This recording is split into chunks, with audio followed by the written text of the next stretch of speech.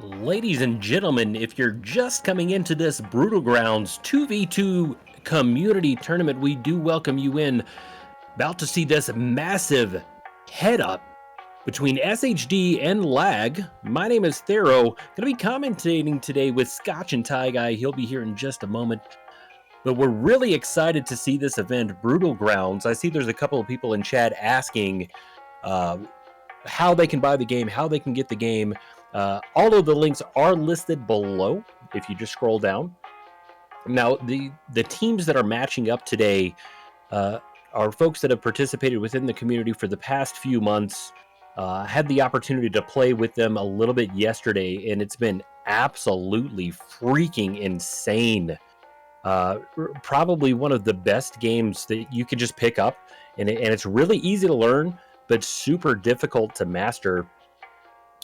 Today's format, again, is going to be a 2v2. We're going to be rolling through different maps today, starting off with Team Deathmatch on Pit, moving into Control on Oasis, heading into Team Deathmatch once again on Arena, and then if we need 4 or 5, we'll move on to those. But this is going to be a best of 5 for each of these matches. What's great about Brutal Grounds, if you haven't seen the game before, you really should check out in Discord. Every Friday and Saturday night, the entire community gets together and plays, enjoys, learns, and I'm telling you, there's some sick shots that I don't understand how they happen. But yes, I see in chat talking about this game will get big. It is big. It's already growing. Very simple concept, right? You have your ball, you have your guns, and here in Team Deathmatch, it's very straightforward. It's going to be based upon kills. The control map, which we'll see a little bit later on map 2 in Oasis, you actually control a point. Similar to Overwatch, but you can't just have one person that's kind of staying back and keeping you from capping, which is really nice. And it looks like Scotch is actually here with us. Scotch. Yo. Are you ready for some Brutal Grounds? I'm ready for some Brutal Grounds. For those of you that don't know us, my name's Tharoh. Scotch and Ty Guy in the commentary booth with me. We are better known as the Gaming Dads Podcast. Oh, yeah. Now, I just got done with the podcast jumping in here now as well, so. Yeah. And here we go, starting off with Team Deathmatch. This is going to be, it's 10 minutes long is the timer. 40 points total. Looks like Sebway, they're playing a little ring around the rosy here. So it's two different approaches here. Nice job there by Sebway to get the first kill there, and he's pressuring Musu there. See, but two different approaches there. Definitely to start, wow. To the left. Red team kind of covering the whole middle area there, but Ichiro and Masu back.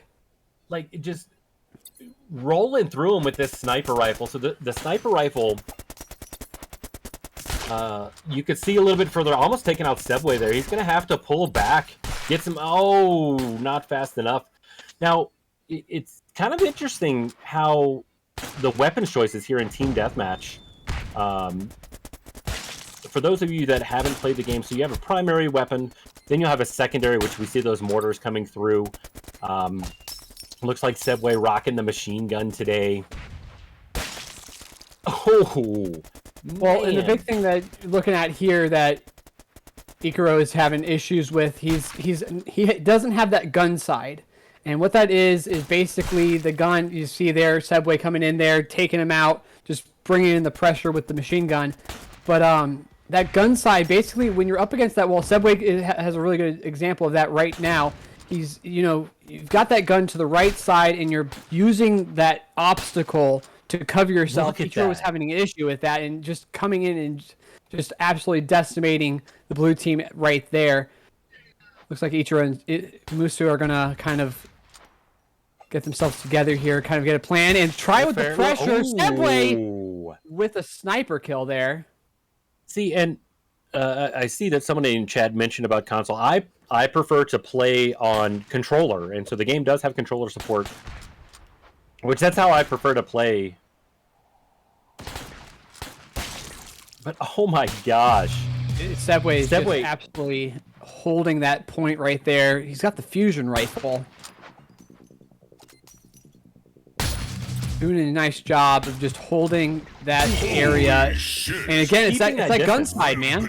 Yeah, and it's keeping that distance, maintaining that distance between your opponents. It looks like red team is just going to go with dual fusion rifles here, which is pretty OP. Masu trying to heal up his compadre. Grenade coming in. Dova sneaking around. This is just like, oh my god. It's interesting that everyone's kind of going with that dash as that special ability. You know, you've got these special abilities that you can go with. So these tighter areas, that dash is going to be so critical. It really especially is. if you're using that fusion rifle. Again, it's a precision weapon, but again, if you're able to dash around that area, get from one hiding spot to the other, as you know, Dogmaster there and Sebway again. See, and that's Sebway's where got 10 kills so far. Masu, you know, at this point, kind of got rocked a little bit with not being on that gun side, nailing the terrain a little bit. Red team just dominating here, up 10 points total.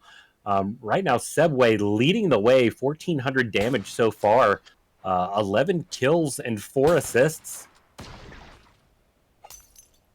You see Masu and Ichiro kind of hiding in this corner here, trying to formulate a plan. Subway and Dovmaster both, though, they've got that both those areas covered. They do.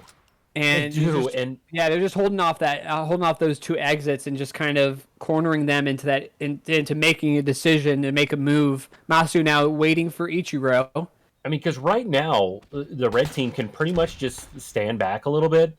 Looks like a slight change to the secondary here with the mortars, hitting with both of them. Mm-hmm. Is this where Sebway goes down? Playing very safe, and I don't blame them. You know, the red team has the advantage now to be able to kind of sit back and play a lot more defensively, where blue has got to play more aggressive if they want to put points on the board. Well, and they're putting them in 2v1 scenarios, and that's going to be critical for these 2v2 tournaments.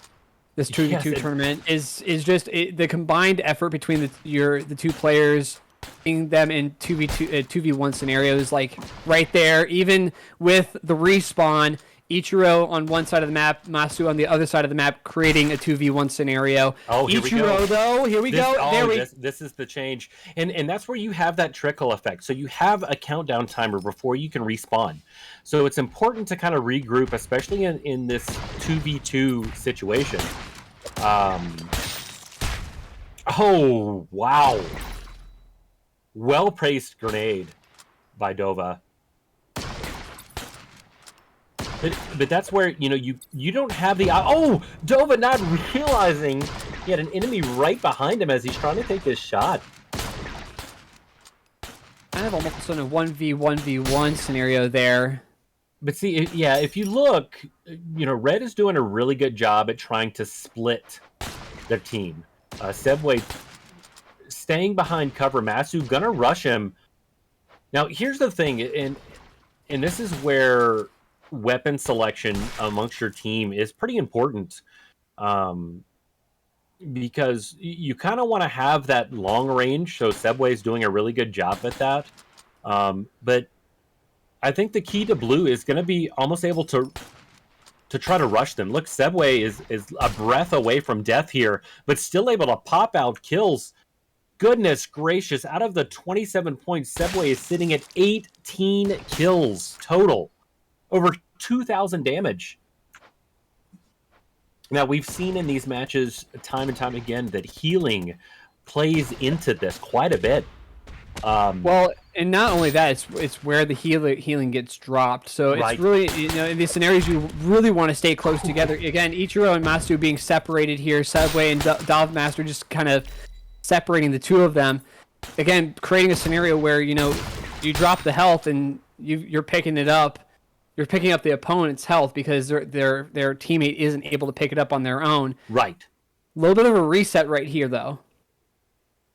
Yeah, I mean, we're getting now within 10 points of the win. Red honestly kind of needs to sit back, but blue is going to have to play aggressive, which is what they're doing. You know, they're closing that gap slowly. If they can keep them trickled like this, like, oh, that would have been the perfect opportunity, having Sebway pretty much sandwiched.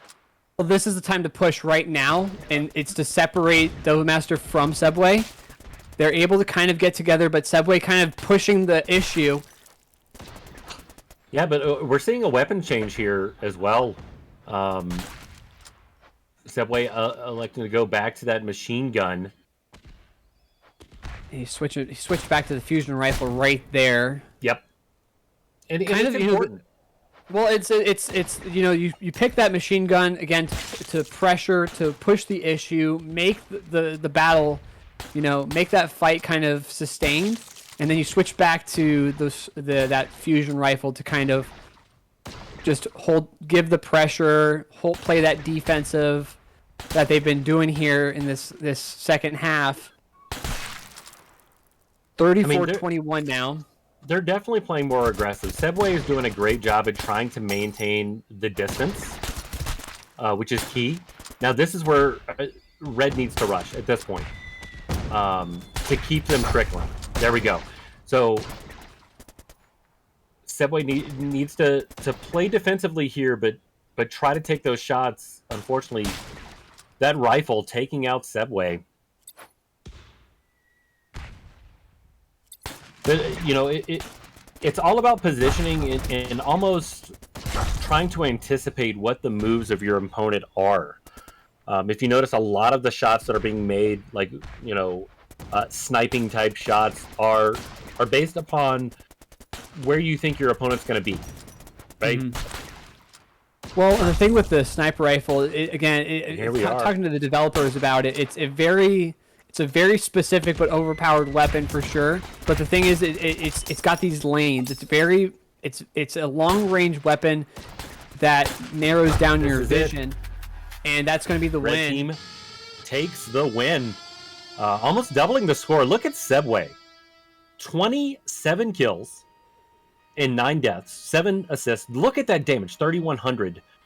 Sebway definitely taking the lead there. I think if the blue team is going to want to change the tides here, they're going to have to find a way to get Sebway out of their hole, right? Out of the ability of the tactical advantage. One way to do that is healing. Masu was trying to heal as much as they possibly could, but Sebway is definitely like pretty sneaky there with some of the movement.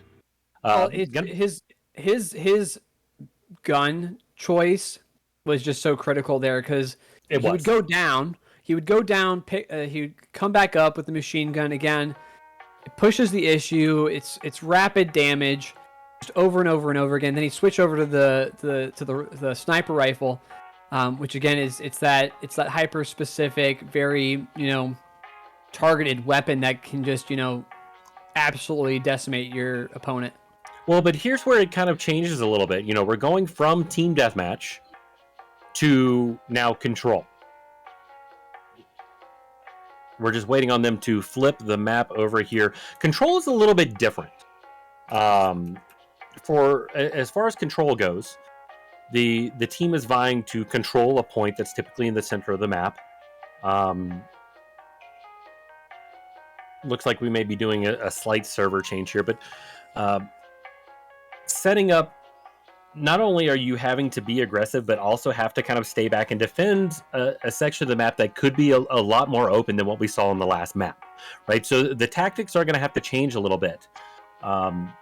Going into the Oasis map, you're going to have those long lanes still, but I think the enemy team is going to be able to defend just a little bit better.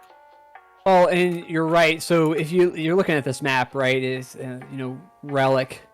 And you've got the lanes, but you've also got the corners. So you've got these areas, you know, in the top left, top right, that are a little bit more closed off. allow you to kind of hold the position and defend a little bit better. But then you've also got these areas kind of near the middle where they have those lanes, again, sniper rifle areas that you can kind of just hold off and wait for your enemy to come around. I think you're going to see the rocket launcher get used a lot more here. Higher damage output. I think that you might see a combination, maybe rocket launcher shotgun to kind of hold off those corners. But you're more than likely going to see the sniper rifle come out as well. Looks like we're going to do a server change here. Looks like we're going to be switching over to the North American server. So give us just a few moments to get that switched over. But, you know, ultimately on Control, I think that the gameplay is going to have to be different. Oh, 100%, because you're talking about playing defense versus playing offense, whereas with that team deathmatch is just kind of you go at it. Right, exactly. Again, it's all about damage output. So now trying to maintain a particular area, sitting on that spot and trying to defend that, there's not going to be those hidey holes, right? Exactly. Switching over to Oasis here in just a second. But Control is a little bit different. You know, Control, I like Control because you approach things a lot different than how you would in a team deathmatch match or like a capture the flag, to where if you don't play aggressive, then the other team is just going to walk all over you, right? Mm-hmm. They're just going to hole up in the control area and keep you out. So you have to play smart. You have to play aggressively. In this map specifically, it does have some long lanes, and there's not a lot of places to hide in the control area, right? Mm-hmm. I think there's like one rock that you can really hide in, but other than that, that's about it, you know? Well, it's all about controlling the point here, and we've got the start now, and you've got that open area to the left and to the right, and then you've got this big lane to the bottom, and then you've got essentially nothing to the top. Right. So it's all going to be about pushing either one of those sides and using those corners, or it's going to be coming up that bottom lane there. You got Ichiro there coming around. He's got the shotgun. Masu with the machine gun. Sebway holding that machine gun again, and then you got Dova Master with the sniper rifle. Red holding the point now. And it's tough because, you know, when you're playing with more than two people, I think it's a lot easier to kind of go in for the flank. But here, you know, Blue just kind of having to bully their way into the control point to take it. The first team to 100% is the team that's going to take it, as we see. So nobody on Blue is on the point. It just slowly turns neutral. It's not instant. So Red taking the point back. Yeah, I just want to point out real quick here, the choice of abilities here. Really interesting. Sebway is going with that mortar, which is going to be critical because if you're not holding the point, you can mortar the point, kind of push your opponent out. Dova Master going with that grenade though, so that you can throw the corners. Sebway being pressured here by Masu. Ichiro coming into the point, pushing Sebway out, and Blue flips it back over. 23% goes to Red though. 8, moving up to 10% now for Blue.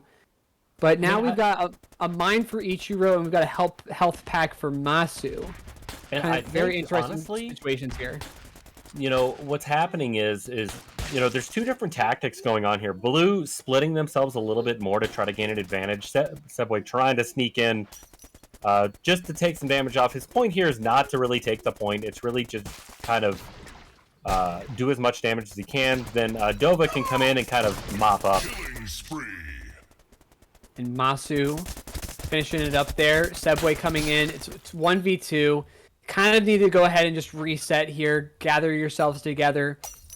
Sebway coming in from the right.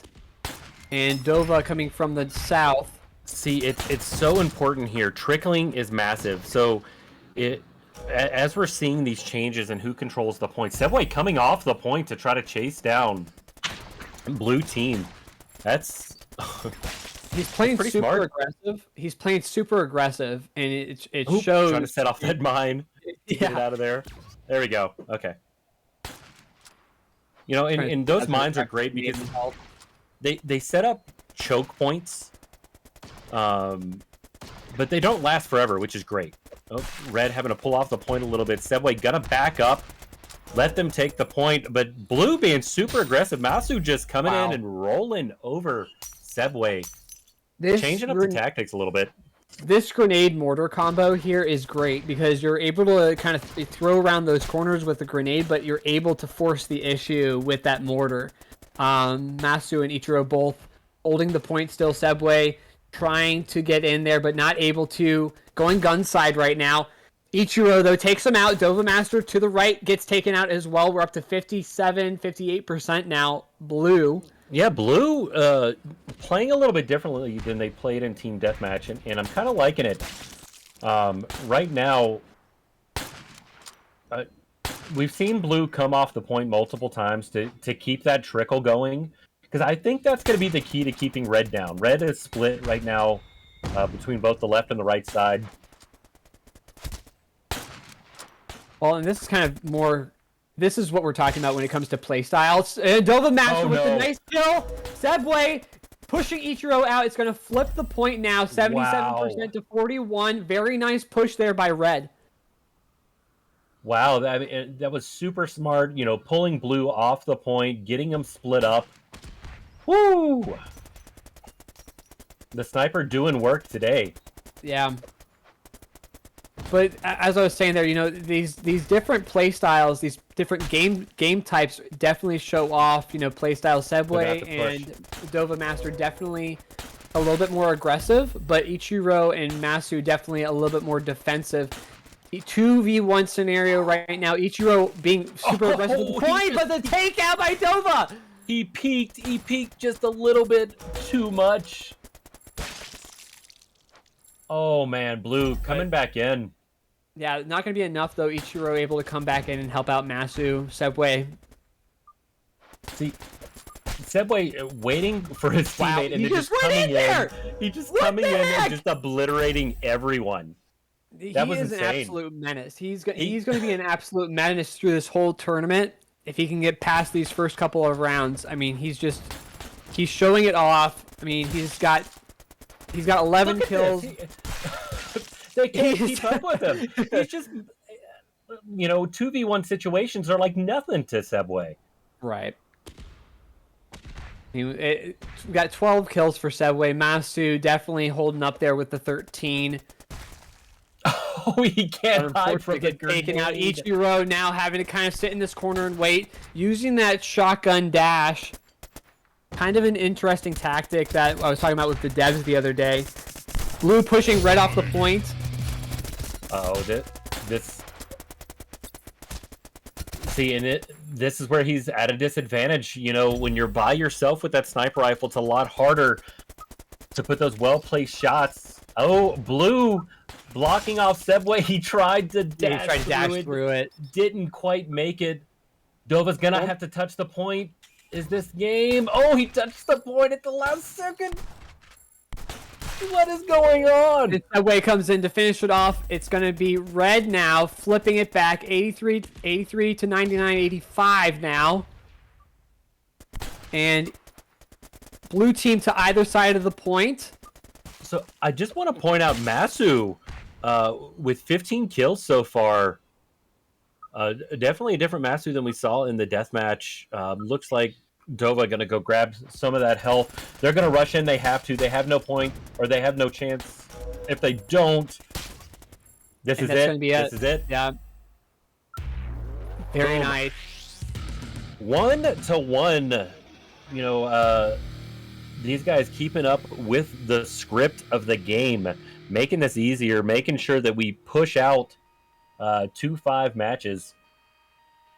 Yeah, I mean 98 to 100. This was a close one. I mean, again, it's a Red team. They're Sebway and Dova are very, very aggressive players. That we saw that in the first match. The second match, though, that defensive mindset that Blue team had definitely helped them out to their advantage. 16 kills for match. Did you see that? No, both teams went 23 and 23. Did you see that? Yeah. Both teams went 23 and 23. Well, and that That's just sick. proves that these different game styles that you have for this game, it's not you're going to have a player that's going to be amazing in one game style, and then you're going to have players that are just as good in another play style, or game style. Excuse me. Switch back over here to the Europe server. So while we're switching back over, going back to team deathmatch is what we're going to be headed to now. On Arena, so slightly different map. But I don't know. I think that the nerves are off. Map 1, both teams are kind of nervous, not really sure what to expect. Map 2, we saw a change in dynamic. Like we saw, Red being a little bit more aggressive, and it didn't really pay off. I mean, they were very, very close. But I think back into team deathmatch, we're going to see that change once again. We're going to see Sebway getting those shots that, to me, are just impossible. Those dash shots you were talking about. Going into game 3. Well, and the crazy thing that you're saying there is you're doing those dash shots with the sniper rifle. Again, a very precision weapon. It was interesting. I was talking to the devs about the shotgun dash and how that's been a very, very critical strategy in a lot of these games that they've been hosting over the past couple of months. They've seen that people, picking up the shotgun or picking up the sniper rifle and using that. Saw that a little bit there in game 2, but we see here machine gun and then sniper rifle combo for each team. And we are underway once again. Remember, this is the first team to get to 40 points. Both teams playing it pretty safe. Yeah, once again, Ichiro and Masu playing very defensively. And Masu trying to push in, but then very nice bait. And Sebway kind of backing off there, waiting. Very smart strategy there to hold off. Dova Master with the nice little quick hit. Throwing the grenades to make a move. They're staying together, trying not to get sandwiched and split off. Sebway going to try to push. Sebway, it looks like they're trying to just do damage. Oh, wow. Nice shot, almost halfway across the map. Sebway taking them both out. Going to let Dova go ahead and grab this health. I'm seeing a little bit different gameplay here. Sebway just with these insane shots from halfway across the map. Well, you've got a bigger map here. So it is a much larger map. You're not having to play this up close and personal kind of style. Sebway with the double kill now. But what you see them doing here is they're taking pod shots here, getting that health flow. Sebway with the mortar. But what they're doing is, again, they're forcing the 2v1.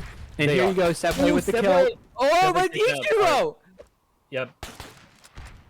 Now this is where... Oh my gosh. So, and that's what I think is interesting about Red, is that they're putting themselves into a position, not necessarily for the kills. Wow!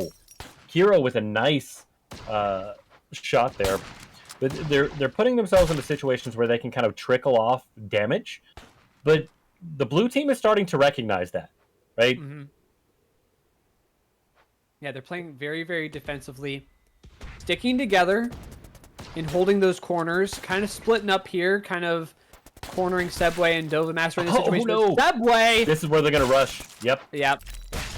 Again, they just forced the 2v1, and after the fact, Ichiro with the grenade kill. From the grave. That's so worth it. 7-5. I mean, we're seeing Sebway here, trying to set themselves up. Sebway using the wall to their advantage. Here's the thing: is what I've noticed with Sebway is that they're kind of shooting both mortars at the same time. Where, like in that situation, oh my gosh, Ichiro with the fusion. In that situation, you could have almost held off on one of them and used that to your advantage. With blue grouping up the way that they are. Oh, Dova missing that grenade. There you go. Oh, Really nice. Each Euro has been just precise with these grenade throws and just kind of oh no, no, no. cornering Sebway and Dova into a scenario that they can't kind of defend. And Sebway with the Yeah, mortar, Masu needs to take machine out gun Dova. Yeah. combo. Oh my gosh. You know, And you're seeing a much slower play style for sure. I think it's because of this bigger map, though. it is, but then, Blue taking a different approach, holding back just a little bit. They don't want to give Red the advantage they gave them in the last game. Leaving a lot of health on the map. I don't know if you noticed that. Well, just leaving it there for later, knowing that they have those positions there, and if Red comes in, they have to kind of force the issue again. And you see Masu picking up that health pack there, left it there. Ichiro with the kill. Dova Master now in a 2v1 scenario, backing Now off. they're gonna rush. They're gonna rush. Yeah, Yep, and nice. Masu finishes it off, and now it's again it's a 2v1 scenario again because it took so long for Subway to get logged in there. So Keeping that trickle is key here in these 2v2 tournaments, I think. Putting that power play, I mean, 5 seconds doesn't seem like a long time. Hero almost just running into that mortar. Subway has just been really good with these mortar shots, but now it's 13-10 Blue, just to notice. 13-10 looks like Subway sitting with 8 kills so far. Dova staying back a little bit more this particular match. They're going to rush. Ichiro able to get out of there. If Masu can pick it up, he can't get there in time. It's now a 2v1 scenario, but Masu kind of pushing it a little bit, backing off now. And if he could have pushed, he could have kept him split. Hopefully Dova's not able to get off a shot here. Just trying to take off as much health as they possibly can, so that those sniper shots, when they're landed just like that, it's an insta-kill. Now we've got the sniper battle going on. And Subway and Dova are split still, but I don't necessarily know if Blue Team knew that they were spread out that far. Well, and that's something that I wanted to note that we hadn't really talked about yet. Dova trying to push in there, wasn't able to. Masu taking him out. But these guys don't have as much field of vision as it might appear. Subway with the good sniper shot there, waiting for Dova to come in. Subway is on low health with the sniper shot! Out of the corner with the peek, picks up the health. That was sick. So as you see right now on your screen, we're kind of looking at how far these guys can see. So it's really important to have that spatial awareness and know where the other teammate is. Yeah. Because you don't see nearly as much as what we're seeing here in the commentator's booth. So I don't think Blue has been able to see whenever they're split like that. Well, and especially with this bigger map, you're definitely not able to, if Dova goes down and then Subway kind of rolls backwards, you're not able to see where he is and you're not able to see what's going on there. I don't know if you see that, but Akiro using the sniper rifle through the wall to try to get longer line of sight, which is super smart. It's really smart. Right. To where you're trying to look down these lanes. Really good combination. Nice little series there. For shots. Ichiro and Masu. Again, they're just staying right next to each other, side by side.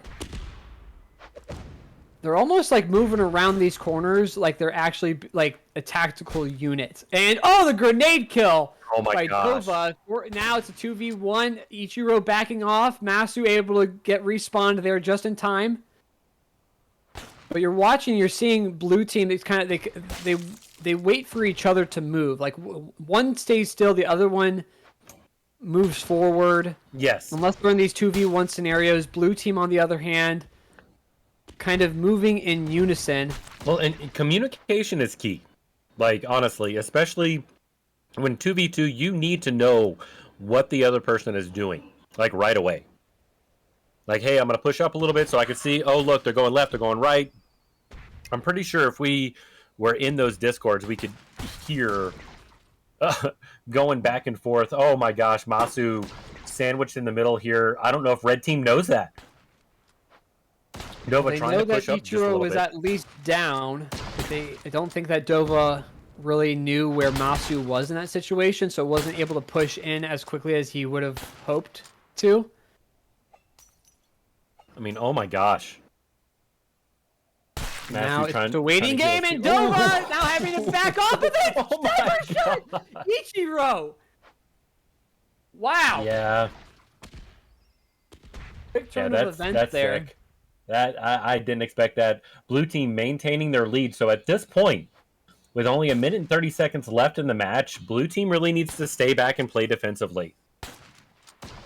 Well, and Masu. they've been just using that strategy so well through this whole game, and Oh, Ichiro no, that's though not peeking good. out. Masu needs to backing run. off. Needs to run. Masu's got that fusion rifle, so I mean it's not necessarily as powerful as that sniper rifle, but definitely the damage output can be just as good in the right hands. Masu having a couple of bad shots there, just hitting the wall, not able to get hits on Dova Master there. But now is when the tactics need to change, because it's a battle of attrition at this point. So if they can stay away, red needs to push. They have no choice. They have to be aggressive here. With 40 seconds left. I mean, you're even fighting with respawn time at this point because you can't get any kills in if obviously you're waiting for your opponent to respawn. There may not be enough time at this point for them. It's 21-24 though. I don't know. This is a nail biter. On opposite ends of the map. map. Look at this red. Masu needs to run. Masu needs to stay on the other side of the map. There isn't going to be enough time, unfortunately. Or there might be now that Ichiro is in the map. They're forcing the issue. And oh my gosh, Subway with the kill. Can he get it on Ichiro? Ichiro taking out. Oh, that's it. Subway. That's it. That's going to be the end of it. Wow. Another nail biter. Sebway 19, Ichiro 19 for those top kills. Over 2,000 damage each. Wow. What's interesting is that blue won the game with less damage because of healing offset and wow, that's insane. Well, then again, that goes back to that strategy choice. Sebway and Dova going with the grenade mortar combo, whereas Ichiro and Masu decided they want that health pack available, and they kind of use that to their advantage. Again, holding the corners. If they get hit, they get hit. They have the health pack to back it up, though. I agree, and you got to think 385 healing may not sound like a lot, but that's 3 lives. Mm-hmm. Right, almost 4 lives. That's the point. That's the point, right? I mean, it is. And it can be OP. It can definitely be OP.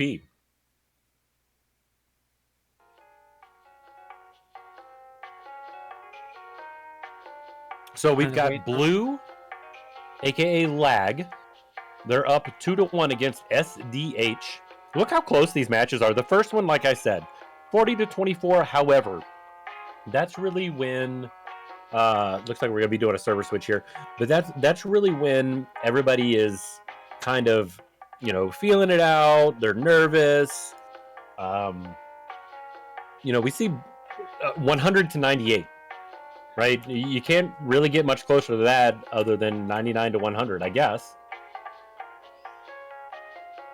Right, and I mean 25-23 is sick. Right, it's just showing how strategies change, communication changes. You get into the game and you're like, okay, I'm in it now.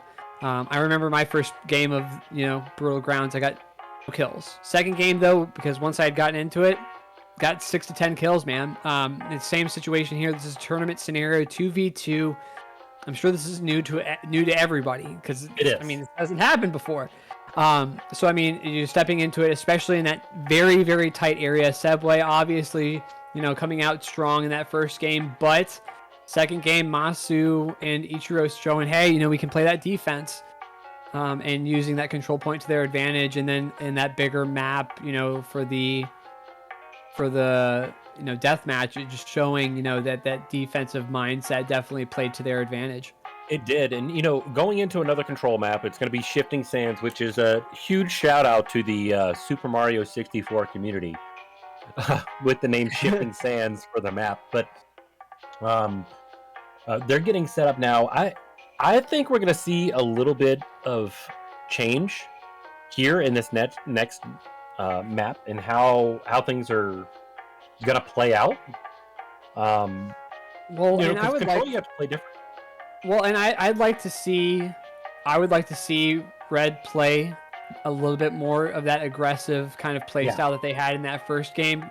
You had it in the second game to a certain degree, but I mean, it just didn't seem like they understood how to counter Sebway's and Ichiro's and Masu's kind of defensive play, especially with the tighter lanes that you had in that map.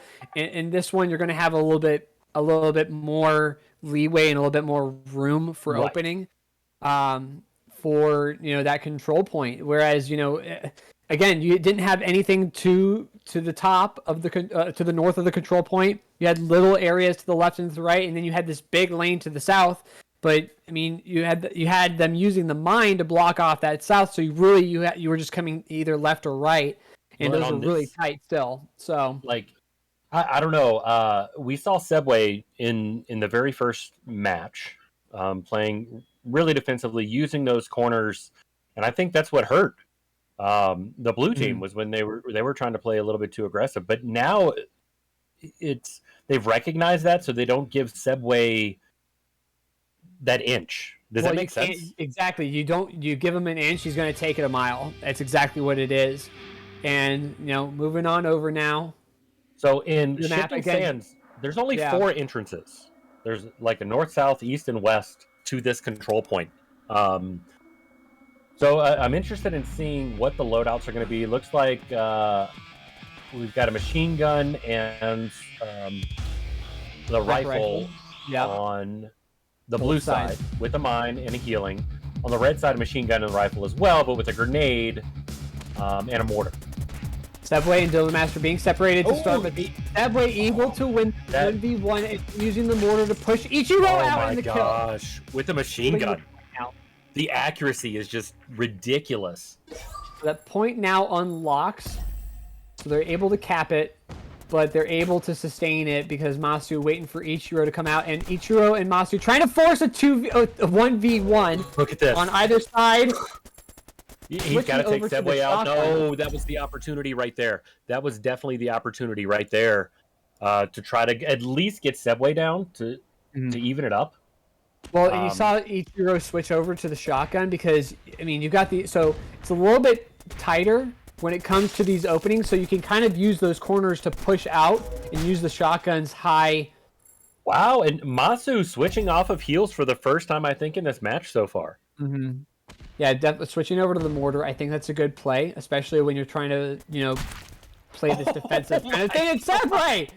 Absolute legend. Ate that mortar. Like, ate it. If these balls had mouths, he ate it. And you're seeing Sebway and Dillimaster kind of... They're dominating it right now. Up to 23% now. Nice. Okay. Masu, they needed to just sandwich him right in the middle. Yep, push him out. Good job. Good job. Well, and here comes Sebway with that mortar again, and they're trying to hold that point, but while the point's loading, I mean, Sebway can just mortar the bejesus out of them. And now they put that mine in that spot. Sebway, out wanting to set off the mine, takes just a slight bit of damage, able to pick up a health pack, though. Recaps the point. 30% now, red. Now, here's the thing. This is something that we haven't really seen where in the 2v2 so far, where like they're almost putting themselves into 1v1 situations, right? Which they do have advantages depending on what gun they're using, but like they're splitting themselves. So one person's staying on the point, kind of defending, the other person's kind of sitting outside a little bit. By the way, Chad, Red able to push it out, and Chad absolutely roasting me for mispronouncing. It's apparently Dove Amster. Dove Amster? I don't know usernames. Wait, no, it's Dove Imster. There we go. Imster? Okay. I don't know. Anyway, Sebway Sebway able to hold him off now. Ichiro not able to get anything. It's Sebway not taking any damage at all. They're using those corners to his advantage and just doing just an awesome job there with the machine gun. Okay, so, but look at this gameplay though, to where one is staying on the point, the other is kind of like being the aggressor. It's a mixture of what we've seen so far in the tournament. Well, and this is what I was looking for from Team Red here, is Sebway, again, he is an absolute menace. He can go around and just kind of have his way with it. If Dovamster just stays off to the side there like he's doing there and kind of uses those corners to his advantage, staying gun side will be super helpful for him. And then Sebway can just kind of roll around and take out Ichiro and Masu at will. As you see there, Masu and Ichiro just not having an answer, both on low health, taken out right there. It's now 72% to 31. They're trying. We're seeing loadout switches like crazy right now. Bringing in the rocket. Blue team rocking nothing but grenades. They're trying to put that pressure while they're sitting on the point. Sebway getting broken off a little bit, taken out. Now's the time to rush the point. They're gonna have to do something. Oh no, this is gonna be a 1v1 situation. Sebway, Masu, both full health. Well, these are the two kind of high-performing players on each team. They both have the highest kill rate so far. I mean, Sebway has 14 kills. 14 kills. 14 kills, 5 deaths, over 1,600 damage so far. That's insane. That's absolutely insane. To the rocket launcher now. And the shot there. See, and this is what Blue needs. So, Blue also kind of trying that same strategy. One on the point, one kind of mopping up. I don't think Masu knows exactly where he is. This is kind of an interesting situation because Dove Amster, and Sebway kind of staying on either side of the point, kind of rotating around. Masu cleaning up Sebway in a low health scenario against nice, yeah. Dove Amster, but able to take him out. The fire rate of the rifle is, I mean, you can kind of rush in at that point, you know, and just hope that you're moving around enough to where, oh my gosh, Sebway with a double. He just kind of runs in like, hey guys, I'm here now. This is my point. Go away. He comes in there and he just absolutely dominates, but the grenade kill by Masu and able to take out Sebway as well with the rocket launcher. See, and this is where health would come into play. You know, they're gonna. Oh my god! That mortar is just absolutely. We're gonna call that the Wombo combo: a rifle and a mortar in the face at the same time. Mm-hmm. Well, and you see Masu using the grenades in the corners to his advantage, kind of using the geometry there. But it's 97%. This is gonna be it. Unless, he's not gonna. Yeah, he's not gonna have time to go touch. Wow. So Sebway with 17 kills. This is 2-2. Masu with 10. I mean, this is going to come down to this final game here. Look at that damage by Sebway. Look at that, 2,100 damage. Yeah, almost a combined damage output of Team Blue there. But I mean, that's exactly what I was hoping to see from Team Red here, was allow Sebway to kind of play at will, right? And Vamster kind of just hold that point, play that defense while Sebway plays the offense, and if need be, kind of roll out, and wait for Sebway to come back in. And guys, there's no script here. We're going. This is a best of 5, and we're sitting at 2-2 right now. Like, this is the best case scenario for these teams, but this is it. This is the end all be all, and it's team deathmatch. So here's the thing: each team is 1-for-1 in control and team deathmatch, right? So the last team deathmatch was won by Team Lag, just barely winning 25-23, and then the very first game was SDH. They dominated 40-24. It's anybody's game at this point. Mm-hmm. I mean, it's literally anybody's game. We're doing a server switch over now. Frost Fortress is where we're going to now. Well, and I want to point out that we've seen a consistency in these loadouts so far, and I think this is what you're going to see throughout the 2v2 tournament.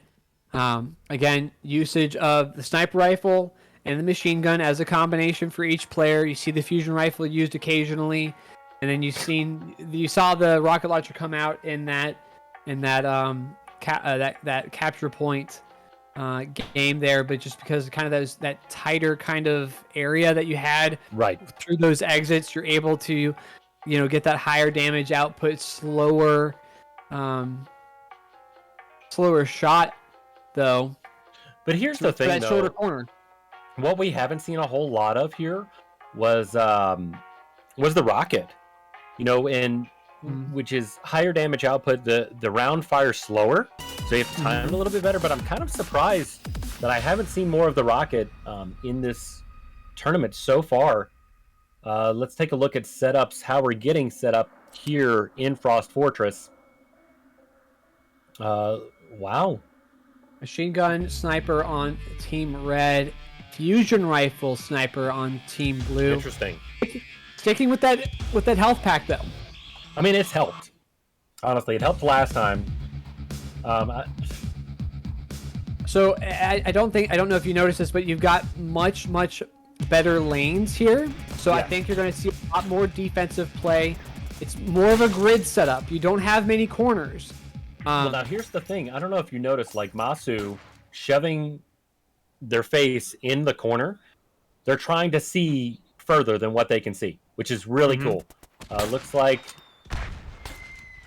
they're going to kind of sandwich them a little bit. Blue can use this to their advantage. If they can take out Sebway here, well, it's 1-1, 2v1 scenario right now. And that's what Sebway has done this entire game. He's has gone in and just tried to take health from them. Oh, they've got to take out Dova here. Okay. Now, if they can rush Sebway and keep Sebway down, they'll be okay. Mortar coming in from Sebway, really well placed. But yeah, if you notice, trying to stick your face into that corner just to see how far you can see from across the map is super important. Sebway. Wow. Really good strategy there. Dovamster kind of staying off to the side there while Sebway comes in from the bottom and presses it. And, Dova just taking kind of pod shots there. Yeah. Ichiro and Masu going back to that strategy. One moves forward, one stays back. I mean, we're only 2 minutes in right now, and Sebway is sitting at almost 450 damage. Red's damage right now is almost double what the blue team has. I mean, honestly, I think Blue, which is Team Lag, I think they're playing a little bit too safe, right? So it looks like they're consistently playing defensively. Well, they're backing off. Now they're in the corner here, so they're putting themselves in a bad scenario, and Sebway pushes it. Yeah. I mean, that's kind of their strategy, though, is they got that health pack, so they're kind of with that defensive mindset, wanting to kind of wait for team, waiting for Dova and Sebway to kind of push in. But they're using two, high-powered but low fire rate, and Sebway, with that machine gun, you have to be pretty accurate. You can't just kind of throw your mouse out there and hope that you're hitting things. Well, and Ichiro with a slight mistake, mistake there. Still, he was aiming at Dova while Sebway was pressing in. Kind of not paying attention to the great sniper shot there by Ichiro on Sebway to take him out. See, and that's the thing is that, from what I've noticed so far, you kind of want that blend of weapons. Like Sebway, it looks like Ichiro kind of came in and turned the wrong direction, and Sebway just... Oh my gosh. Sebway now taking that sniper rifle. Well, that's a great spot to take that sniper rifle. You take your opponent out with the machine gun, and then you got that lane there. But Sebway now low health, but Dova coming in with the defense. Looking for him. He's looking for him. With that shotgun, he's got to get close. He's got to rush. He's got to get close. Well, and that's the issue, is that Ichiro doesn't really have the advantage there. Misfired. Masu taking out Sebway. Now he's just got to wait for his teammate. He's just got to wait for his teammate. He's trying to get that health. But Dova knows that too. Dova trying to grab the health from him so he can't get it. Nice. Yeah, good play. Oh. Yeah, shotgun here in this scenario is really tough because, again, you've got such a big map. You've got these open lanes. You don't really have too many tight corners where you can kind of bolt around from side to side, from hiding spot to hiding spot, and, You can't, rush your enemy. Blue holding, waiting to see what's going to happen here. Grenade there. Subway still has the mortars. I mean, but see, constantly looking out, looking across the map, seeing where the teammate is. That's huge. So Masu taking kind of pod shots there with the rifle. And that's fine. I mean, at this point, it is now a 6-point game. And Red, kind of reminiscent of the very first game. Sebway taking those angled shots, trying to see exactly where he is. With that machine gun, it's really important to go ahead and take a little bit of damage off first and then kind of just mop up a little bit. Mm-hmm. They know that, oh my gosh, Masu's got that healing. Hold on, let's see here. A little bit of confusion there. All right, so Masu changing up weapons here, going with the machine gun, not able to be accurate enough. Yeah, Masu and Ichiro have got to find an answer here. They're playing just a little too defensively. Maybe you need to switch it up a little bit here. I'm thinking so, because right now they've got to find a way to neutralize Sebway. Sebway has 1,600 damage, which is more than the blue team combined. 1,600 damage, 15 kills. and 4. 15 and 4 with 2 assists. Sebway is just dominating. Yeah, he's just so good with the machine gun in the mortar combo. Dova just kind of sticking to the back with that rifle, taking little shots here and there. If he gets taken out, it's okay. Sebway rolling around those corners, though, able to just pick off Ichiro and Masu, putting them in these 1v1 scenarios. Yep. There you go. Dova taking the little shot, then Sebway. Oh, no. Masu coming up. I mean, you can see he's targeting Sebway. I mean, he's obviously trying to get him taken out so they can force Dova into a 2v1 or even a 1v1. Oh, no, the mortars. Okay. All right.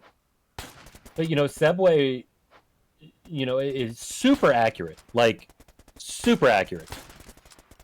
Well, and you're going to see these guys who are just, who have been playing the game for a while, who are really good. Oh no, Masu's got the advantage. Tournament. Can Masu take him out? Yes, Sebway finally gets taken out here, though. Wow. I mean, Sebway's almost past 20 kills here. Masu needs to heal at this point. Yeah. I mean, Masu still has 3 healing grenades. I don't think I've seen Masu use the healing grenade so far, huh? Red is just going to stick back. This is how they won the first game. Is they had a sizable lead, and then they were able to just play defensively. Oh, look, Masu has no health. What's going on? They need to rush Dova. All right. Dove Amster, I'm sorry. Sebway. Oh, no. Sebway's right on top of him. Now's the time to push. Wow. Oh, I mean, that hurts. Yeah, I mean, Sebway's just kind of is playing at will at this point. Sebway's on fire. There isn't much that blue team can do about this. I mean, he's just really being so tactical with this. I mean, I don't know what you do when you have a player who is kind of in the zone, if you will. In the scenario, Ichiro with a good sniper shot, though. Oh my gosh! 2 in a row. That was sick. Ichiro able to find an answer. I mean, that's what you got to do at this point. You kind of have to kind of push it. That's 2 bullets. You have to find some sort of an answer. So getting Sebway out, they're gonna have to get the kill here. All right, so now they know they have Sebway by himself. They don't know exactly where he spawned, but they're looking. They see him now.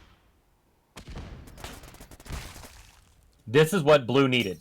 Yeah. Now they need to push as much as they possibly can. Well, they've got a minute 20 Oh, seconds no. to kind of push the issue. 2v1 scenario. Devamster needs to come in here and help out Subway. He's not able to, though. He's backing off, playing super defensively, but now it's a 2v1 with Devamster. This is what they were looking. Blue is this is what needed on to a happen. roll now. This is what they needed. They need to kind of force the issue and push it with these back and forth 2v1 scenarios. Devamster, though, waiting for Subway to respawn. Masu trying to catch up with Subway as far as damage. Almost 2,000 damage now. Oh no, we've got a 1v1 here. Subway just a little bit more accurate. Man, this is now become much closer. 33 seconds left. I don't know if they're not going to be able to pull it off, I don't think. Yeah, there's not enough time, especially with respawn time. You're not going to have enough time to be able to come back here, so that's kind of be it here. And Subway is he's going to be the note here, 26 kills. That's insane. 27 kills now. 27 now. And 11. Just look at the difference. 31 kills to 20 deaths. Not a lot of healing. I'm really kind of surprised that we haven't seen healing, but this is probably one of the best games that I've seen Masu play. Was just on a roll for quite a while there. No pun intended. Well, and Blue team, they kind of had an answer to a certain degree near the end there. Again, it was forcing Subway or Devamster into a 2v1 scenario with that respawn timer. I mean, that was kind of the answer that they had there, but unfortunately they weren't able to take out Devamster in that one scenario, and Subway was able to come back, and it was back in that 2v2 scenario where Subway was kind of able to run at will, and you see it on the scoreboard there. 28 kills, man. Yeah, that's sick. Like that's actually insane. So looking at the bracket, so Lag will go on. I'm sorry, SHD will go on to round 2. Now this isn't over for Lag, so they're going to drop down into the losers bracket, which is going to be a best of 3. Okay, so they still have a chance. We still have a chance to see them come back. Now I know today. Let's see here. Kind of pulling up the bracket, seeing what's going on. I don't know. I honestly watching SHD. There's a lot of really good things going for them. As they continue on through the tournament. The biggest thing that I would have to point out, like if I was trying to prepare to go up against them, is finding a way to neutralize Subway. Right? Finding a way to split him off. Finding a way to neutralize that, because Subway's got some great shots. Well, I don't even understand it. That's going to be something that I'm sure the other teams are watching, because you're going to have other teams watching, kind of strategizing based off of what they're seeing there. And that, I mean, if I were the other teams, I'd be looking at Subway and being like, okay, I got to take him out, and then I got to put Devamster into a 2v1. You have to. And then you just kind of focus on that respawn there, because again, you got the respawn timer, and that respawn timer can be super critical and used to your advantage, especially since it's a 2v2. If they were bigger teams, it wouldn't be as critical, but when you've got 2v1, it's really tough. It's really tough. It is. And this is where if you're in like an Overwatch situation where you have 6 teammates, it's a little bit easier to kind of like strategize of, okay, here's what we're going to do. These guys in the 2v2 situation, they have to do it on the fly.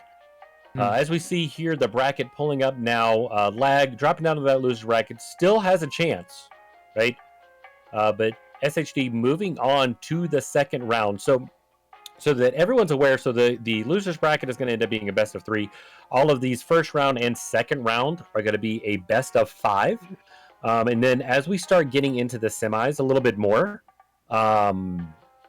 it'll end up going to a best of 7, right? But we've seen Subway dominate so far. Absolutely dominate. Oh, and here's the thing. I don't think Lag are out of it just yet. I don't think so they've either. got.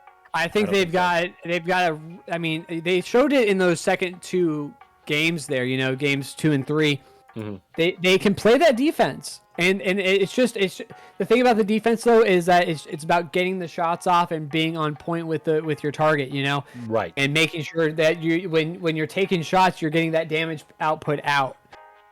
So I think that they used it very, very well in games 2 and 3. It just didn't work out very well in that last game for them. It was close in game 4, but we're gonna see how it works out for these other teams, and what kind of strategy we're gonna see from them here. We've got All Istic and R2K2 Yes. here in this next match. See them Now- kind of practicing now. Now let's take a look here. I'm going to try to pull this up here. Now, I'm going to kind of segue here. If you guys have not played Brutal Grounds, have not experienced Brutal Grounds, we do invite you check out the Discord. Okay, check out the Twitter. There's a Patreon, because I'll tell you, for those of you that just tuned in, my name's Tharoh, commentating here with Scotch and Tie Guy. We are the duo known as the Gaming Dads Podcast. And Yeah. And one of the things that we focus on is indie gaming, right? And so this isn't some massive AAA studio pumping millions of dollars into what is an amazing game. It's a group of folks that truly love what they do. And I think, if I'm not mistaken, they've been developing this game for quite a long time. Oh, they've been working at it, man. I mean, just absolute dedication, and it shows. It really does. And again, this game is very easy to pick up. It's not like League of Legends or Dota, where you need to have a 4-year degree to understand the character selection and the dynamics, and there's you're a ball, right? But mastering the game, like we saw Sebway, trying to create those situations of those advantages when everybody is a ball in a map. So yeah, that's huge. That's absolutely massive. Like, check out the game, join the Discord. Every Friday and Saturday night, the community gets together and just plays. And it's a really great community. They're all just, you can suck. I'm not very good at these types of games, but I enjoy it anyway, and the communities are just awesome. They're all very open to talking and teaching you how to play. And here's the other thing: is the devs are open to criticism as well as advice and ideas, and they take all of it very, very seriously. They do, and that's the thing, though. It's really a passion project, really. And we say that they're open to criticism. There's not much to criticize, which is crazy. Like, they're all passionate about what they do, and we've had the chance. I've known some of the developers for years now,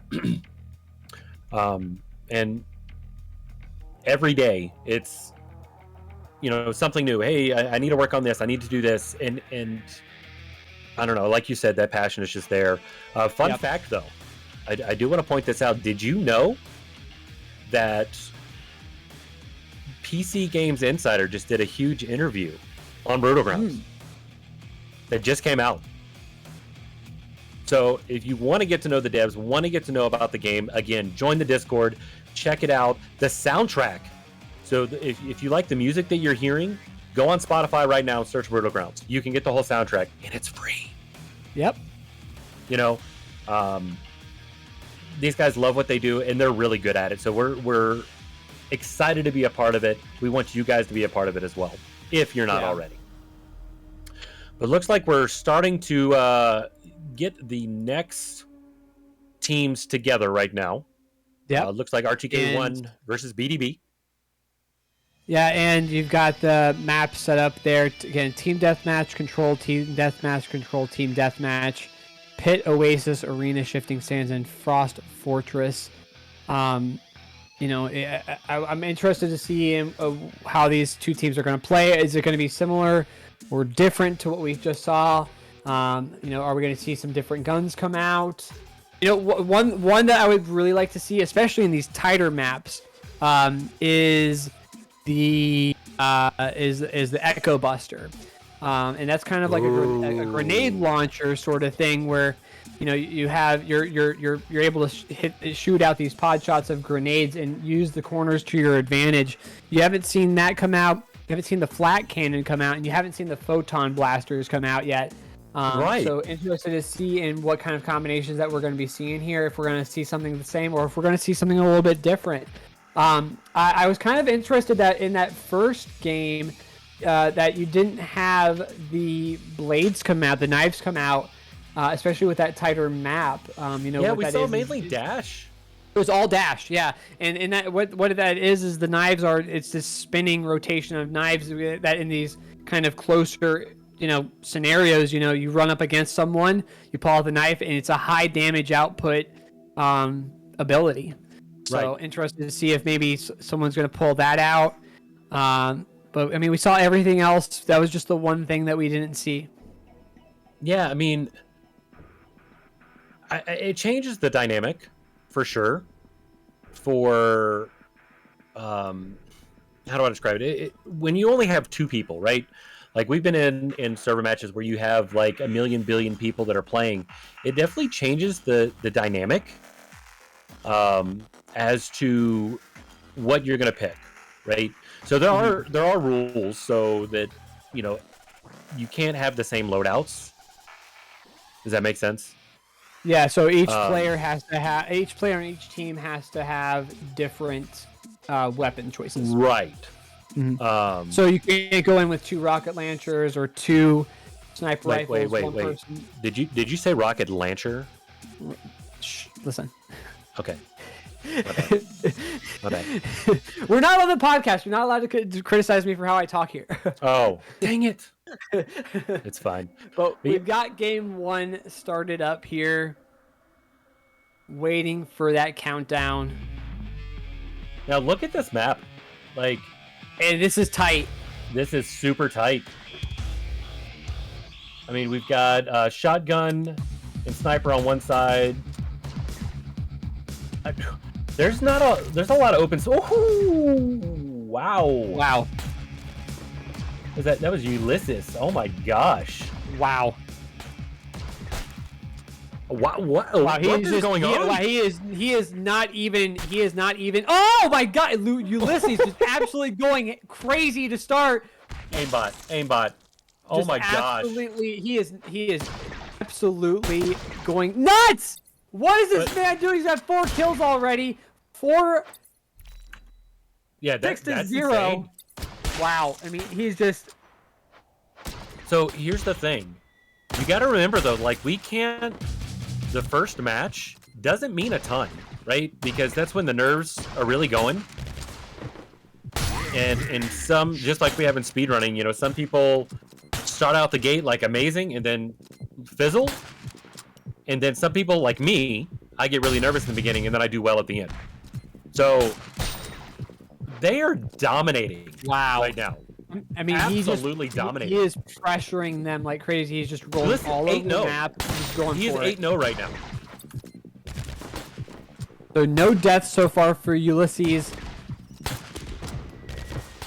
This is insane. Wow. But you know what's interesting? Just going for it. Is he's just baiting. He's baiting them to come out. You know, and well, you've got Kuba on one side, and then what? Wow! Oh my gosh! Kuba just kind of was able to just walk in there and say, "Hey, friend, how are you? Here's my gun. Take that bullet to the face." Wow. Wow. I mean, I'm not really sure what to say here.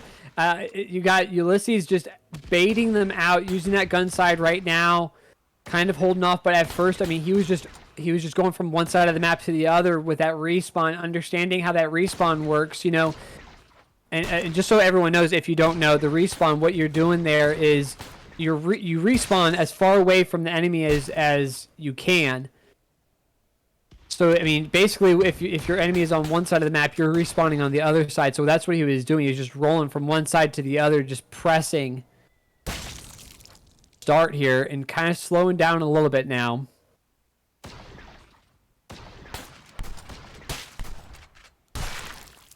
I mean, right now 19-3. But again, we saw this in our last match, right? We saw a very similar situation where it went to 40 points. Wow. Yeah. Very similar, yeah, very similar to the last match where Segway was able to kind of like play at will, but Ulysses, Swim and Vision just needs to kind of slow it down a little bit, maybe. right? Wow, I mean, it's a little bit of a mistake there, pressuring when you're on low health. But here's the thing too: when you get to this point, you've got to, just like in any type of competitive game, like it's going to start to take a toll on you mentally a little bit, right? So you've got to use that to your advantage, to where you're not just feeding kills because you're like, oh my gosh, I need to try to catch up, right? Well, that's what I mean by slowing down, kind of Right. stepping back a moment. Swim in a 2v1 scenario with Ulysses and Kuba on either side of the map. And Ulysses just with the aim. I mean, he is a cheat code at this point. Like that's 16 that's just phenomenal. Well, Kuba actually catching up to Ulysses, kind of pressing it as well. He's got 16 kills now. I mean, these guys are playing out of their minds right now. 33 kills. This is going to be a quick match.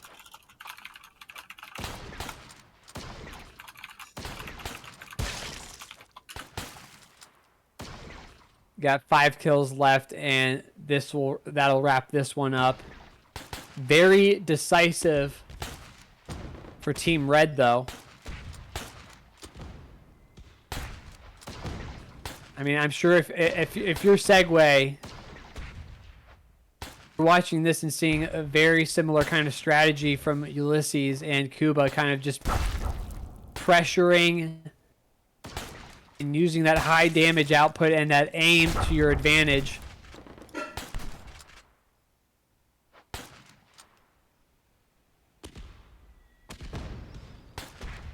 And that mortar keeping B-Swim stuck over there. In Vision, though, trying to do something, cannot find an answer.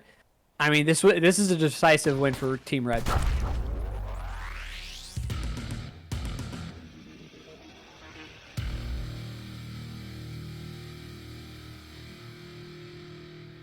Wow, 21 and 19 kills.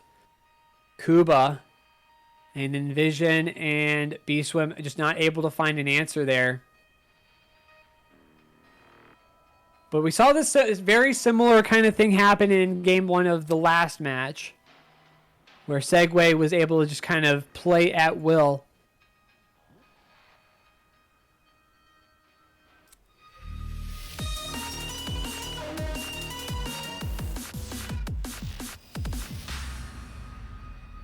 Into the next match. And you, out of curiosity, you know what RTK means, right? Yes. It's release the Kraken, and they released it all over the blue team. Oh, definitely. That was sick. Now here's the thing, though. Going into this next match, blue team has got to put the first match behind them, right? Mm-hmm. They have to. They have to put it behind them and say, hey, let's not let this affect us. Let's kind of look at what we did and make changes where we need to. Does that make sense? Well, it's all about that short-term memory. I mean, you talk about this a lot in baseball, and when you've got a pitcher who, you know, comes in, walks 3 guys, and then he comes back and is able to strike out 3 in a row and end the inning on a good note. Short-term memory. You've got to move past this, and you've got to think to yourself, okay, that first one's tough. The pit is hard, especially when you've got it's a tiny 2 map players too. who are very good, and that's the point. You're able to force the 2v1 scenarios, and again, that respawn timer can be really deadly, especially in those tinier maps. It's 5 seconds, right? Mm-hmm. I believe it's 5 seconds. Yeah. 7 or 5 seconds. They might have adjusted it for the 2v2 tournament. Well, and what's interesting though is going into control. We saw this with the last match where tactics are going to have to change. One of the things that I really liked in the last match was when Sebways would be kind of on the outside. So you leave one guy on the inside, one guy on the outside, kind of like calling out where people are coming from. And he's rotating. Yes, exactly. Yep. And I think that's key. That's key. Well, we'll see what strategy they go with. You saw BDB kind of switch between weapons there. You saw the rocket launcher come out as kind of trying to make an answer. But here we are, though, like Oasis. Honestly, again, changing up your loadout. Yeah, I did that in Overwatch, right? So when I was doing competitive Overwatch, I would switch off, like switch characters or switch, weapons or things like that. I don't know if that was the answer here. I do see that BDB is playing less aggressive, which is nice. But going with the shotgun. Oh, that shotgun was no match for that machine gun, though. Oh, yeah. Yeah. Yeah, Kuba coming in there just as the point unlocked. Okay. B-Swim with the shotgun kill. Oh, he missed. Oh, no, but he took it anyway. That was really nice. That was really nice using that dash to B-Swim or BS Wim's advantage. Well, and that's going to be a little bit easier to use in this scenario because you've got that lane there, and then you've got these tighter kind of openings to the left and to the right. Again, you're not going to really see a lot of action to the north there. But Envision putting himself in a bad scenario there. Again, B-Swim trying to come in with that shotgun dash. See, but I like what Cuba and Ulysses are doing here. They're not staying inside of the point. They're kind of baiting them into the point and then pushing into the point as as blue team also comes in. Well, and the key is though, so when they're spawning, they're going to spawn the furthest away from where the enemies are. And so if you notice, red team's having to kind of go back and forth to try to figure out where they are. But like those shots like there, you've got to hit those shots. There we go. That's helpful. Oh, okay. Ulysses holding that point there. Cuba up to 7 kills now, and Ulysses 3. Yeah, but they're playing off of each other really well. So if you look, that Cuba's got the kills, but Ulysses has got the assists. Mm-hmm. Now here's gonna be the battle of the shots here. Up. Oh, if he see the shotgun, you can't just hold down the button like you can like with the machine gun. Well, and it's tough because Cuba and Ulysses are using those back corner lanes within the control point to their advantage, and you've got to get close with that shotgun. So you've got to force the issue again and get in there and use that dash at just the right time, and your aim has to be perfect. But, I mean, again, Ulysses and Cuba absolutely dominating. They're 77% to 6%. Fortunately, B-Swim and Envision just not having an answer, unfortunately, to this. This is where I would love to be able to hear what's going on in these team chats, like on both sides. Right, so Kuba gonna back off a little bit, knowing that they've got less and less health. Blue taking the control point back again. Woo! Well, and I think that was a good conservative move by them. I mean, they're able to regroup, and they're exactly right. They're able to retake the point, no issue at all. They've got plenty of control point. They're not in any scenario where they're needing to absolutely be aggressive. So just take the deaths because you made a couple of mistakes, back off, come back in, regroup. And that's the thing, though, is also capitalizing on situations. When you're in a 2v1 situation, trying to take Oh, he didn't touch. That's going to be another one for red. But, trying to take... If you know you're going to go down because you're in a 2v1, try to do as much damage as you possibly can before you go down, right? Mm-hmm. I call it kind of the Junkrat effect, where Junkrat in Overwatch just drops his bombs at the end. Or in Call of Duty, what was that called in Call of Duty, where you get the kill from the grave because you had a grenade on you or something? I don't know. Dead man something. Maybe. But I think that they're going to have to take advantage of those situations, because if you remember in the last match, watching Sebway, the key wasn't to kill the other player. The key was to try to get their health down as low as possible, right? Mm-hmm. So as we see here, Release the Kraken 1 is leading right now 2-0, going back to Team Deathmatch. Now, BDB is going to have to change how they operate. They have to. Well, they're in a sweep scenario here. I mean, this is, if RTK takes this next one, again, you're back in a team deathmatch scenario. You're going to have a bigger map with Arena, right? But this is it. So I mean, you got to kind of find an answer, and you know what? It might just come down to skill.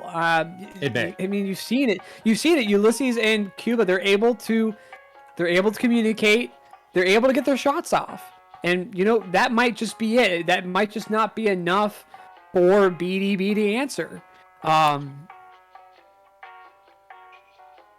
don't know. The thing is like, so both Cuba and Ulysses, they've got great accuracy, right? So you're not going to beat them in the long game, right? So I think if they can kind of get them to split off, because they have been sitting on other sides of the map, right? Mm-hmm. So I think if they can force the 2v1 situation more up close, it's going to work out a little bit better. Does that make sense?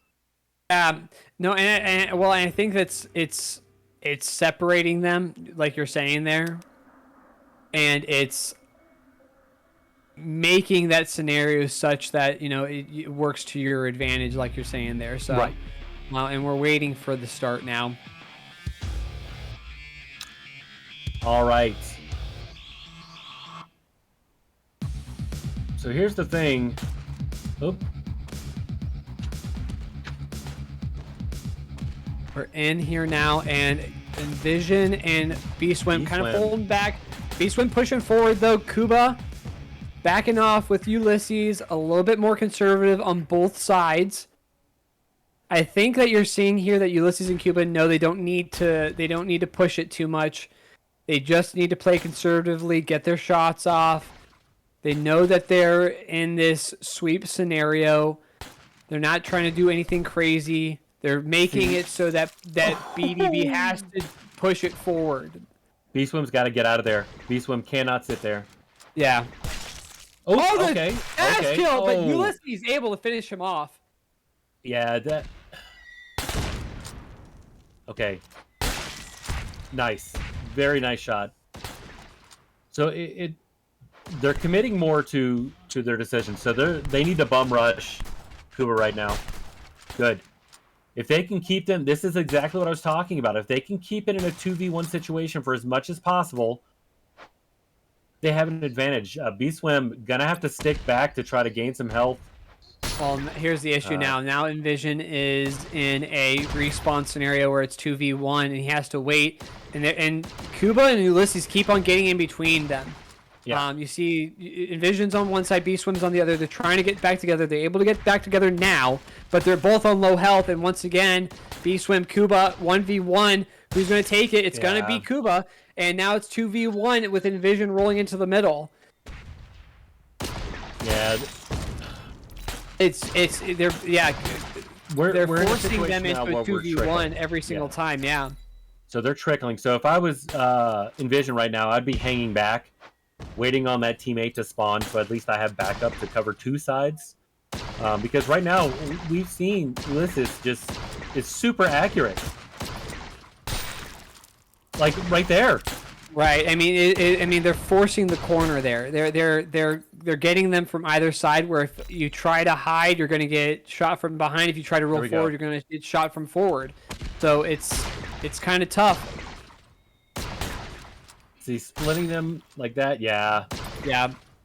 And then here's the thing with Ulysses. Even if you split him, Oh my you're able to God. get him from either side. He's just so accurate. Like He I is don't know. Like incredibly accurate. there really isn't an answer for him at this point in time. Looking at the stats right now, red team's got 12 kills. 10 of those have come from Ulysses.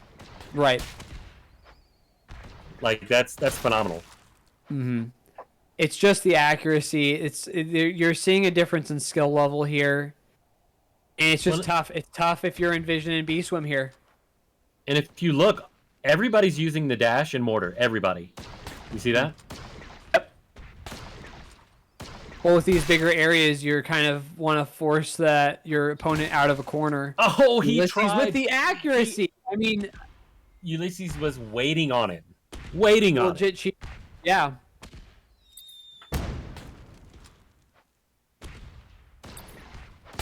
Now you've got each in a 1v1 scenario, taking on each other. Ulysses is going to come on over, pressure and Vision with the 2v1. And that's tough too. So B-Swim's going to wait for his teammate to respawn here. But I mean, if you're BDB right now, what's going through your head? I think you're just trying to find a way to survive, to be honest. I mean, it's just, you see the accuracy that Ulysses and Cuba have. They've got the skill. They know when to push. I mean, someone said it in the comments, accuracy and positioning, always pushing at the right time. That's exactly what they're doing. I mean, they've got their positioning down pat. They've got their accuracy down. I mean, there really isn't much of an answer other than I just need to find a way to survive. I need to roll back. I need to stay together with my teammate, and I need to force Red to push. Ulysses really using that sniper rifle to their advantage, being able to see across the map. And I think the sniper rifle, as the devs have kind of talked about, that's kind of the weapon of choice, the meta as of right now. But I think it's even more so here in these 2v2 situations where you're not worried about like the flank. So you're okay with taking the hit of only being able to see down a column of the map. Does that make sense? Right, and I want to see if maybe we can get a view in on what Ulysses is doing here. I've been watching him a little bit, and the way that he's aiming, he flips back and forth so fast. He like 15 million DPI on his mouse. He switches over and then he flips back. I mean, his aiming is just insane. I don't think one shot and God, what the heck is going on? He's 22-2 right now. That's 22-2. His aim is insane.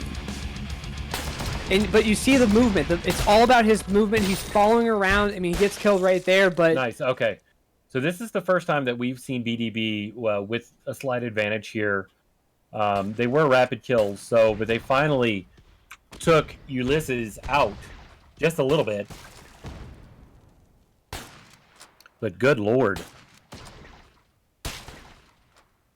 I mean, this is going to be another wipe we can see here. 32-8 now. We got 4 minutes left. I mean, and the MVP, at least for this game here, and then the first team deathmatch, was 100% Ulysses. 100%.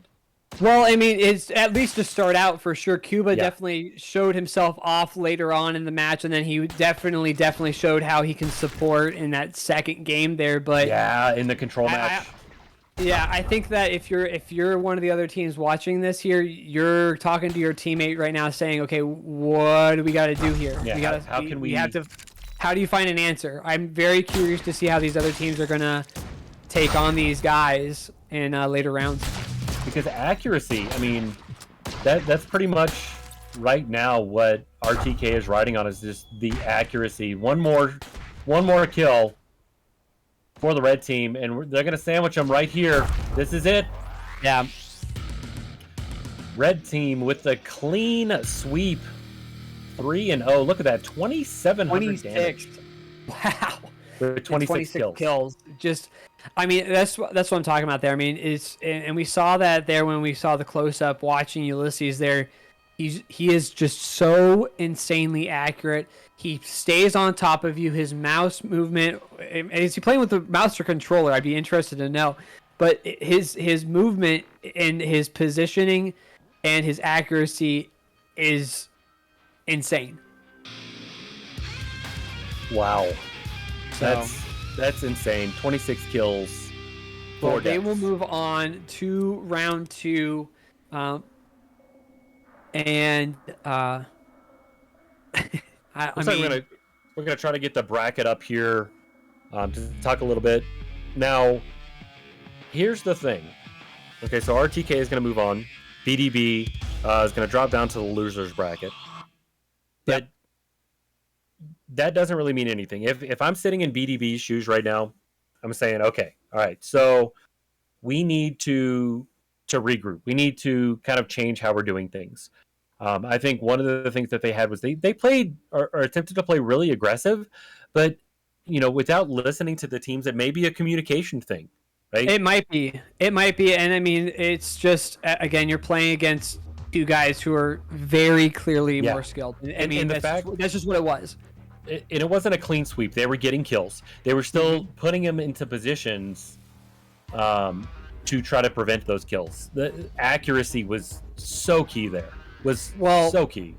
And I think that the SHD and RTK, this match that's going to be coming up in round 2 is going to be really, really interesting because you've got Subway who can force players out, and you've got Dove Amster who's really, really good at just sitting back and taking those pod shots, allowing Subway to kind of clean it up. I think that's going to be really interesting with Ulysses and Kuba, who are both very, very who are players who push in there and force the situation. BDB versus Lag, we'll see that in the losers bracket. I think that's going to be interesting to see because again, BDB they were trying to get in there, try to play along and get into those 2v1 scenarios, whereas Lag, they're very, very defensive. Yeah, they are. So I'm interested to see how that kind of works there. But we're going to be moving on now to this next match. Who do we got going up here? Looks like it's going to be Release the Kraken 2 versus Ballistic. I love it. Ballistic. Yeah, Cujo and Therm. What is that? Therm on Ballistic and R2K2, Crystal and Blue Biz. So fun fact. I mean, and I know that you knew this, but my wife and I played in Overwatch tournaments, right? Yep. We do 3v3 elimination tournaments and things like that and kind of travel around. It was a lot of fun.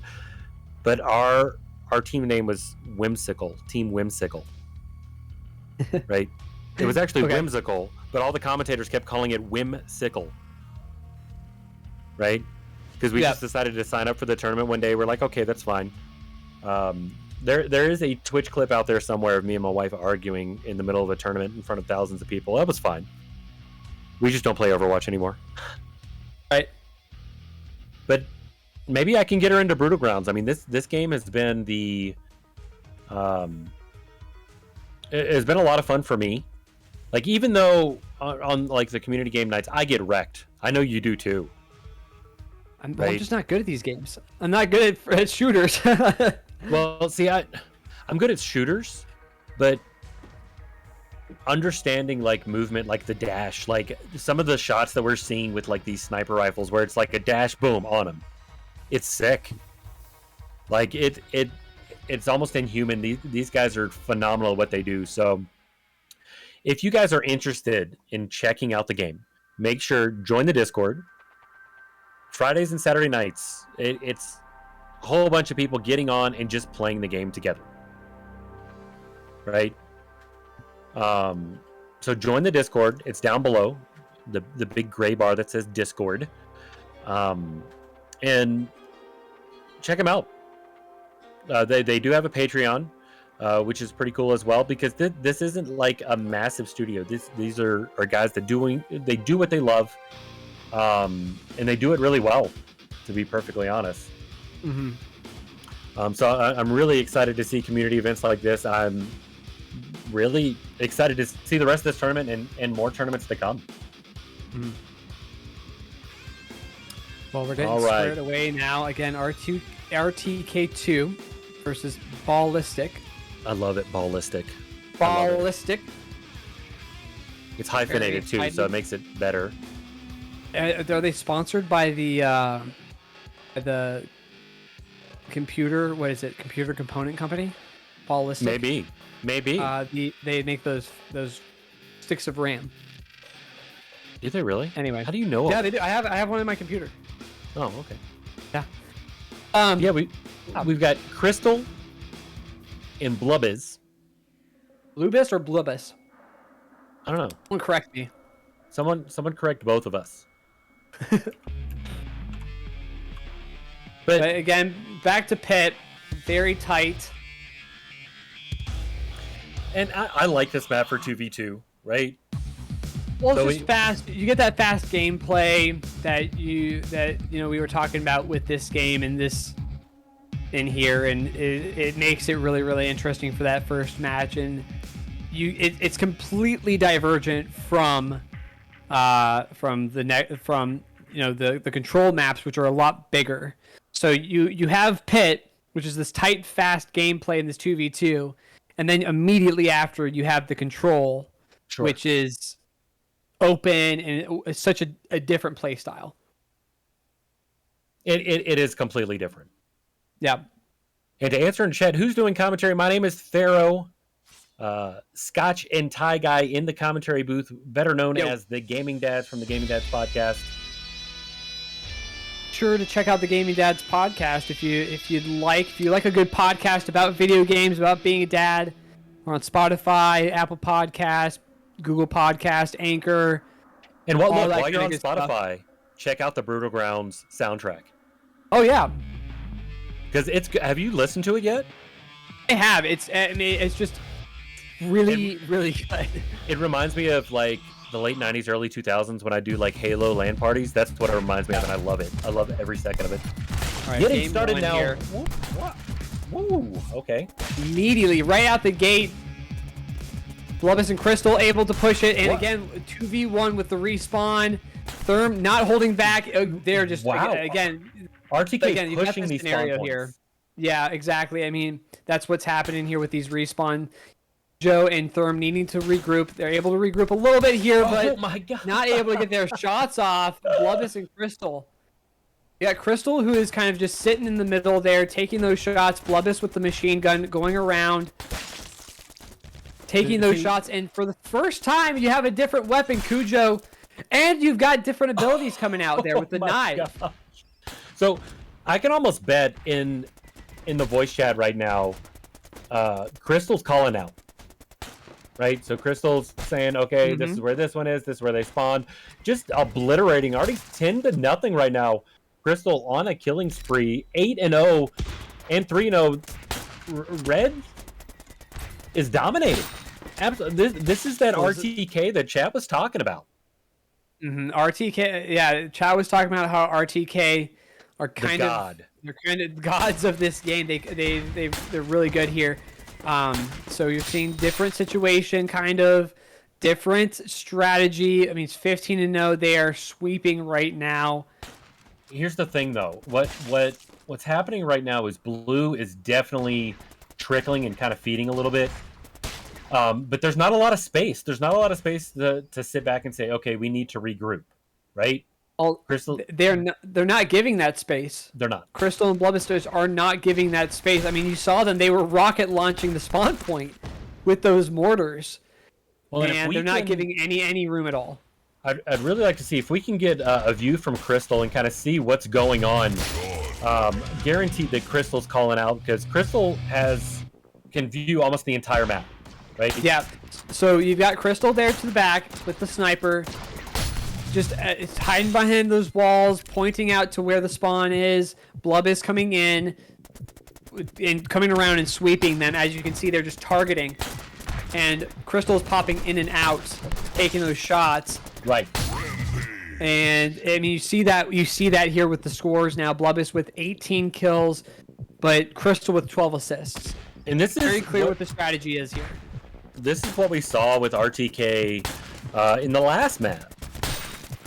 See, we got some XQ sleepers coming in. Just domination at this point. Yeah, Crystal's just sitting there waiting. See, I mean, and this strategy works. it does. Oh, the teleport! Oh, the Trying attempted trying to get teleport behind knife! him. That's smart. Wow. That's Yeah, really Crystal, smart. I think Crystal was a little surprised by that even. That's super smart, trying to change tactics. Mm-hmm. Now, this is all going to change. I mean, Team Deathmatch is all about the kills, right? It's all about the kills. Looks like... Okay, all right, we got some space. They're not just, spawn camped in the corner. Up. Okay. Is this going to be... I mean, let's call it now. Do you think this is a clean sweep here? I think this is a clean sweep. I think that there's no again they had the strategy. They stuck to the strategy. Therm and Cujo just don't have an answer for it. They've tried coming up with something. There just isn't anything. Blub is switching over now to the what is he switched over to? I think the teleport proton blasters. Yeah. I think the teleport would have worked. Time it right. Yeah. Is this going to be a clean sweep? Is this the first clean sweep of the match? One more shot. Let's see. Oh, yeah. It is not. Oh my gosh! In the last Blue got second. A kill. At the last second. Blue got right Therm there, got a kill there just at the very end. Therm got a kill. Look at that, 4,200 damage for the red team. Wow. Didn't even let him get up to 1,000. So, not a clean sweep. They were able to get a kill off, which is phenomenal. Noting that, Red, RTK, pretty much had them locked because the map is smaller, right? So, Crystal being able to see across the entire map, being able to call out and say, hey, this is where they are, this is where they are. And I think it's going to change a little bit here. Going into Control, we'll be switching over servers here in just a second. But I think you're going to see a change in tactics specifically from Ballistic because they have to. What's really been interesting is to see the different strategies. We've seen 3 different strategies being used in each of these first matches. So for SHD, it was just kind of power at will, go at them, pressure the whole time.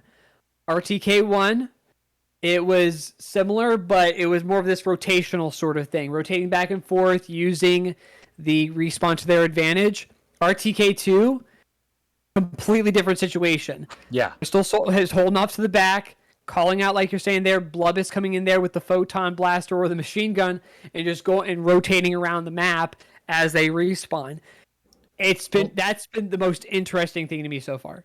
And now here we're going to see something different. So being on Oasis with Control, right? The respawns aren't going to be as predictable. It's a slightly larger map. Looks like we are going to switch over servers here. So it is going to be a slightly larger map. I think the teleport, honestly, that was the best call. Like if that was the Ballistic only answer. If they could have just seen a little bit further and created a little bit more space, I think they would have been fine. Well, and it's again timing of that teleport. I mean, if you come in with the teleport and the knives and then take out Crystal, it would have left it would have left Blubus kind of open because he doesn't know what's going on, where who is, because you got Crystal calling it out. But as long as Crystal stayed in there, you were always open to being attacked because they knew where you were. Right, exactly. So I mean, again, that teleport was the answer. I'm glad that we're seeing those different abilities come out being used. I really liked that switch to the photon blasters. Yeah, I thought that was really, really a smart move there by Blubus.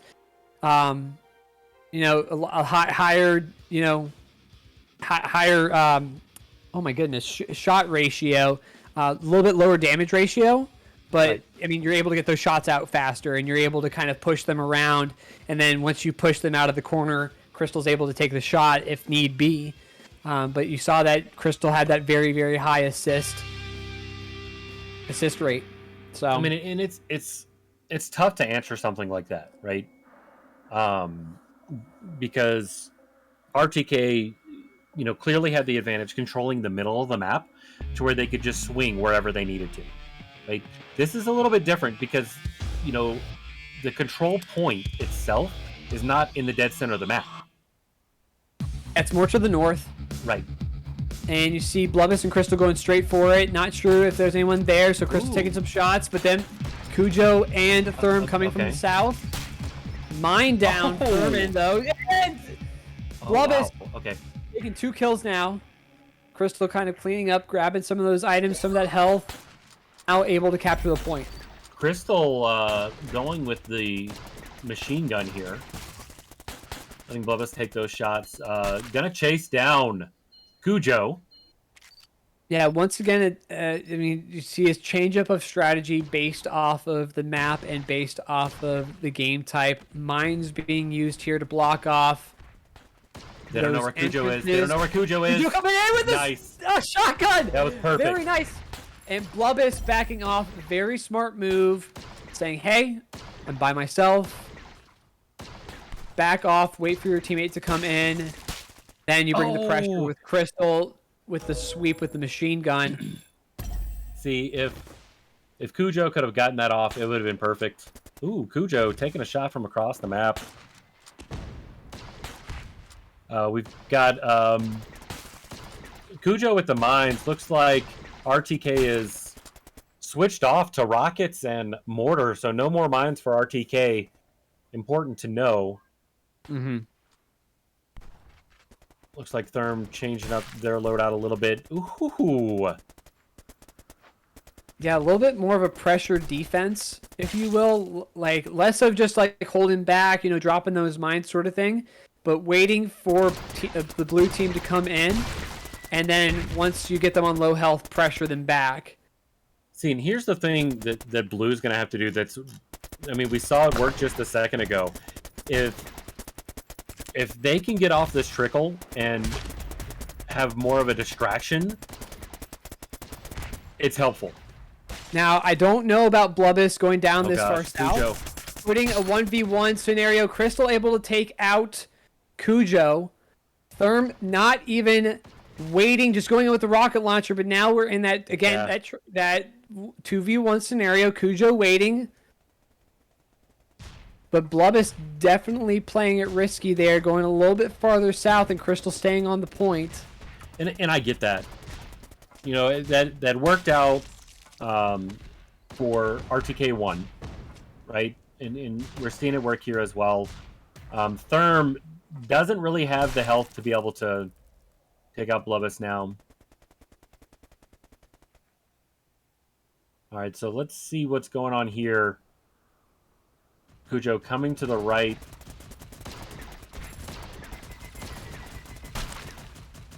Okay. Oh, no. Crystal just super accurate with that machine gun. Well, again, it's going to come down to the accuracy here, and you saw the flat cannons come out by Cujo, trying to come up with some sort of different answer there. Cujo has the touch. And it's going to be 100% to 6. Red once again. Just very decisive. Stats. Yeah. Blue team was able to get 2 kills, both on Crystal. Blubus going 11-0 with 1,400 damage. But I think, honestly, that Ballistic had the right idea, right? Right. To be able to split that attention as much as possible, because RTK was giving chase to what they thought would be an easy kill, and that's how Blue was able to get the 6% that they got. Well, and that's what I was talking about there when Blubus kind of went a little bit farther south and Crystal stayed back. Crystal was up in that top right-hand corner of that point. Right. So had you seen, I think it was Cujo who was pushing into the point, and trying to put pressure on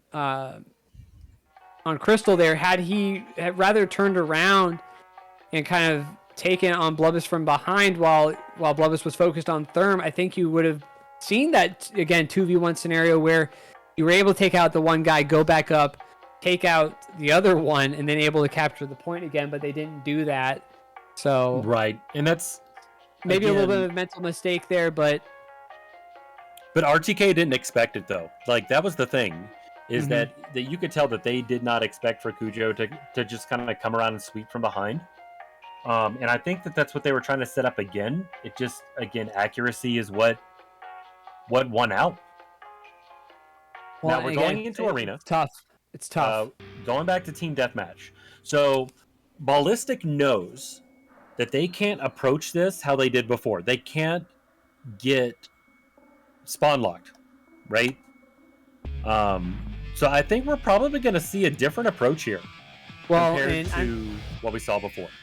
Well, I'm really interested here. You see the loadouts here: shotgun, rocket launcher, and Team Red. Blue going with the the fusion rifle and the shotgun. Going to be really interesting to see what they go with here. Blubus able to get the first kill there. Thurman backing off, able to get a hit on Blubus, but they are pressuring him. They are. And now they're in a respawn scenario. Cujo making the very good decision to back off, just roll away. Wait on your teammate. So right now what's interesting is RTK doesn't have that ability to see across the map now. So they're only going by feel. So Therm can actually come in here if he's in there, gets in there quick enough to kind of get behind him. Love is I'm sorry, it's so satisfying to watch that shotgun dash. That's so satisfying to watch.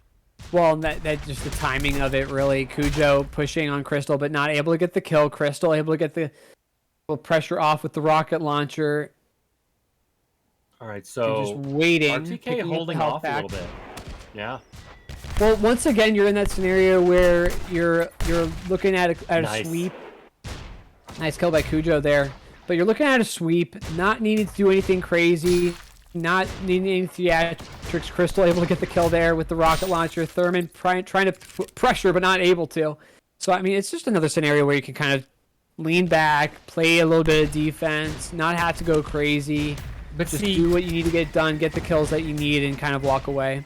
What I find interesting is that now that RTK doesn't have that ability to kind of see across the map, right? That's changed the dynamic just a little bit, right?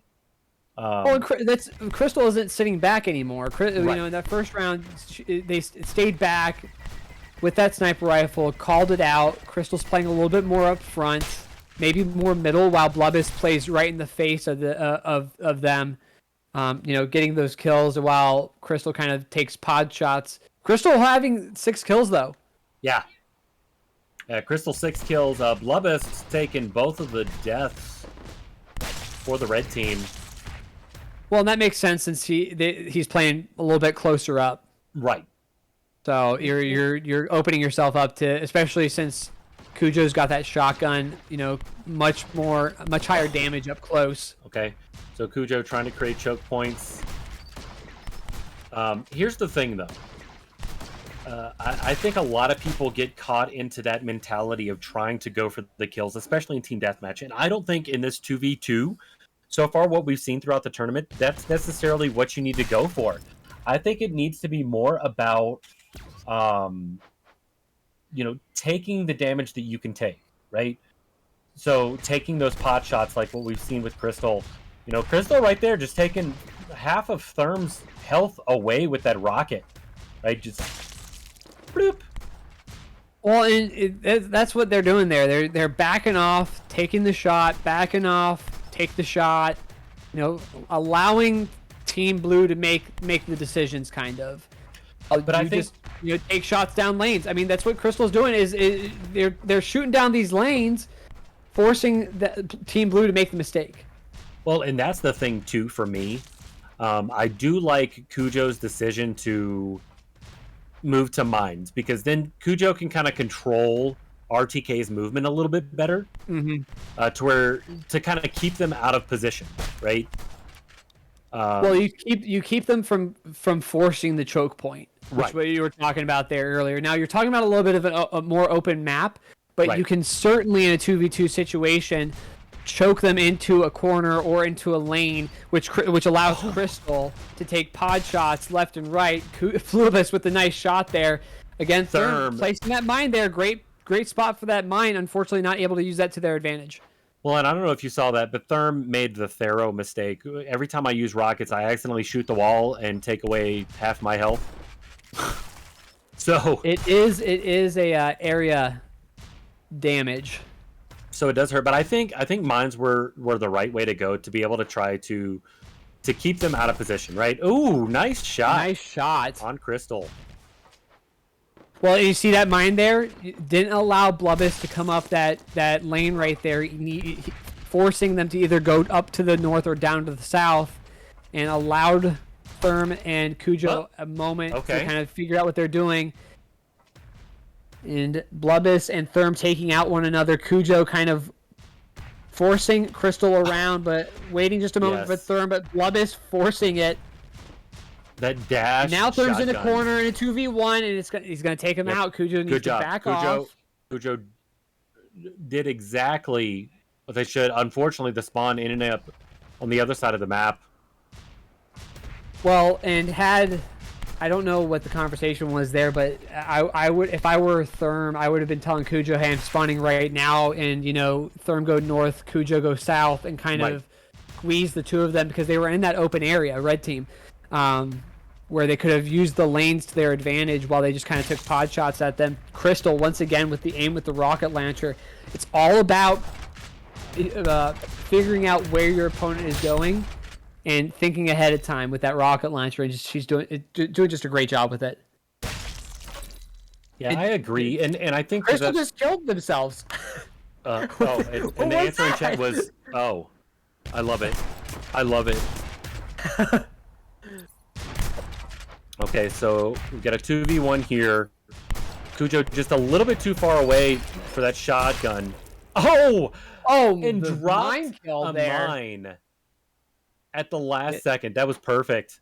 Yeah, just trying to be a little bit too advantageous there. Cujo going pop. Yeah. In the chat. Yeah, good mine. I mean, the positioning of the mines have been very, very good. Just, not able to use them as much to their advantage as maybe they would have liked in this round. And I think that's key. That, if you can keep RTK out of position, right? Oh, who was in a really tight scenario there, yeah. Between a rock and a hard place right there.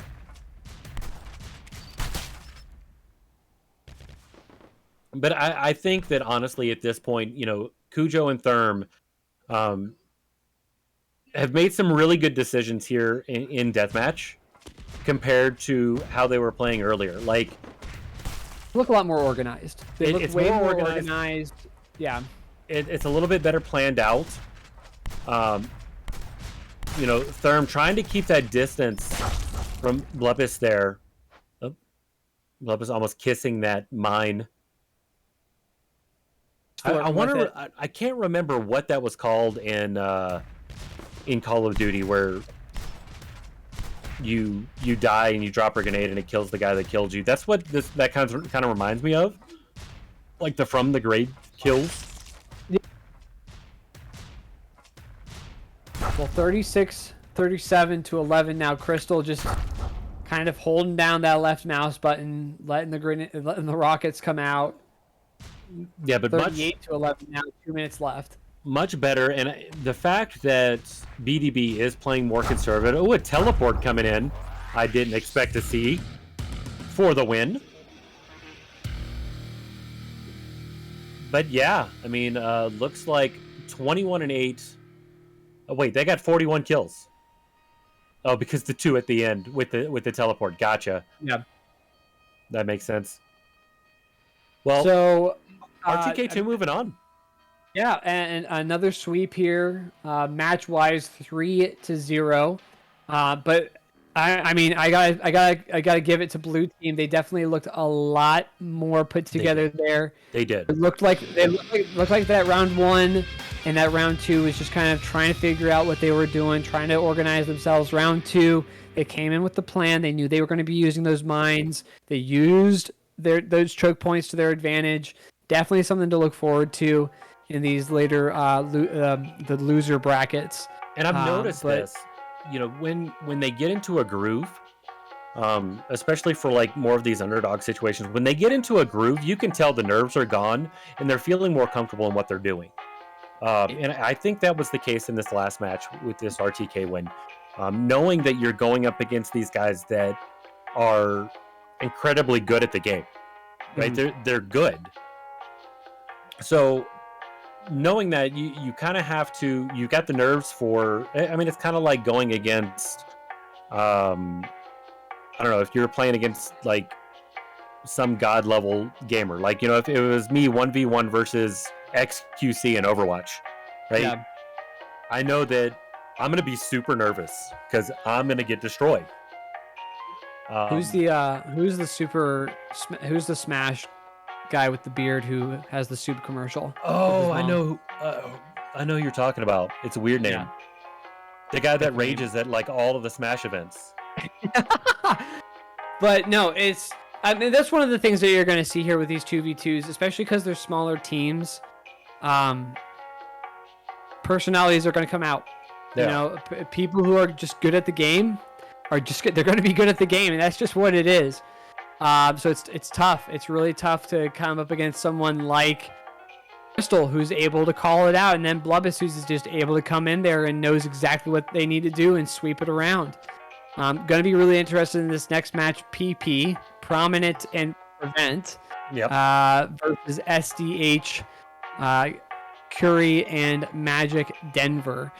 Going to be a really interesting one to see, but we'll see BDB take on Lag and Ballistic. We're going to find out who they're going to play, and we're going to see who RTK2 plays in this next round.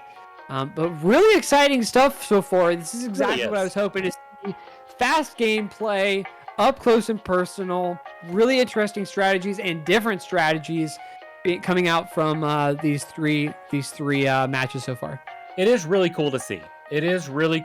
Like having to change tactics in the middle. Now we know throughout this tournament we've got 8 teams total that are participating. Best of 5 now. The loser bracket I think is best of 3. The finals will be best of 7. And there's a prize pool, $150, $100 for the first place team, $50 for the second place. If you like what you see, drop the follow here for Brutal Grounds. Check out the Discord on Steam. Check out the game, Brutal Grounds. I was just kind of talking. I muted myself. I was talking to my buddy who's in the room here and saying, "Hey, we've got to get a LAN party with the kids, right?" Because I'm pretty sure the thing about this game is that it's a game that kids could pick up and play. Yes, and this could be fun. I can't remember who we were talking to about it. I think it was Red Jive that we were talking with, and he said that they went to an event and a 5-year-old had picked up the game and it was just rocking it. That's what I like about the game. Myself being Tharoh, Scotch and Tie Guy, part of the Gaming Dads podcast, it's important for us to be able to integrate things with our kids into our gaming, and I think Brutal Grounds is the perfect game to do that, right? Because honestly, earlier, easy to pick up, hard to master, which is exactly what you want for kids. Well, and because honestly, Mario Kart with my kids isn't fun anymore, right? It's not, because I just obliterate them.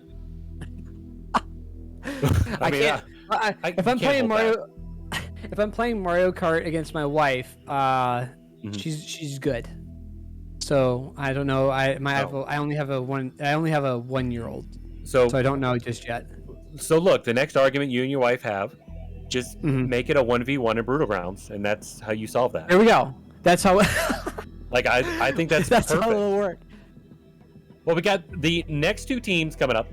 Again, that's going to be PP, Prominent, and Prevent. And SDH, Curry, and Magic Denver. Starting off just like the other matches, Pit, that small map, right? So it is a smaller map, but it is team deathmatch. We've seen what teams can do, which kind of stinks. where you can end up just wrecking them, and kind of. I don't really want to say spawn camping because you're not, but you're using the respawn to your advantage, and PP right now. I don't know how to say that. PP. Take PP taking the lead there. Prominent and Prevent taking the lead to start. Curry in a 2v1 situation, waiting for Magic Denver to come back in. Respawns. Prominent sticking behind that wall. Magic Denver trying to corner them in the that hurt. Absolute mortar kill there in the corner. Now Magic Denver and Curry kind of split there. 1v1 on either side. Prominent getting the shot. Curry. And now 2v1. Prevent able to get out of the corner though. This is what you kind of get with these smaller maps here. You get these fast gameplays. Here's the thing: is if you notice specifically on this map, the aggressor normally has the advantage. So, especially if you can get them into the situation like PP has gotten these guys into, to where they have no choice but to trickle, right? So right now we're going to see us one spawn and then another spawn like 4 seconds later. There's one and one. There's the other. Yeah. So if you can get them put into this situation on these small maps like this, you can run away with it. And that's what we've seen time and time again. Well, and again, like you're saying there, it's all about who is the aggressor. Who's going to step up to the plate and who's going to actually push it. Right. And also, it's all about who gets that first quick kill. If you're able to get that first quick kill, you're able to use the respawn to your advantage. And you're seeing, again, Reds doing that. I mean, and they're kind of playing a little bit more like we did in that we saw S&H did in that first match. Right. Yeah. I mean, and because it's tough to stop that momentum. Once that momentum is started, like what we're seeing here, it's hard to stop on this map. It's really tough because it's so small. I mean, you got these tight quarters. You don't have a whole lot of. You have almost no cover at all, other than these two kind of little spots to the north and this one little L shape to the south. But otherwise, it's pretty open. But if you look, like watching Prevent is just incredibly accurate with that machine gun. Yeah. Right, and that's helpful. Because it looks like Magic and Curry are having trouble just getting into a position to fire. Looks like that could have been the turning tides there, as Prominent could have gotten taken out. But right now, on PP, they've had one death each. Currently 28 and 2. 2,800 damage. Magic Denver coming from the... Oh, is he gonna push it? Is he going to push it? No, he's not! So close, though. Able to take out one, but not the other. If they can eliminate distance, that's going to be the key. Is eliminating distance. And right now, Prominent and Prevent, they're not giving that any wiggle room at all. They're not making the mistakes. Well, and that's the thing, is you just... hold on. Hold on. Oh, okay. I was thinking if he could have stayed alive a lot longer, that would have given Magic the ability to kind of flank back. There we're in that same situation once again. Yeah, but it's Prevent and Prominent just not giving any room at all, and that's how you have to play this map. And you know what? That's totally fair. Once you have the advantage, you do not want to give up that disadvantage. Sebway's commenting in chat saying it's our map. It's true. I mean, when you control the map like this, there's no counter to kind of stop that momentum, especially when it's 2v2. If you get the other team into a trickle, you've pretty much won the map. Now, here's the 20 thing. kills each. Wow. If I'm Magic and Curry, I'm not looking at that as a discouragement, right? I'm not. And the reason why is because it's so momentum based. If you have that momentum, you're going to pretty much run away with it. Now, later on in the tournament, I don't think we're going to see that same thing, right? Well, and here's the reason why you're not going to see that is because you've seen 3 different strategies used for this map. You've had one where it's one person sits in the middle and the other person rotates. You've had this scenario, which is both of them are just aggressing like crazy, and then you have the spotter who's on the other side of the map, and then you have the one person who's rotating around the entire map.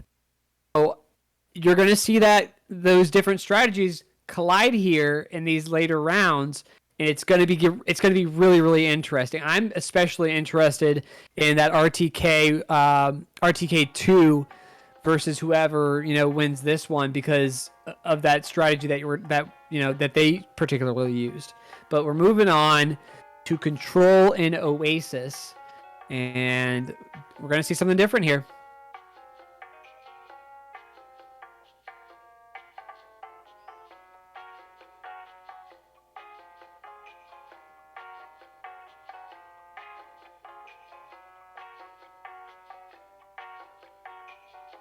Getting things loaded up here now. Yeah, pulling back through. So I was just thinking, on Pit specifically, what if it was RTK1 versus RTK2? What do you think will be different there? I don't think anything. I think you go with the same strategy that they both went with because either one could win. Because you could have the aggressive nature that RTK1 had, and they could win that because they would force Crystal out of the pocket and unable to, hold on to that position where they're calling that out. But at the same time, RTK2 could win as Blubbus is rotating around, pushing from behind while RTK is while Crystal is calling it out. So yeah, I'd agree. Either way, it could go either way. It definitely could. Speaking of either way, going into Control, this is typically where we're seeing the big changes in strategy. I'm kind of excited to see what Magic and Curry end up coming up with here. Because I love this map. This map is probably one of my favorites.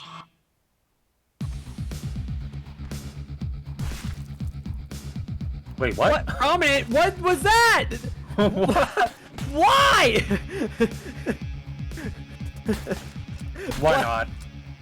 I guess. Prominent with the self-kill doesn't really matter too much, but Cap now opening up. Prominent going to cap it there. Yeah, and coming up with that double snipe from Prominent, like Prominent shots are well placed. It looked like Magic tried to rush in to save their teammate, but it was just a little bit too late. Because Magic's rolling with the heal right now.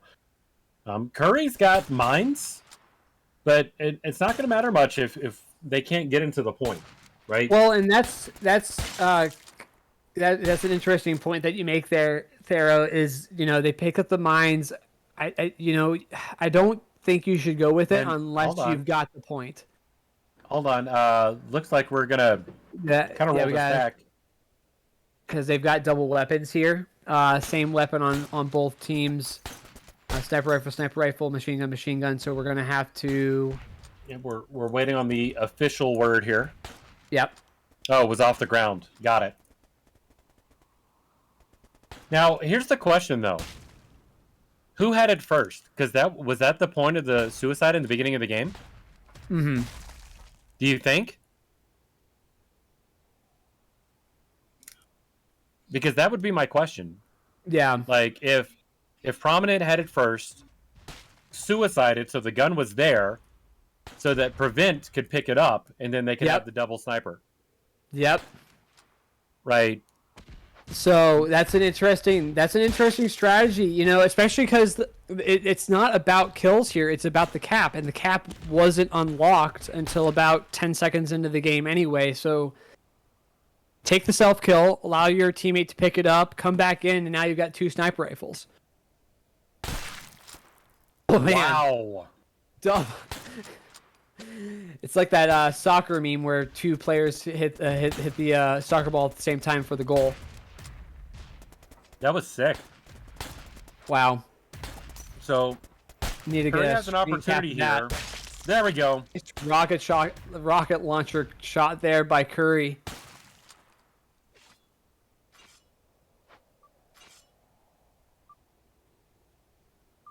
And they're just holding the point, looking close to a clean sweep. Blue not able to get any points here so far. 92%. Looks like that's going to be it. Wow. Well, I am loving the strategies these guys are coming up with. Oh, it's contested. Is Blue able to flip it? Is Blue going to be able to flip it? No, they're not. Unfortunately, a good try though. Very good try. Very good attempt there. Interesting strategy though. Right? So dude, it's big brain. With 2 sniper rifles, you can keep the distance, right? As long as you're accurate with your shots, you can keep the distance. Well, and you saw that there, that they didn't really stay inside of the point too much. They stayed outside of the point, using those lanes more to their advantage. Because when you're inside the point, you don't really have too many lanes. But once you get outside of the point, suddenly you have this cover. Suddenly you have these lanes. It completely opens up for that sniper rifle to be way more advantageous. So, really interesting play. I'm very curious to see if those second round winners took notice of that and what they're going to do about that here coming up.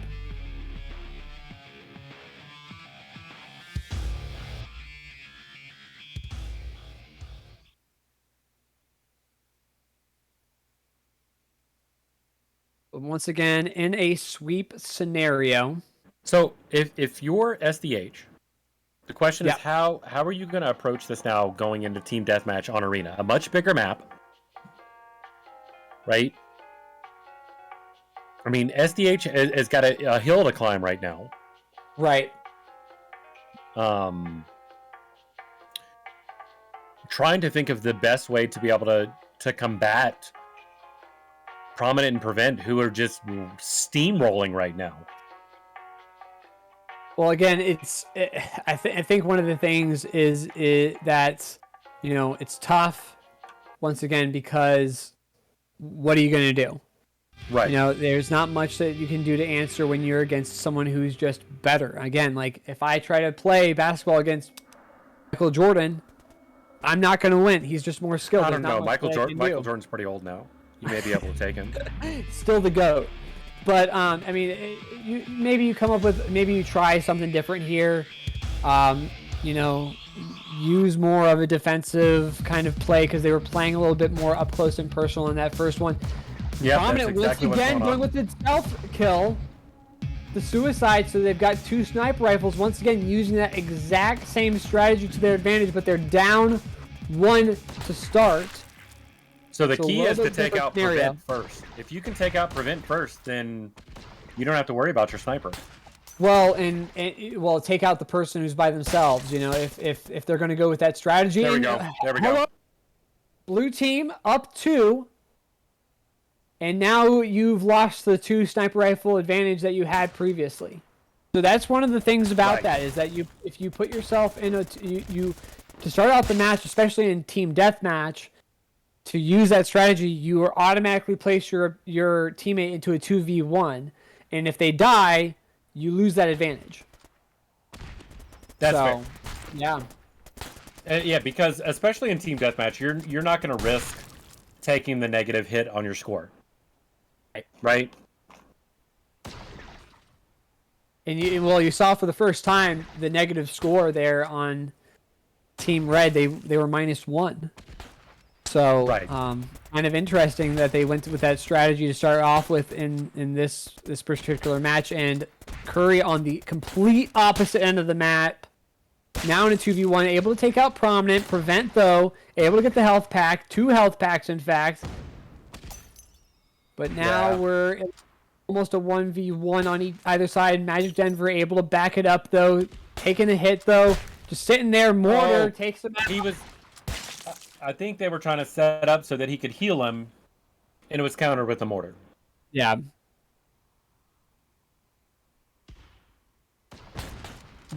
So two things that we haven't seen come out so far is the barrier and the regen abilities here. Dash, teleport, and knives all having come out at some point or another.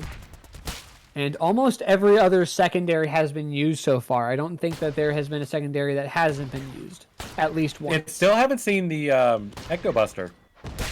We saw the Echo Buster a little bit there in the second match, very briefly. Yeah, they were trying to use that as a little bit like for a brief second, try to use something else. Didn't work, so they switched back to the fusion rifle. But this is tough. Prominent and Prevent once again.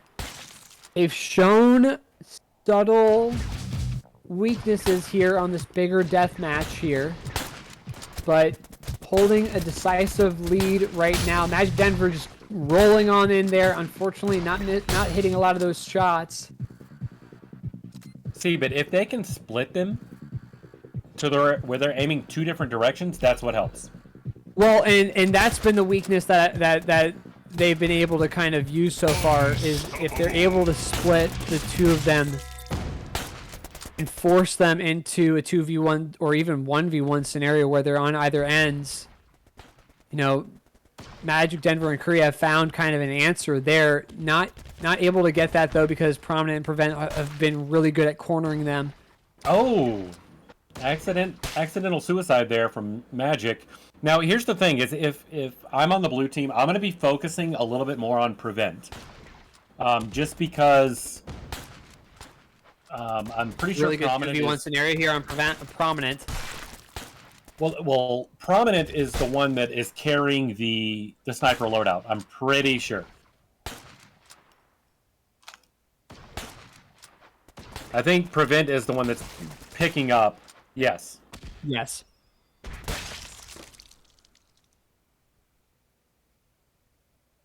So guard that other one with your life, or pick it up yourself. Because here comes Prevent. He's just going to come pick up that loadout once they get the kills here. Well, I'm curious to see. I'm going to take a look here at Prominent. I want to see.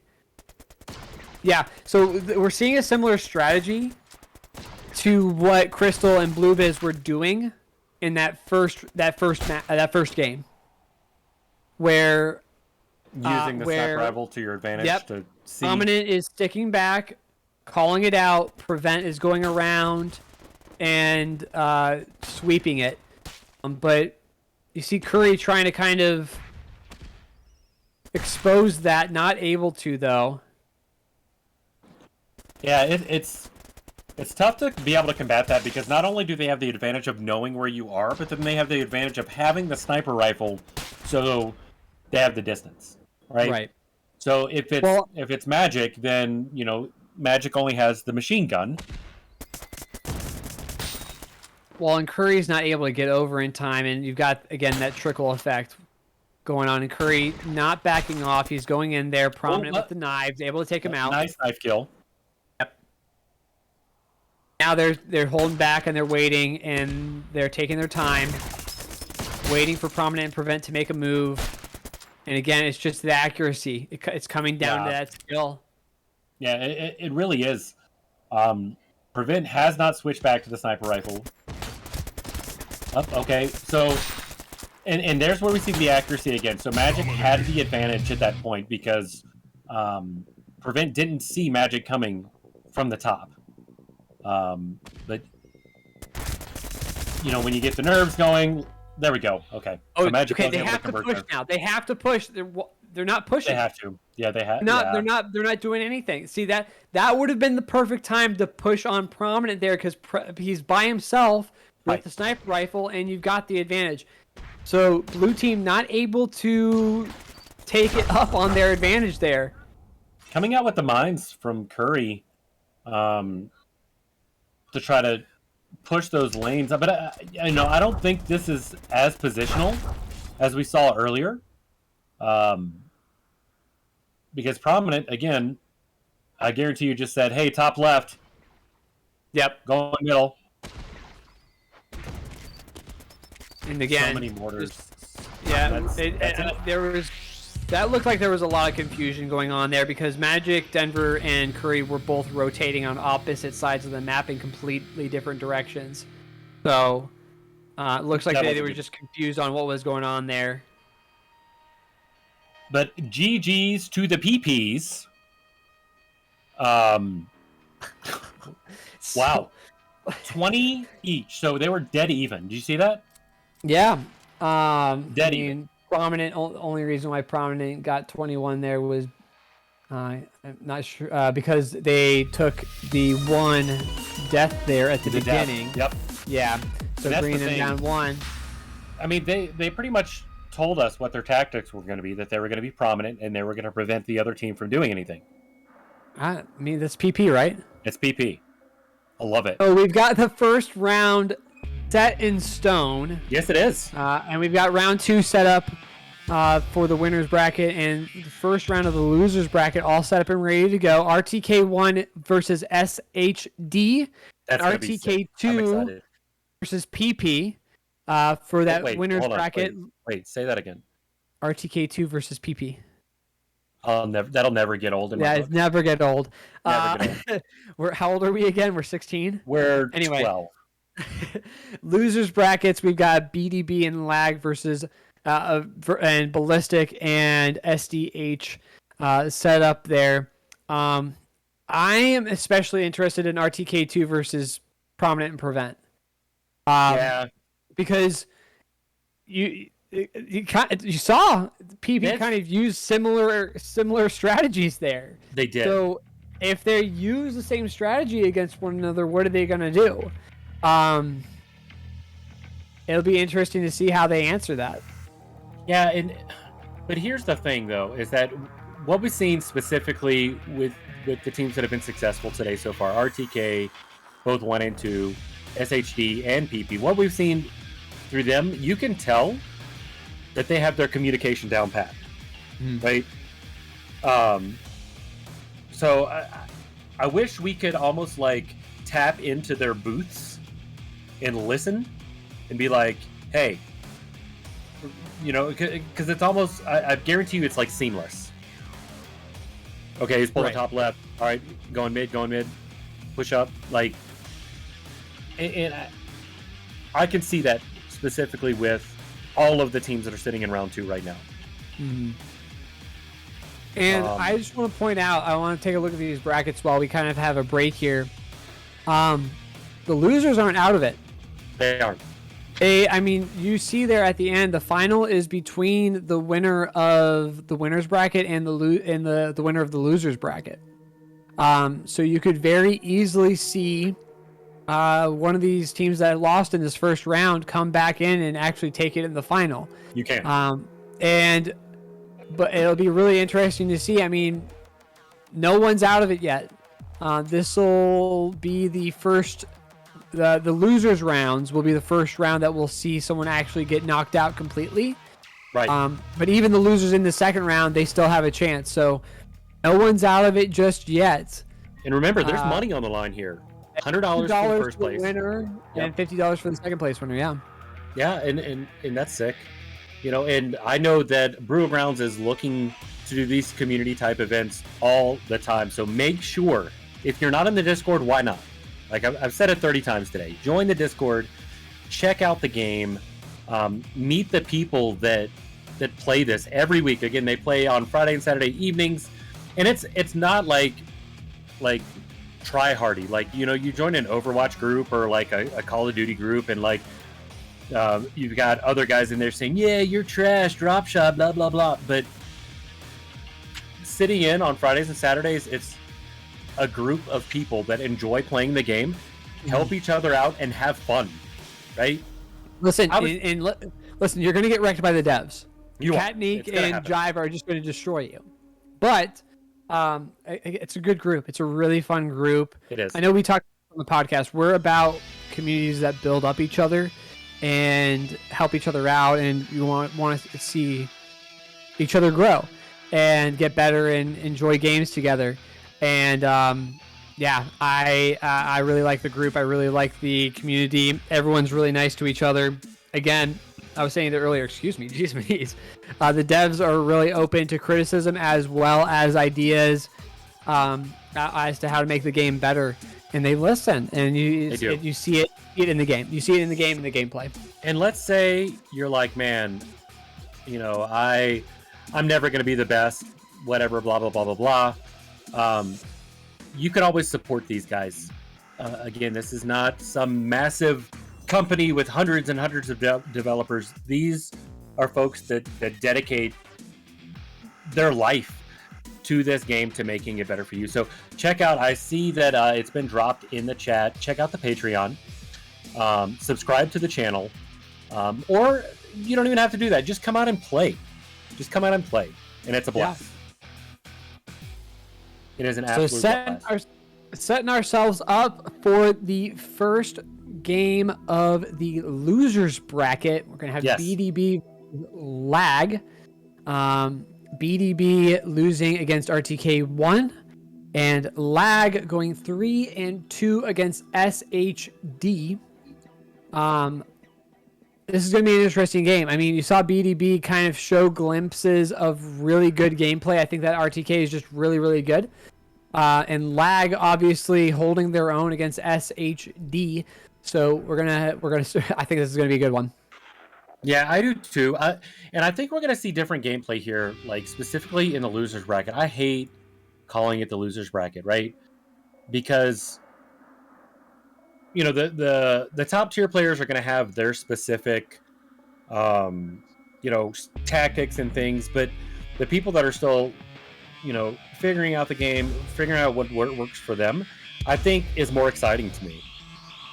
Like, does that make any sense at all, what I'm trying to say? Oh, yeah, definitely. I mean, and we're seeing a different map here. Shifting sands right now. And a bigger map to start, so we're not getting that tight, smaller,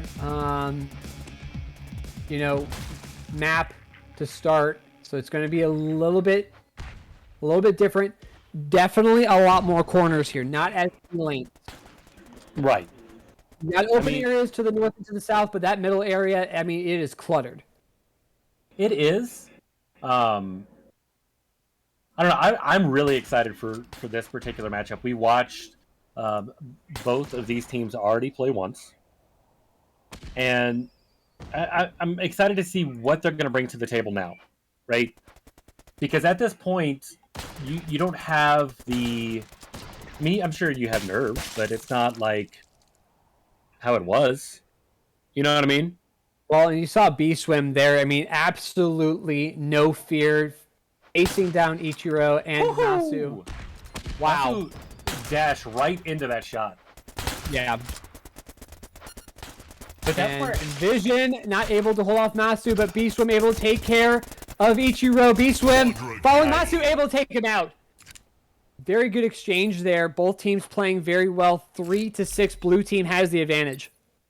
I just want to point out the amount of blood that's been spilled on this map today. Oh no, Envision. Oh, and he... Oh, this is clutch. How? That was phenomenal. Envision should have gone down there. Has no health at all. It's just kind of waiting on the regen. That's sick. Well, B-Swim is just playing without any fear right now. He's just going for it, chasing these guys down, not letting them have any corners, just saying, you know what, if you're going to go into that corner, I'm going in there with you. I'm going to take you out with my machine gun, and that's it. Yeah, we're definitely seeing a different side to the teams. I'm loving it. Masu and B-Swim trading shots there with machine guns, and Vision holding off to the back with the sniper. B-Swim pressing forward. Ichiro with the grenade, holding back with that sniper rifle as well, and the shot there. Wow.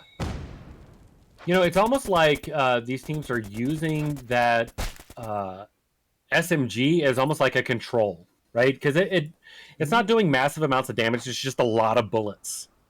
Well, and that's what we're talking about here with this map type, right? You don't have the ability in the middle to really control it with the sniper rifle, so you have to do it with something else. They're not choosing to go with the shotgun, which I find really, really interesting. That SMG is really, really advantageous, though, in these corners, because you're able to just hold down that left trigger and hold it on your enemy and just follow them around while your teammate stays in the back with the sniper rifle taking shots.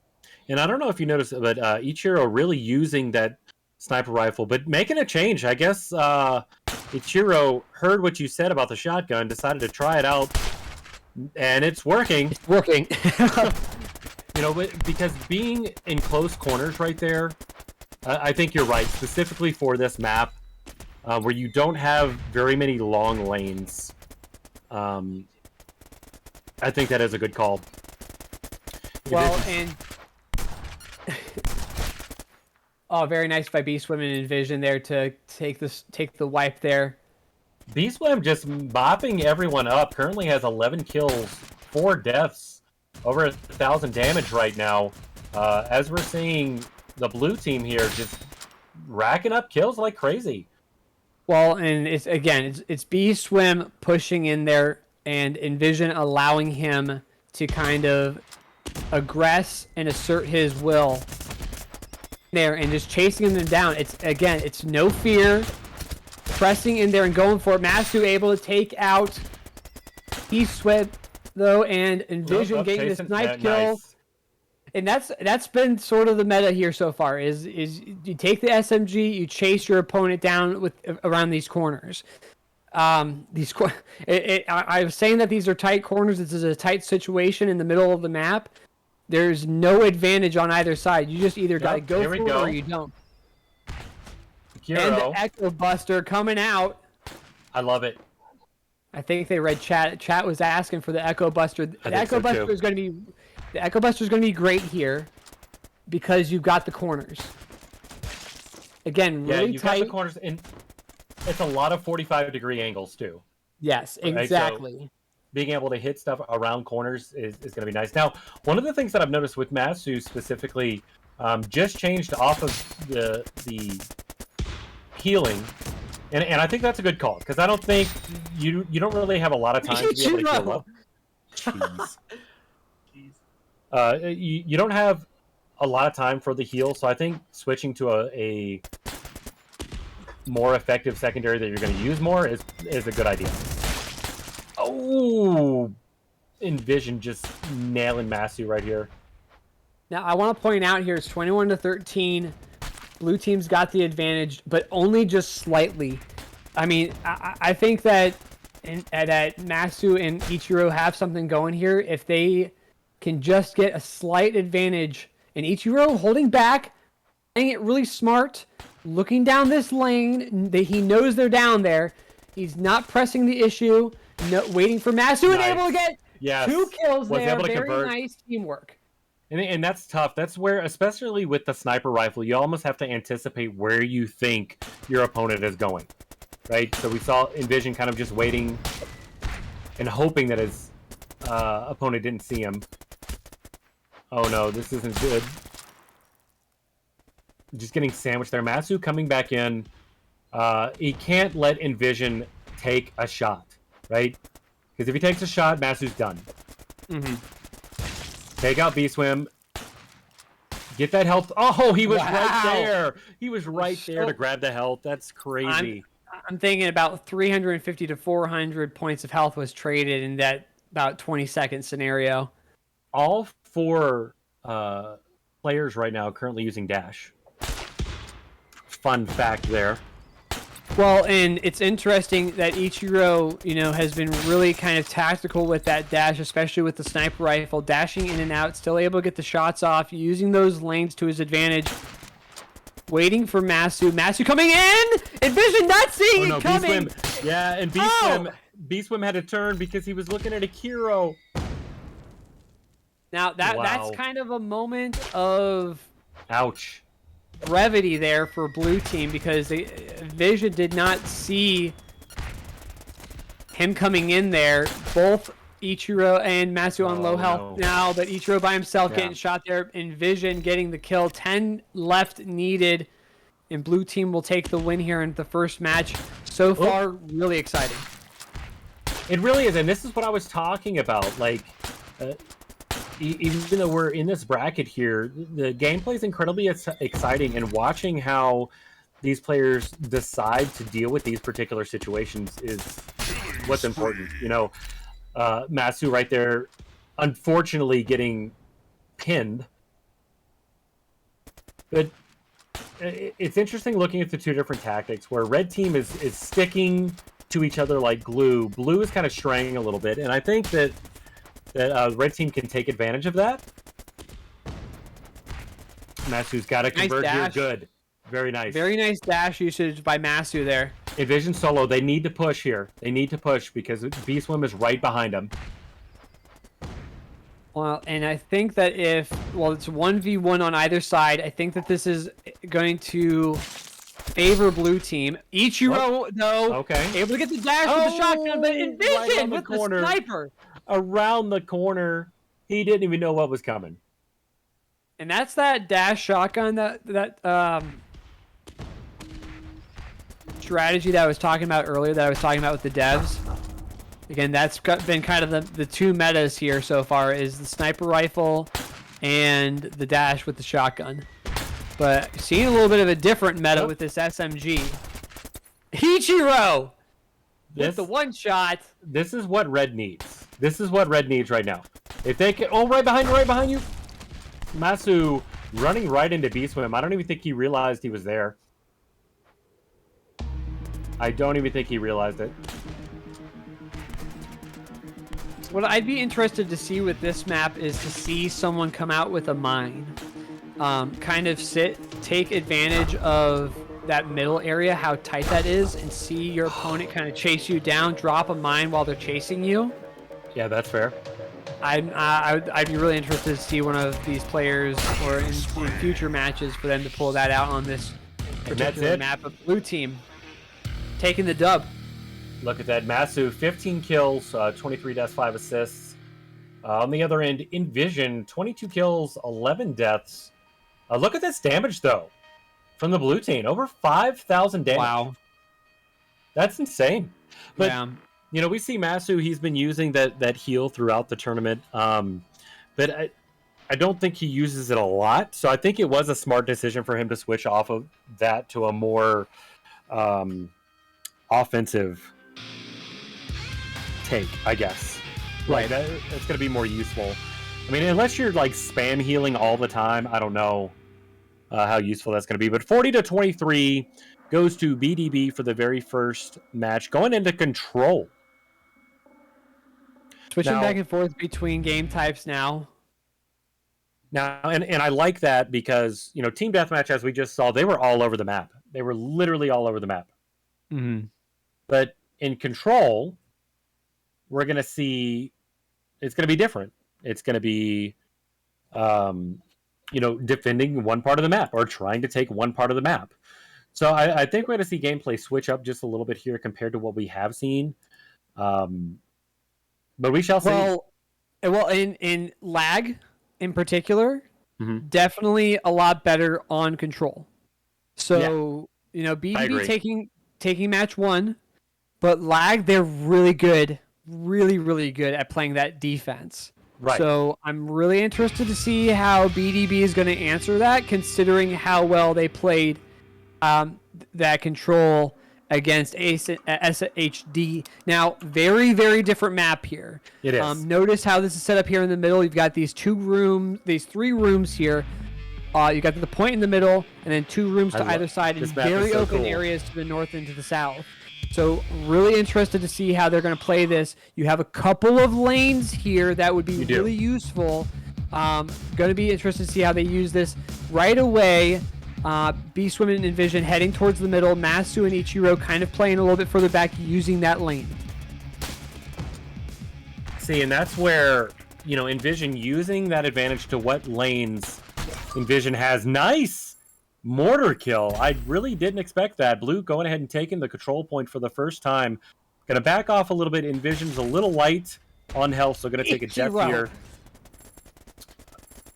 Oh my god! Oh my gosh! Yeah, Ichiro just not able to B-swim. get a shot off on B-swim. But I wanted to point out Ichiro with he's been really good with that dash sniper shot. Yeah, Really accurate. I agree. Because again, it combines with not only making an accurate shot, but also anticipating. Ooh, and a nice double here. Oh my Red gonna goodness! take the point. That was sick. Now, this is where lag really plays really well. They're very good on the defense. Unfortunately, Ichiro getting taken out by the mortar, so Yeah.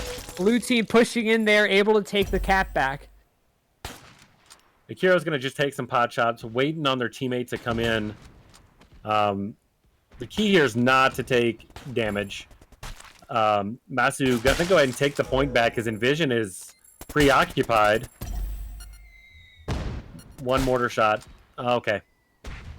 It's almost really tempting to get stuck into those corners, like to use them as cover, but then you pretty much back yourself into a corner to get mortared or grenaded. Well, you see that B-swim getting a little bit of damage here from Ichiro getting shot there. Envision on very, very, very low health, but he's holding the pressure there, man. Yeah. Masu. Oh! I couldn't tell. Did he hit him with the knife a little bit? Oh. Masu, grab that health. Yes. That's what you need. Envision still on very low health. Ooh! Dude, Envision, he is playing with guts. That's a gutsy move. That was I mean, a sick shot. Low health, peaking like that. I'm not sure if anyone else gets that shot off, but they're leaving that. Okay, here now, blue team here. They're leaving the point really exposed. They are. Knife kill. Jeez. But that's okay. But that's okay that they're leaving the point exposed because they're able to put those 2v1 situations and use them to their advantage. So right now, Masu is going to be distracted on the left rather than trying to take the point, right? So then Envision still has the space when he has lower health to get back on the point to help his teammate. Now, Ichiro with the snipe, and it's B-swim out. Envision taking on. He's on low health yet again, but he is just playing with brass. That was a perfect balls. dash. Perfect dash because we know that Envision is great at that shot, like right around the cover there. Now, Envision, it's to note here, Envision is, Masu on low health. Envision gets taken out here. B-swim by himself. He's playing a lot more conservatively. Ichiro pushing in, though. Oh, B-swim pushing it back, though! Oh, my gosh. Oh, my goodness. Okay, 1v1 now. Masu holding the point. Trying to get the knife kill. Masu now on very low health. Envision, is he going to go for it? Yes, he is. Could just breathe on Masu at that point. Blue able to flip here. Mortor Dorgernerded. Is that kind of like when Scotch said rocket launcher? Yeah, rocket launcher or... rocket now, launcher. I think that you're seeing here kind of a flip in momentum. Red's kind of been answering very, very well. Playing, again, conservative defense. That's what they're good at. And they've been playing that very, very well, allowing them... but good counter there by Envision. And that was strictly accuracy there. That was what won that fight. B-swim taking a little bit of damage from a mortar. Masu coming in, but Envision answering and grabbing both health packs. Super smart. This puts Envision at a really good advantage. They're able to take shots at each other, though. Equal shots. Envision one for is just one. Super accurate. All right. And Red's going to take the point. Wow, and Ichiro get the mind kill after. So Masu by himself grabbing the point there. Oh my mortars gosh, coming in. Mortars coming in. Ichiro getting shot there. Envision. Nice mine. That's a really good mine. Yeah, Masu had the opportunity to make sure that B-swim did not get that health back, but I'm telling you, Envision is playing. They don't know. He doesn't know. Envision. He had no clue that he was behind him. Yeah. Yes, the server password. Yeah, that comes down to that how much field of view they actually have there. 868 now 85. Their blue team. Ichiro holding this corner here, taking shots from Envision, trading damage. B-Swim coming from behind. Is Ichiro able to escape? No, he's not. B-Swim's down. Envision. That's just got to pick up that health there. Shot. Envision able to get the health. Nice. The knife. He thought he was going to take it away from Masu. Masu just walked up and knifed him in the face. Ichiro sitting on his own mine. Super smart. Envision gonna try to trigger that mine, get it out of here. Blue's sitting at 96% now, flipping the point though. Red is gonna be at 78. This is a close one. This is a close one. Again, lag, they're really good at holding the point here, but Envision with the shot, Masu trying to get the knife kill, not able to. It's going to flip back over, 98% on Blue. He's got a touch. He's got a touch. You got a touch, buddy. You got a touch. You got to go, and there's not able to. Not able to contest. Blue team taking the win here. Again, we see Blue dominating on the damage side, right? Wow. So red team is just taking more deaths. Masu with the most kills in the entire match. But blue team is just consistently out damaging them. Well, and that's the thing, right? So in this situation, it wasn't necessarily about, you know, who was in or out. It was about how much pressure you were able to exert on the other player. Again, 3,590 versus 2,900. I mean, that's pretty close damage-wise, but, I mean, it makes a difference. It does. It really does. Because the kill ratio wasn't that different. It really wasn't. So now, looks like blue is taking the first two. So going back to TDM. So again, we're going to be on a bigger map, red base. I think we're going to see a different dynamic here, to where we saw this last time, specifically with lag, where they played more defensively. I don't think we're going to see that in this next team deathmatch. I don't think it's going to happen. Well, you can't really, you know, you're down 2. You've been able to kind of answer to a certain degree to what your opponent's doing. But you're going to have to force it this time. You're going to have to come up with something a little bit different, something a little bit more aggressive, which, you know what, lag isn't. We haven't seen that really from them. We haven't. This is going to be an interesting one, though. Check out this map. What I've seen teams struggle, and it's because of the snipers. It's just trying to counter those snipers, coming up with the best way, because the sniper does so much burst damage as long as you're accurate.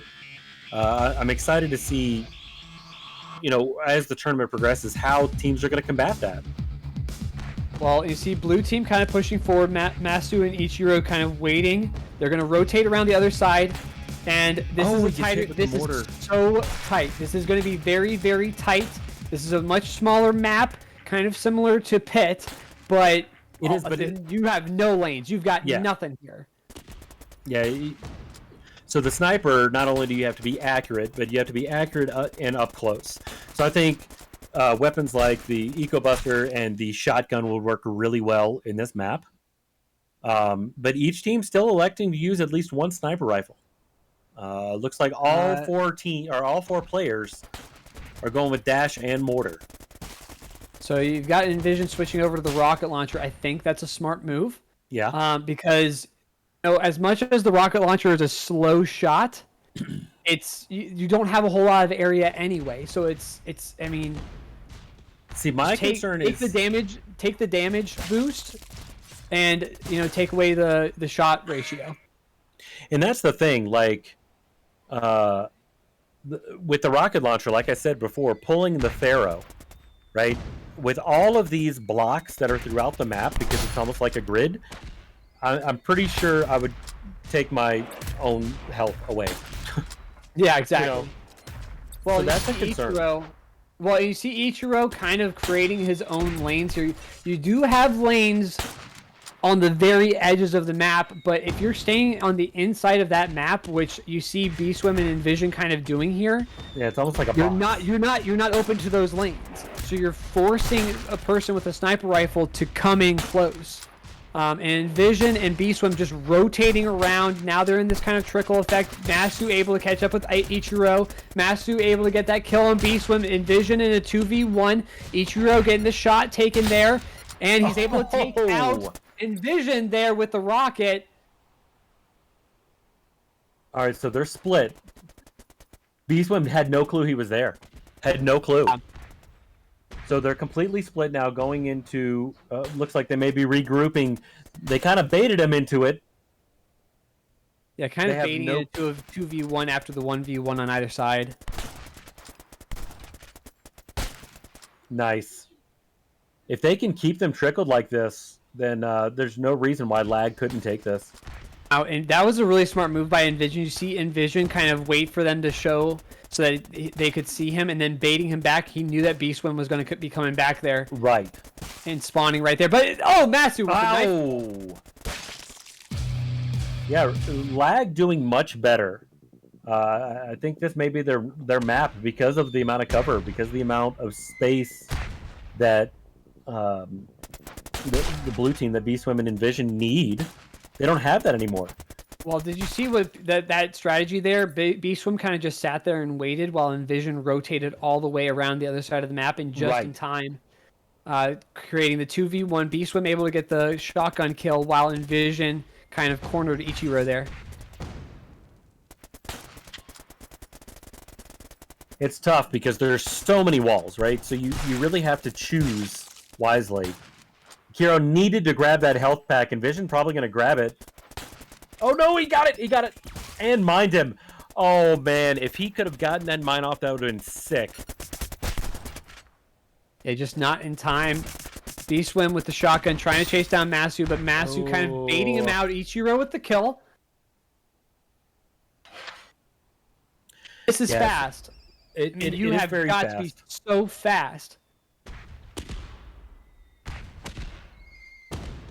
Kind of drawing out all these mortars. Hero. Oh, he almost baited him into that mine. If Red can maintain their momentum and kind of pull back a little bit, they can fully take this.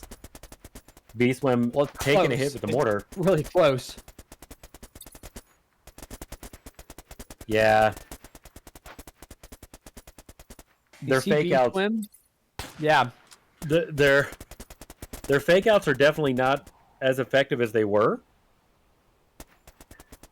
Well, it's because, again, Lag is using this defensive maneuver where they just back up and wait, back up and wait, back up and wait. And you see Envision and B-Swim are the aggressors here.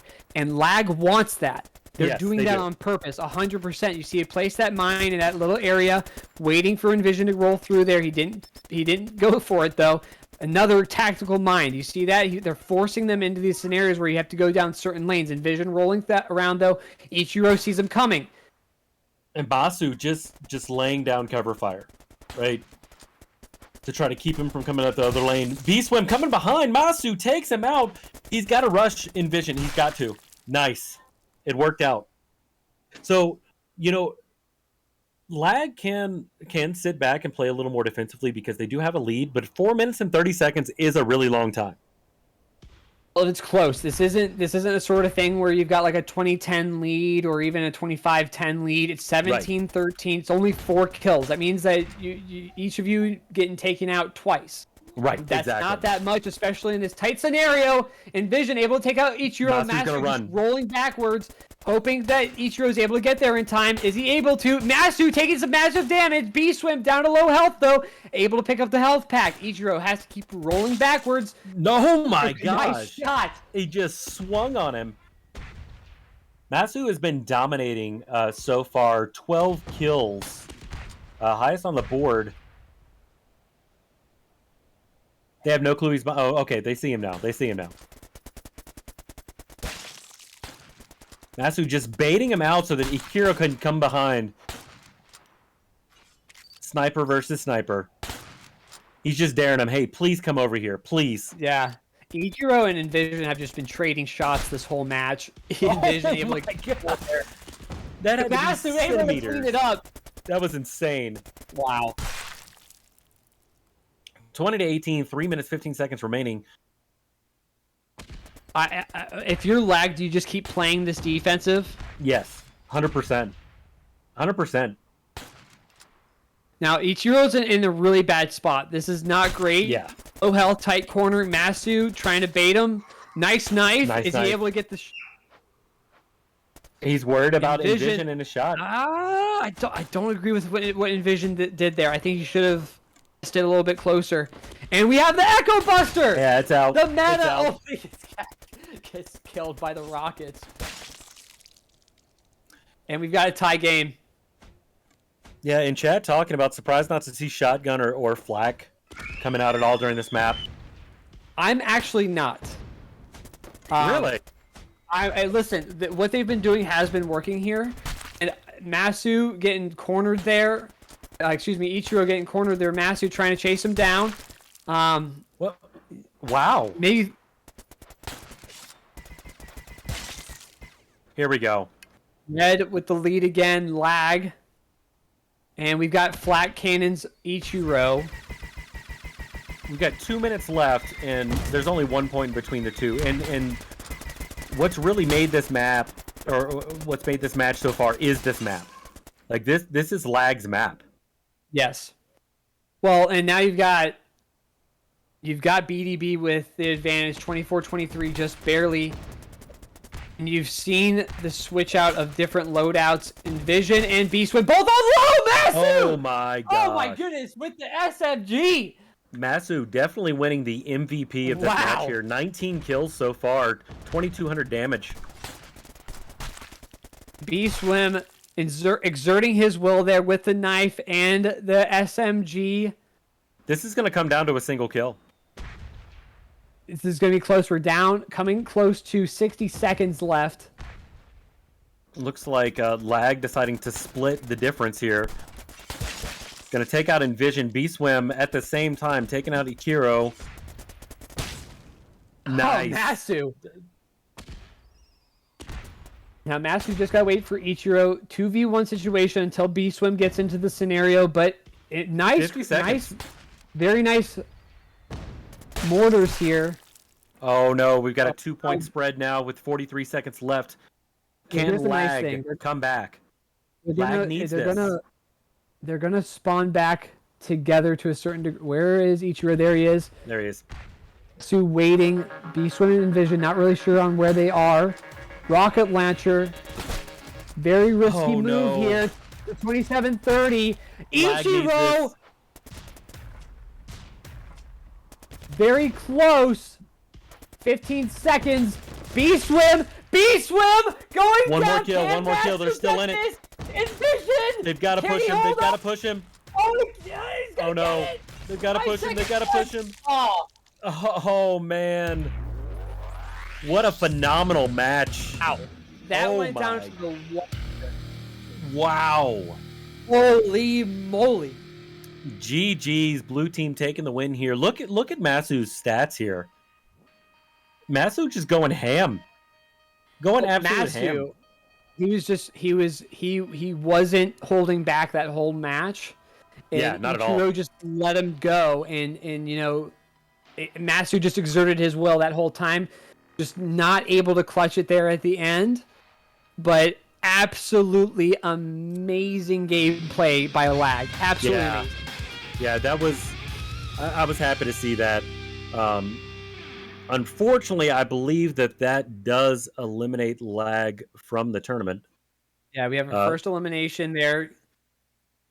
BDB gonna be going on now. I saw a different BDB here than what we saw earlier, right? So a lot more confident, more confident gameplay, a lot more in your face. Yeah. I think honestly, the play style of Lag worked really well for them on certain maps in certain situations. But you're right. They were never really the aggressor. Right. It was a lot of backing up and defensive and trying to put themselves into position. And I think in a couple of those situations, if they were to push, that it would have been a different outcome. Well, and I think honestly, it came down to accuracy and who got the kill. Because I think that what Lag was doing was working for them. I don't think that what they were doing, I don't think they should have changed that especially in that last game there. Games 1 and 2, sure, maybe if they had pushed a little bit harder, we would have seen a little bit of a difference. Maybe that last one though, their game plan worked. It just unfortunately they didn't get the kills when they needed it. That's such and somebody said that in chat too. I agree with whoever said that. That is a great 2v2 map because it really was. Like, that was perfect. Forces the situation for both teams. You get up close and personal. You don't have the ability to have those lanes like you typically do in those bigger maps, especially that first one. It forces you into different situations, forces you to get creative. So it does. Very, very good gameplay though from both these teams, and BDB will move on to the losers round 2, and will take on either RTK or PP in that second round. I believe we will have Ballistic versus SDH though in this next round. SDH. If I'm not mistaken, that's 6 dip hamsters. Maybe? I think it is. I'm pretty sure it is. But, honestly, kind of while we're getting switched over. Yep, see, good. Okay, 6 dip hamster. I got it right. Yeah, this has been a ton of fun for me. I know the same for you, Scotch. For those of you that are watching, if you're interested in this game, make sure to join the Discord. Check out the game. They're on Twitter. They're literally everywhere. And if you like the soundtrack like I do, go out to Spotify, search Brutal Grounds, and it's right there. Free, 100%. Don't have to pay for it. But also supporting on the Patreon. 6 dip hamsters on Twitter too. Okay. Well, there you go. Okay, I'm gonna have to search that one up too. Sebways. But so far, the games have been really good, right? We can see like a skill gap with the community, but that's to be expected. If you want to learn how to play this game, come out Fridays and Saturday nights, and just join a game. I get wrecked every time I play, especially if like Cat Neek is around or Red Jive. You like target you. It's fine. I'm okay with that. I'm okay with that 100%. Yeah, soundtrack's playing in the background right now. So if you like what you hear, go to Spotify, check that out. Check out Brutal Grounds on Discord. And check out the Patreon as well. As a matter of fact, one of the tweets that Brutal Grounds put up was from our matches last night. And so like everybody's like 100, 76, 75. I scored 3. So, but it doesn't matter. It's still a blast to play. It's a lot of fun, especially when you get a whole bunch of people in the group. But yeah, we're going to be continue on with this 2v2 tournament. Now, I really like the 2v2 tournament because it really highlights and showcases the skill that this community has. Well, and exactly right. I mean, it shows how good some of these players are. It highlights cooperation and team strategies. You've seen the strategies come out. You've seen certain players. I'm going to point out Sebway, Crystal, in that last round, Nasu, just absolutely coming out in strides, doing work, dominating in certain areas. I mean, these guys are good. These are good players, and the game rewards you for being good. Yeah, it definitely does. So it looks like Ballistic and SDH coming up for this next match. Starting off in Shifting Sands for Team Deathmatch. This is a big map. Such a big map, Yeah, you've got this big map again. You've got this really cluttered center, but these lanes on the outside. Gonna be really interested to see what strategies they go with. Looks like we've got the SMG and a shotgun on Team Red. Shotgun, sniper rifle, and SMG on the other side. Everyone on Team Blue going with the dash. We've got a mine on the other side. Shotgun, interesting. And we've got knives as well. So it's going to be interesting to see. I expect for Therm to play kind of closer to the middle, considering he's got that shotgun. Definitely doesn't want to stay on the outside too much, considering how open that area is. Gonna wait for Magic to come around the corner. Curry with the snipe, though. Yeah, they played right into that. Yeah, that was a good exchange there. 1-1 now. Well, and that's the thing. Red doesn't have the distance advantage that Blue has right now. Well, and that's okay for this map. I mean, if you stay closer to the middle, that's perfectly fine. Right. You don't really need that distance too much.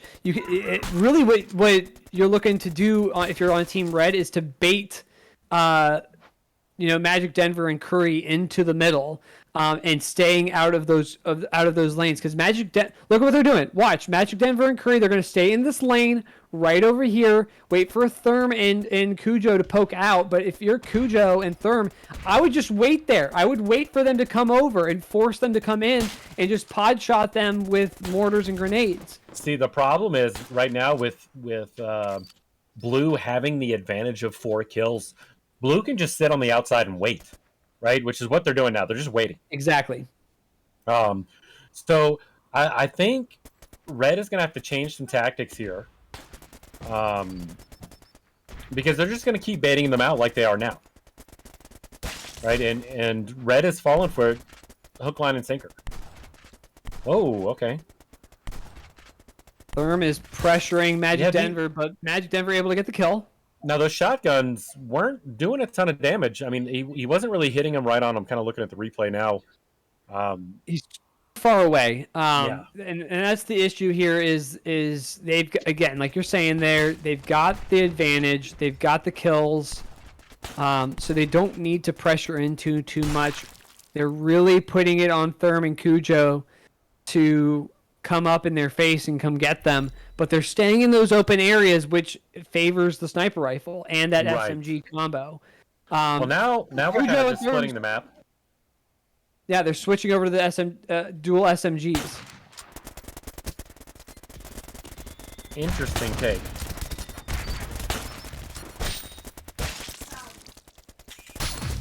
And now, here's a question that I was thinking of, just kind of watching through the gameplay and seeing now on the screen how you aim. I wonder if a lot of the people that play Brutal Grounds also play, like, what is that game? OSE? O2? Yeah. Yeah. Because it requires skill. You can't just kind of, like, throw your mouse out there and hope that you're hitting the target. You need to actually be aiming at the target. Mm-hmm. Right? Because if you're shooting past the target, then you're not going to be as accurate. You can see Cujo and Therm kind of waiting, trying to come up with a strategy. Thurman, I think, kind of went in there a little bit too fast. Cujo not really able to help. The issue that Cujo is having right now is that he's got the shotgun. He's too far back. Yeah, if he's going to be that far back, he's got to switch over to a different weapon. And the teleport! Oh! The attempt to try to distract Blue team, not falling for it though. Yeah. And Curry able to get 2 sniper kills there.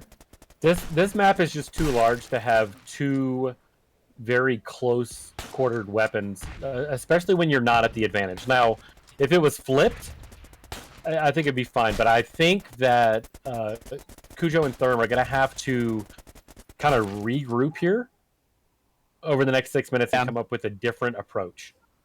Well, and Cujo's trying to use that teleport to his advantage. Unfortunately, he hasn't been able to. Therm with the dash and the SMG combo. Yeah, I'm not sure. I'm thinking if you're Cujo, you've got to kind of think maybe this isn't working out. Therm trying to pressure them out with the Cujo with the teleport to the behind. And see, Magic Denver killing himself there. But that's exactly what I'm talking about, though. Like, They're trying to think outside of the box to try to find a different way to make things work, right? And I think they have the right idea. I just think that the weapons they're using. Okay, so we see Therm switching now to a rocket launcher. Cujo rocking the shotgun here. Blue team's just sitting there, just waiting. They're just sitting waiting, and I think that's really smart. Denver getting killed there, though. Oh, he walked right into it. Oh, okay, missing. Yeah, Curry playing kind of inaccurate here. Magic Denver, though, coming from behind. Therm has nothing, yeah. Wow. It was interesting when Therm threw down the heel. I don't think he was close enough, maybe. Yeah, I think if you're Cujo, you gotta think about switching weapons here. I'd really be interested to hear what the conversation is. Just you're playing too far back, and your opponent is baiting you into these open areas, which doesn't favor the shotgun. Therm taking damage for himself. But that's the thing, though, is if you know... Oh, nice shot by Therm. Curry just kind of walking into that rocket. But if you know that your opponent can outgun you as far as accuracy goes, you have to find a different way to approach that. I think that's what Therm and Cujo are trying to do now, right? Well, now we've got double rockets. Really interested to see what's going to happen here. Okay. And Therm Cujo pushing in. Cujo was facing backwards. Did you see that? Yeah. I don't know why Cujo was facing backwards. That was weird. Yeah, it looks like there's just a lot of confusion there. Yeah, but Denver and Curry are just kind of sitting back. And this is, you've got 3.5 minutes left. You've got a 16-point lead. Yeah, you've got... the only thing that Red can do is push. They have no choice at this point. Well, and they got to switch tactics. Because they have to. What they're doing right now isn't working, and it favors blue team. They've got a clear advantage here. Oh, okay. Cujo is sticking with that shotgun, but we've got the photon blasters coming out from Therm. No, that's flak. Oh wait, no, flak cannons. Excuse me. I think that's one of the first times we've seen flak today.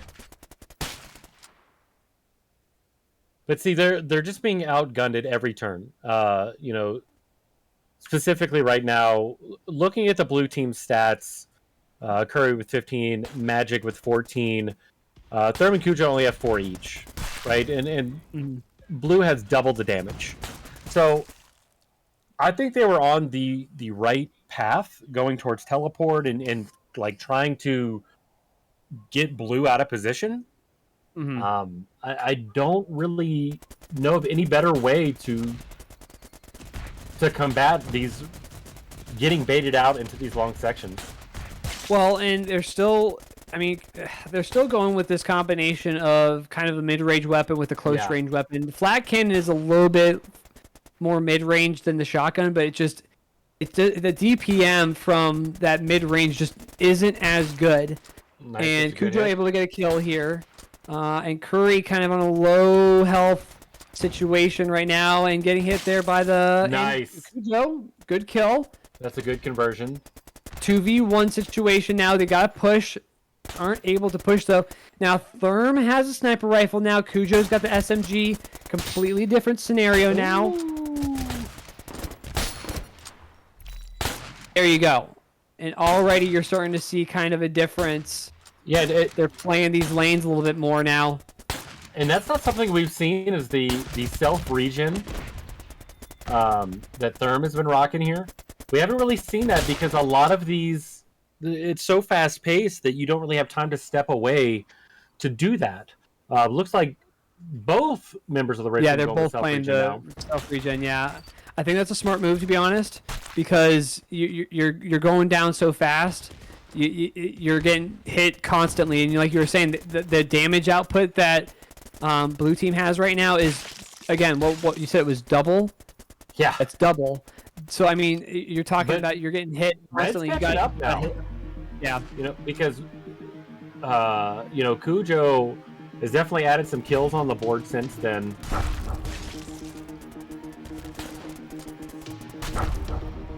Nice double kill.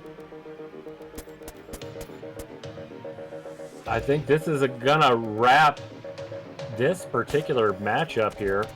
Yeah. This map is so large. It is so large. So, blue creating that space was key. Well, it's them getting the advantage to start there. I mean, look at this. Yeah. Magic Denver, 21 kills. Curry, 18. They were just outgunned. That was the only issue in that match.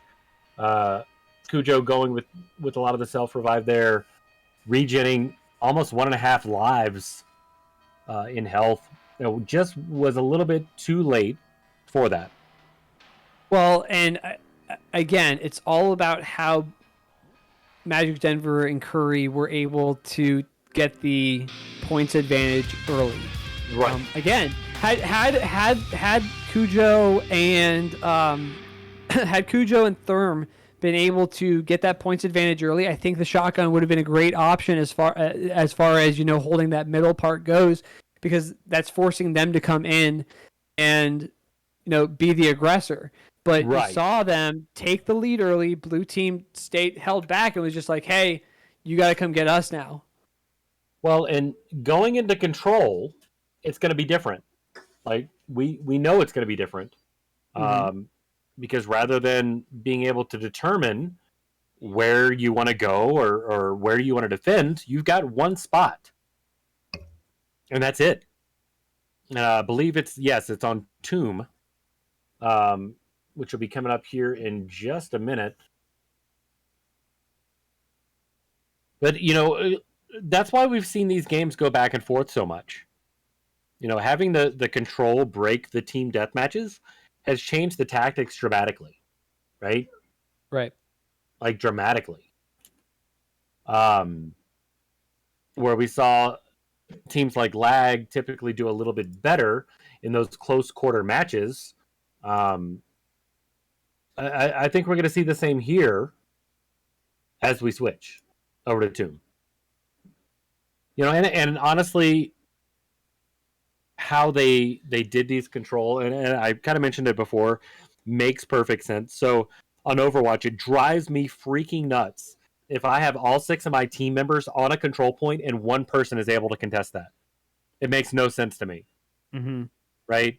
So one person like a Tracer can kind of roll around that control area and just bide time for the team to come back. Right? Right.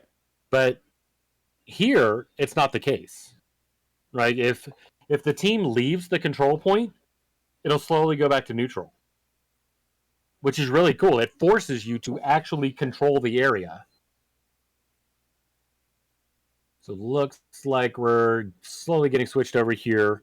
We're going to kind of use this time to shout out all of the people that have joined this tournament, right? There's such a massive gap from the people that have been playing the game consistently and newer players, and that's really awesome to see. It's really, really cool, the turnout that this tournament has shown.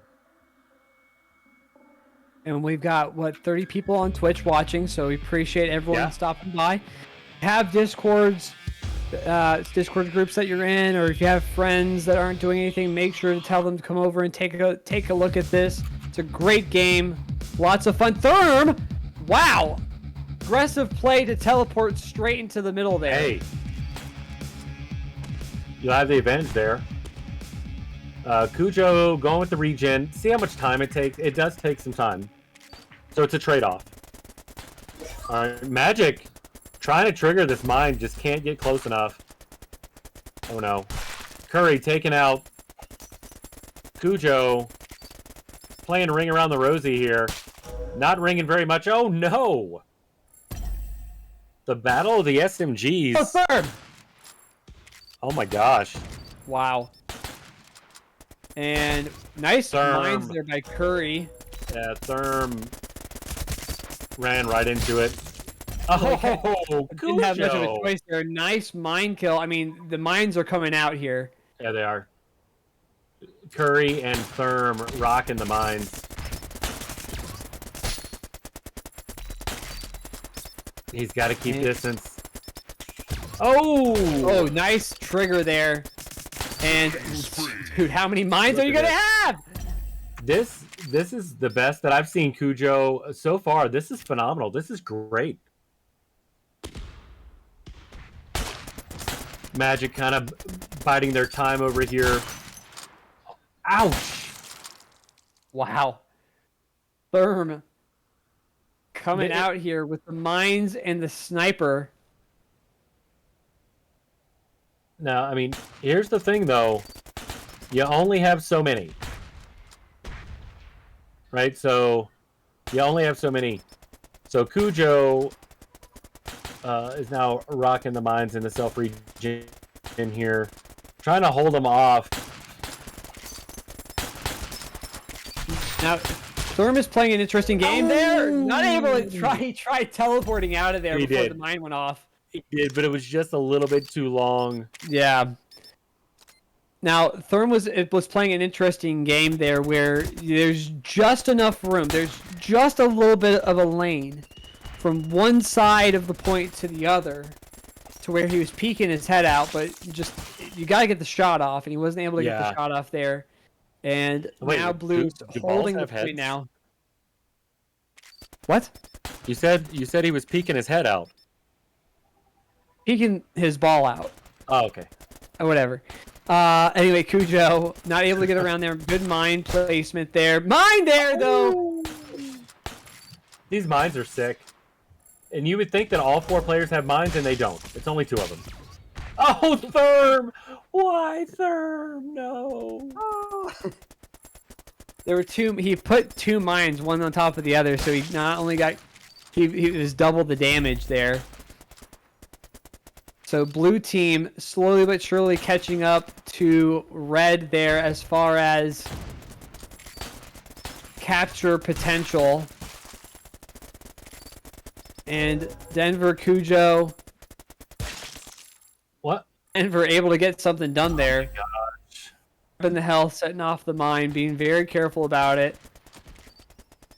Cujo and Therm on either side. Cujo able to get the first kill. Therm not able to get in there because of the mine! With the mine! Oh my gosh. Yeah, this has definitely been Mine City. And Cujo with the bait.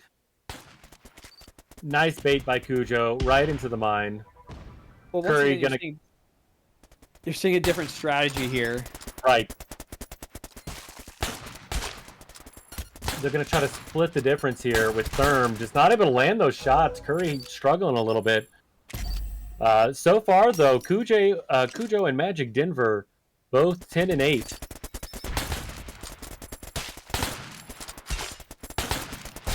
Not nice kill there. Just not able to connect. Yeah, very, very close. So close match here so far. Cujo coming in here. Trying to bait him out with his shots. Very many grenades. Which is kind of surprising for when you have this particular control point. It's just a box. Kind of interesting not seeing the grenades coming out, but the mines are just going nuts. Yeah. I would love to see the stats of how many mine kills have actually happened. I'm sure it's got to be in the double digits. And Denver, just better aim there. It's coming down to who has the better aim now. It is. Right now, it looks like blue slightly out-damaging red. Therm stuck in that corner. Yeah. It's just coming down to Denver and Curry having just the better aim. I mean, Cujo and Therm have a really good strategy. Now we got the photon cannons coming out. They're gonna push. Yeah. He can't touch. Yeah. Smart move. Cujo has the touch here. Yeah, he's got no choice. Unfortunately, they were just waiting for him, and they will cap and they'll take the win. I thought he made it. To contest. Pretty close there. Yeah, barrier helping to clear those mines would have been helpful. But man, that was just Mine City. That was just like they were just peppering the whole area. I thought all of the players had mines, but only 2 of them had mines. Yeah. It's crazy. At one point, there were like 5 mines in that point. Yeah, there were a ton. So, I mean, it's just... All right, so it looks like we're going to be switching over to another server here real quick. But yeah, blue so far taking the first 2. Ballistic, I think they have the right idea though. Like I don't think they're being played strategy wise, like outplayed strategy wise. I think that honestly they are. It's all accuracy, like what you were saying. Well, and it just was they were just missing shots. Like yeah. They had opportunities. Ballistic had plenty of opportunities to take that point, and they even had the lead at one point. But it came down to accuracy. It came down to who was getting their shots off and who was gonna, who was gonna, take the kill. So. All right, so coming up, so this is the make or break time in red base with team deathmatch. Going back to the old TDM. Now, another larger map. Is Ballistic going to change what their strategy was? We saw that it didn't work in Shifting Sands, right? To try to force the close quarters. It didn't play out, especially with Curry and Magic Denver's ability to shoot. Mm-hmm. Right, they were just incredibly accurate with those sniper rifles, keeping them at a distance. And the beginning of this match to me is going to be the most important. Why? Because last time SDH had the advantage. Mm-hmm. Right? They had the advantage, and they kept the advantage by keeping them at bay. So as long as they can adapt and overcome and kind of change their strategy, I think it'll be fine. Cujo getting the first kill here, and he liked that shotgun. So this is going to be a map that's going to be a lot better for him. Yeah, I think so too. Since he likes to choose that shotgun, he really wanted to use it in that first round, just wasn't able to. This is a tighter map. As long as he stays to the inside of it, he's going to be fine. He's laying down those mines, which is interesting. Wow, really good exchange there. And Curry on very low health. Therm just not able to finish him off. Wow. He's running right into Magic Denver. Now, Cujo's got the barrier. Yes. So this is the first time that we've seen this here in this tournament, is the use of the barrier. Going to be interesting to see how he uses this here. And Therm all by himself into a little bit of a trickle. We're going to see how this works out for them. Therm and Cujo spawning on opposite ends. Choosing to wait for the spawn. 3 to 5. That's okay. And changing loadouts affects that spawn time too. So I didn't think about it for the first match, but with them constantly changing loadouts, that's less time that they're on the board. Right.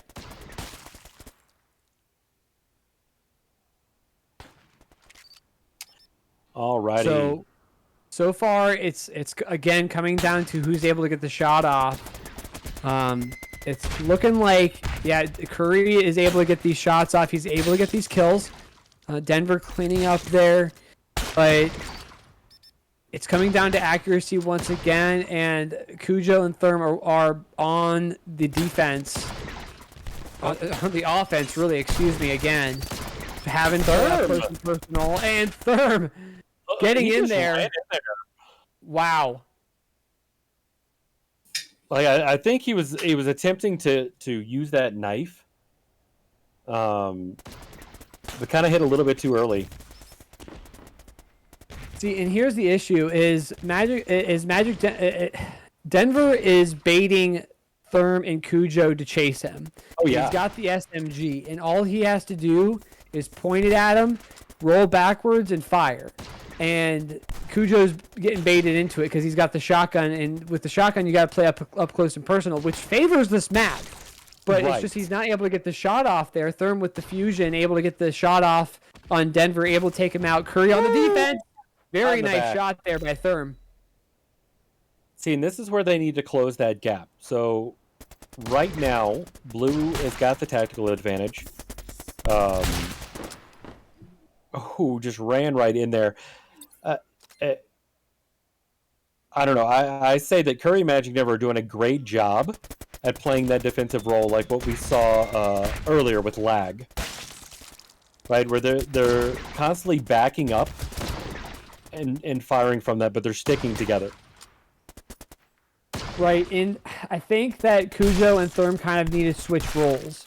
They do. Because what you have right now is Cujo busting in there, chasing Denver, who's got the SMG, who's just peppering him, and you've got Therm sitting back waiting to kind of take shots. I think you need to switch it a little bit. I think you've got to have Therm kind of take a couple shots, allow Cujo a little bit of cover so that he can go in there with the shotgun and finish it up. But that's not what they're doing right now. Nice barrier there by Cujo, but getting sniper killed there by Curry. Yeah, because if it continues the way it is, they're kind of just running away with it at this point.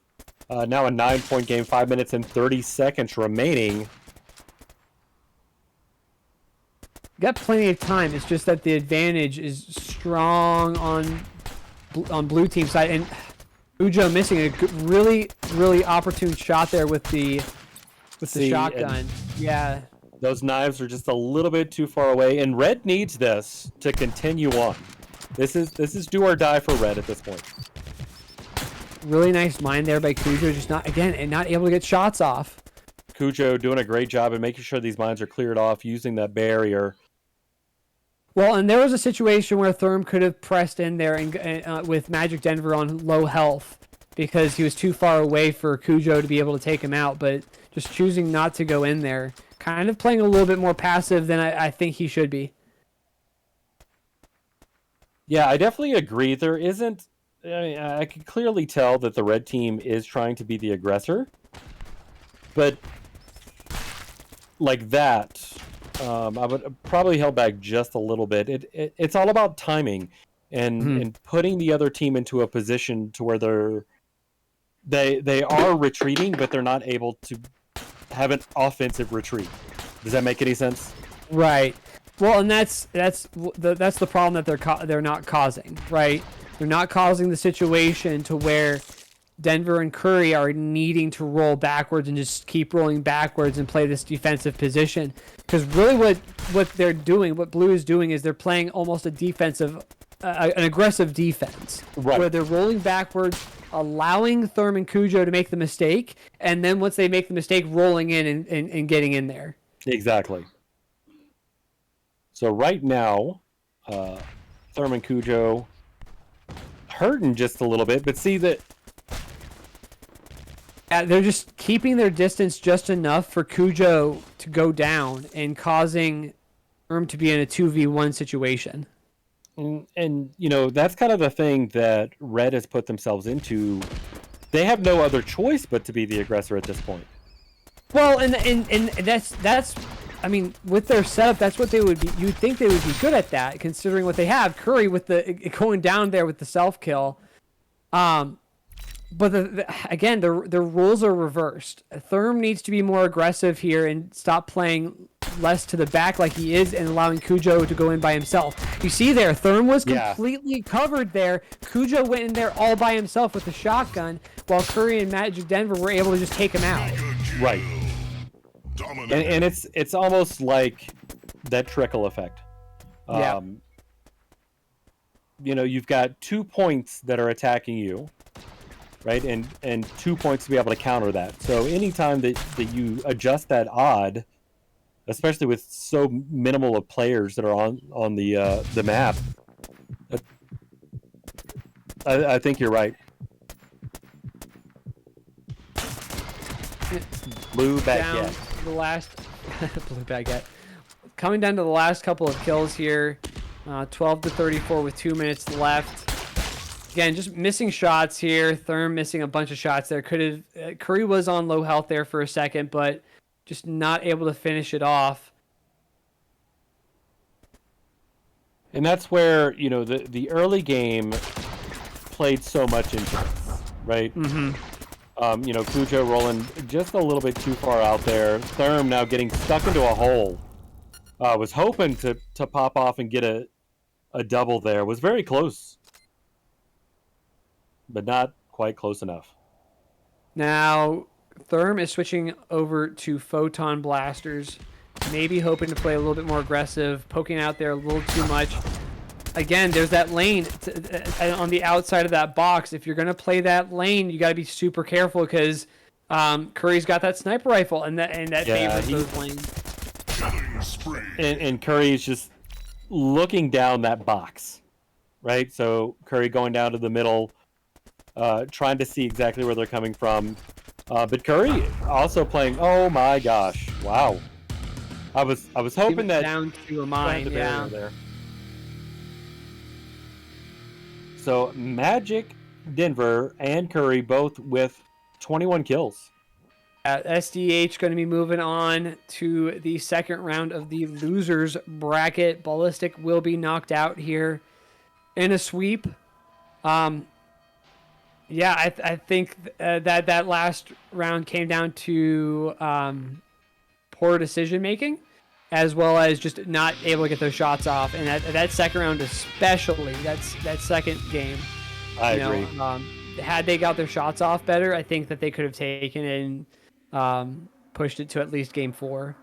And I think what we're gonna do with finishing up that match, I think we're gonna take a short break, a slight intermission. Yeah. Again, congrats to SDH for the win. But you know, so far throughout this tournament, I don't think there's been a dull time, right? No, there's these matches have been just absolutely exciting. It's you and I met commentating Mario 64, Feels like years ago. speed running, and what I wanted to see out of this as a commentator was fast, quick, exciting gameplay, and that's exactly what you've gotten here. I mean, when you think of great games to commentate, you think of CS:GO, you think of Rocket League, you think of Overwatch. The nonstop action. Nonstop action, and that's exactly what you're getting here. And I want to give a giant shout out to the developers for giving us an amazing view to be able to commentate from. This is all of everything, the stuff that you're seeing is you know, Red Jive is the camera operator today, giving you guys the great angles, and the game was built that way, which is phenomenal. Mm-hmm. Which, like, to have that foresight is just amazing. Bless you. Thank you. No, but everything that you guys are seeing is what we're able to see from our end. We're viewing it from a different angle because we have our own view. But everything that you're seeing from Red Jive's view from Twitch is exactly what we're able to do on our end. So giant shout out to the developers for giving us thinking about us commentators and us casters to be able to give you exactly the kind of information, the kind of insight as to what you want to see in these kind of games. Agreed. Well, we're going to take about a 10-minute break here. When we come back, we have got round 2 action. Winners brackets, RTK1 versus SHD, and then RTK2 versus PP. I can't get over the PP. We'll be right back. Thanks so much, guys, for listening.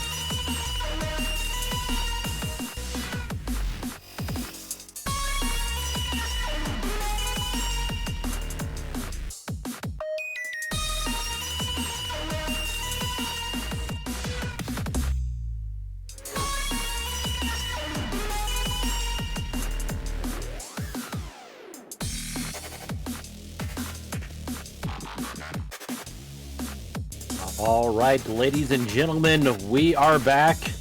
We've eaten our honey buns, chugged down our Monster Energy, and we are back with round 2 action. We're back. You drank black coffee. You didn't drink any energy drinks. I drank water and needed to hydrate myself. Anyway, okay. Balls. We are back. Go ahead. We are back. Round 2 action coming up for the winners bracket. We had our first 2 knockouts here. Lag and Ballistic not able to make it through, but really showing themselves very, very well. Up next, we have SHD versus RTK1. And we got Team Deathmatch to start. Shifting Sands back at it. What kind of strategy do you think we're going to see from these guys? I don't know. So we saw like Ulysses was like the accuracy god, right? Mm-hmm. Like, so I think we're going to see more of that to where they're going to be playing a little bit further back. But Sebway, right? Sebway was able to get like some of these amazing, like, it was almost like Wanted. You know the movie Wanted where they like curved the bullet around the wall? Right. Like, you couldn't even see Sebway, but then you were dead. Well, and it's going to be interesting because the dynamic that you have on both the teams is really, really interesting. You have Sebway, who kind of just controls everything, goes for it, is able to get those shots like you're talking about, and Devamster is able to kind of sit back and be the assist god. Really, right. I mean, we saw him. The assists were just insane coming out of him, while Sebway just sweeped and cleaned up. Ulysses and Cuba, on the other hand, they're kind of a tag team. Yeah.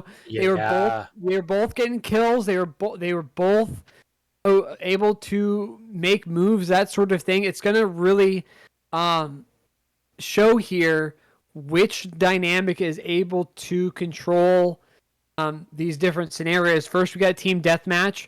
I think with Shifting Sands, I think that RTK1 is going to have a little bit of an advantage here, just because they're going to both be controlling. They're going to both be very aggressive. Right. But I think that control is where Devamster and Sebway have the advantage. Again, Devamster is very good at sitting back, taking those shots where need be, and Sebway is able to rotate around and kind of be the goon, if you will, and make really a lot of havoc, create a lot of havoc for the other team. Well, and if you're just joining us now, my name is Tharoh.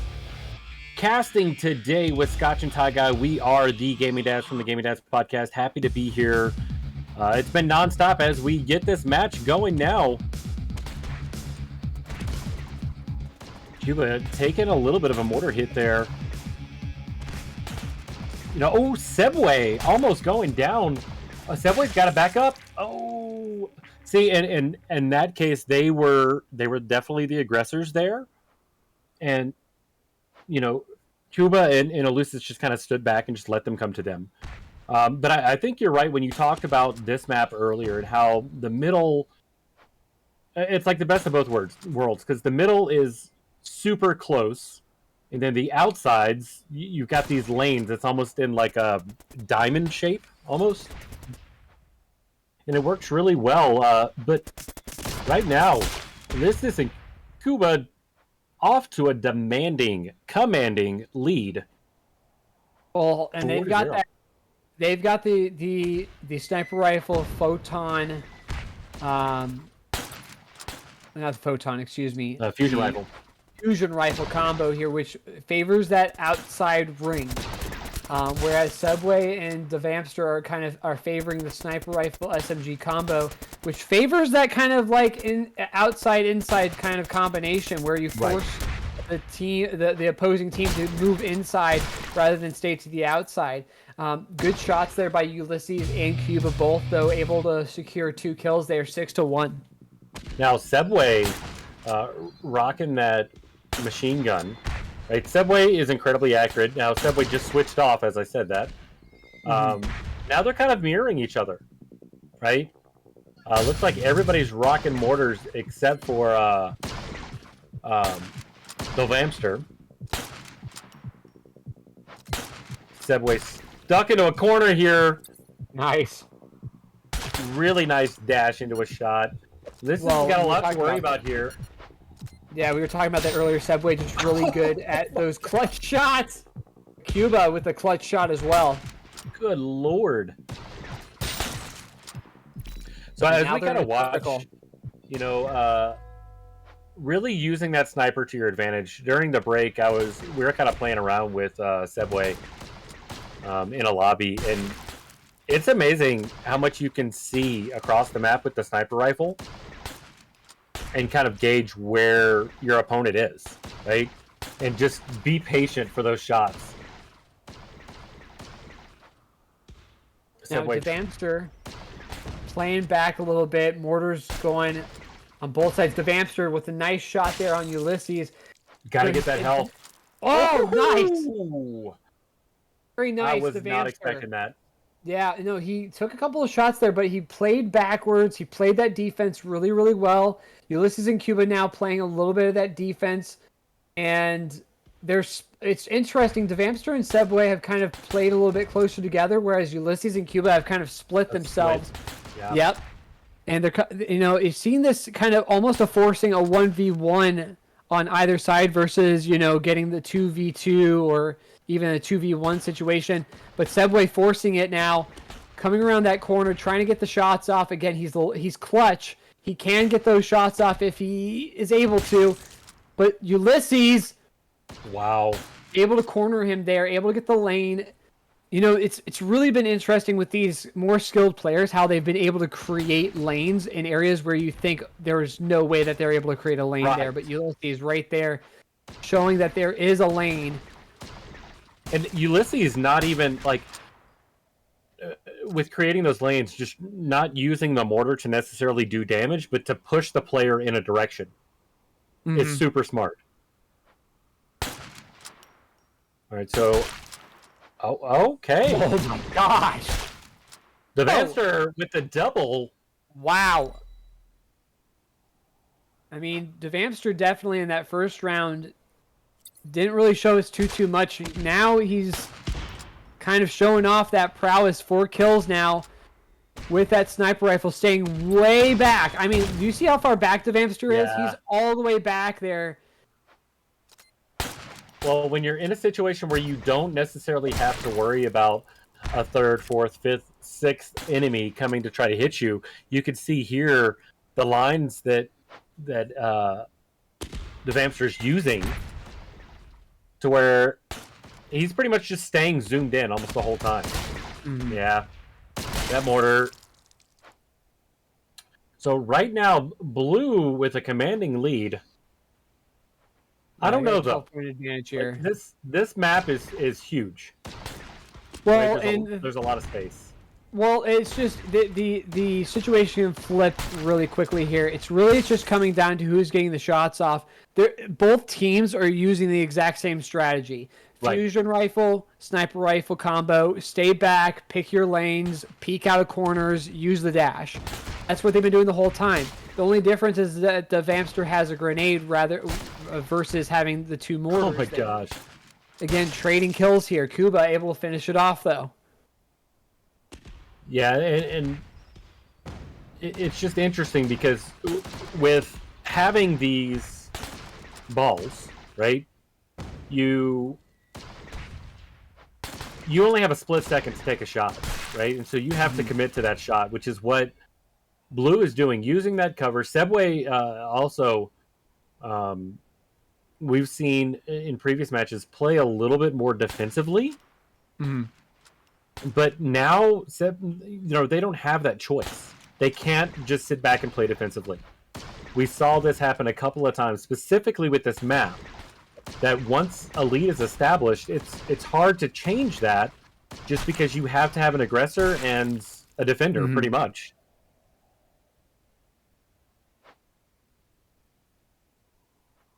All right. It looks like red really favoring this right side. The Vamster was just stuck on the wrong side there. Sebway, they're gonna rush. Ooh, Sebway comes away with the kill. Sebway gonna try to take try to give as much damage to his teammate. The Vamster gonna pull back a little bit. Remember, distance is not key when you have folks that have sniper rifles that may not necessarily be able to hit you, but it's basically a scope for the map. Nice. Very nice order from Sebway here. Kuba just... Yeah, good job cornering Kuba there. Yeah, just stuck between a rock and a hard place. Nowhere to go with no health. Sebway taking a shot. Not seeing that mortar come in. The Vamster's going to have to back up or make a decision there. Interesting. Going to leave the health there. That's the right move. You can always back up into it. Take a couple shots if need be. Well, and you also have to plan where your team is, too. Because you don't necessarily want to give your team health. The Vamps are going to hang out, waiting on their partner here. 32-10. Ulysses and Cuba holding a commanding lead now. Mortars doing plenty of damage. Ulysses got a lane on the Vamster, and oh man, it's just tough when you're getting pinned there. Yeah, you see that they got pinned there, and like that little between that little outcropping here and that little dot there, and then they had the lanes just to be able to take them out. See, the difference is, so Ulysses is, I don't know what DPI they use on their mouse, but can just flip around and is on target, which is phenomenal. Ulysses may take a death here. A nice mortar by Sebway. Let's see if the Vamster can finish off Ulysses. No. Dude, he is just so accurate. He is incredibly accurate. He's able to just spin the mouse and bam, on target. That's awesome. So for comparison, I mean, the Vamster and Sebway have 11 combined 6 and 5, and they'll take the loss there. 23 kills there by Ulysses. Cuba with 17. I mean, both teams using the exact same strategy. Yeah. It all came down to who is more accurate. Yeah, I agree. Ulysses, I've spent a little time watching them, and just to be able to just spin like that and immediately be on target is, you can tell there's been practice there. Well, it's all about mouse movement. It's all about mouse movement, staying on your target, and especially with that sniper rifle, if you're able to dash out, stay on your target, get that shot off. Yeah, you can't be stopped. All right, so we're rolling into Tomb Control, which is going to be a smaller map. We know it's going to be a smaller map. What do you think it'll change? I mean, you don't have a ton of lanes. Well, again, the strategy favors Devamster and Segway here. Again, Devamster able to sit there, kind of hold at the point, right? While Segway kind of rolls around, that sort of thing. But as we just saw there, Ulysses and Cuba kind of able to extend their will by just their accuracy. If they're able to dash in and out of those lanes, the lanes that there are, and able to stay on target and able to get the shots off, we'll see. Here's the difference. Sebway rocking that SMG, which we've seen Sebway just walk in and obliterate people. Well, and this is the strategy that we saw from them in round one. So I expect to see Segway do something very similar. He's going to get taken out, though. Again, it's all going to be about that accuracy. How accurate are they going to be? And Ulysses and Cuba are just so accurate. If we can, during this defense, get zoomed in on Ulysses and how these shots are happening, Ulysses is able to go 180 degrees back and be on target. Using that advantage, seeing exactly in it's almost like people who can like take a picture and memorize that picture. Remember the things you did as kids where you're comparing the two pictures on what the differences are? That's what I feel Ulysses is doing here. You saw that when he took. Well, and you saw that he's favoring that gun side. Yeah. Which we haven't seen too much of. And he's using that gun side to his advantage. You see that dash in and out of those lanes. He's able to get that shot on Devamster right there, for instance. I mean, it's just... He's using those lanes so well. Already on a killing spree. 4 kills so far. Only 1 death. So, the key is if you're Devamster or Sebway, you want to try to eliminate that space between you and Ulysses. You have to. Well, and I think the way that you do that is you get him out of those lanes. Oh my gosh, that's what I'm saying. I don't know if we were zoomed in on him or not, but he literally spun around 180 degrees right there and got the kill. Just absolutely insane. It is. So blue sitting at 50% already. Red struggling. And I think this is the first time that we've seen them struggle a little bit. Cuba, almost having no health, was able to grab a health pack there and finish off Red. While they're holding on to the point, 60% to 10.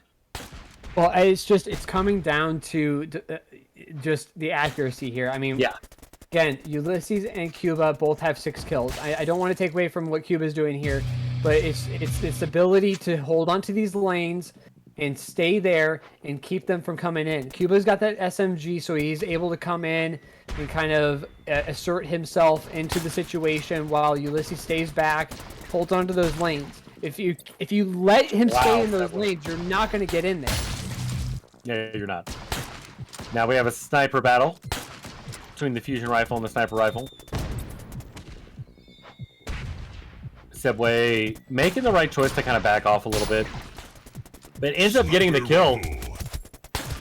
Sebway has the advantage here. If they can take Cuba out, but Ulysses is back. Sebway no health at all. Yeah. If they were able to take out Cuba just a little bit faster, they would have had a chance, but Ulysses and Cuba just dominating. Yeah, they've just been holding on to the lanes. Well, and Cuba is maintaining... is just insane. Like, I don't know if you know this, but Cuba is maintaining the focus, right? So that allows Ulysses to take his shots. Well, and Cuba's got the high... Look at the damage output that Cuba had there. That was because Cuba was running around with that SMG and just pushing them out into those lanes so that Ulysses could pop them and finish them off. I agree. Yeah. So we've got one more here. Now, blue is up 2 so far. So the only change, is Dova and Sebway need to put their heads together and decide what they want to do for this team deathmatch coming up. It's kind of do or die right now for the winner's bracket. Yeah. So, I mean, they've got a tough situation here because, again, we're going into that tighter area. Yep. I'm thinking if I am Sebway and Devamster, I'm saying to myself, I am not getting in those outside lanes. Right. I'm staying on the inside. I'm going to force Ulysses and Cuba to come to me. And that's going to be by playing very, very aggressive early. If you don't play aggressive early, you're not winning. and you're not forcing them to come to you. So it's all going to come down to this first minute within the match. Yeah, I agree. As to who takes that advantage, and once that person has the advantage, how they play it. Well, because we know that Ulysses in this particular map isn't going to be as effective on the inside, right? But we also know that RTK will create their own lanes if they don't exist. Well, right off the bat, the Vamster and Subway, knowing that Cuba and Ulysses need a kill, putting down some mines, trying to force them. Waiting, yeah. Yes. I think this is a really smart play. I mean, the one thing is that Ulysses, he's so accurate. He is. He's able to get that shot off, and I mean, Subway. So this is where Ulysses and Cuba are going to hold that advantage now, and it's going to be up to Devamster and Subway to kind of get in there. You see Ulysses and Cuba, they're waiting. They're going to wait. They're not going to force it. Which is smart. Yep. And Cuba, I mean, dude. Yeah. RTK is just super smart to where they're, like you said, they're not forcing it. They're waiting. They're taking shots when they have effective shots, and then mopping up the rest. Oh, watch this. Watch. Ulysses goes up top. Cuba stays down bottom. Yep. Watch this. This is going to be the whole match. Ulysses is going to go up top with the sniper rifle. Cuba's going to stay down bottom with the SMG. So Ulysses is definitely calling out where they are. Oh, 100%.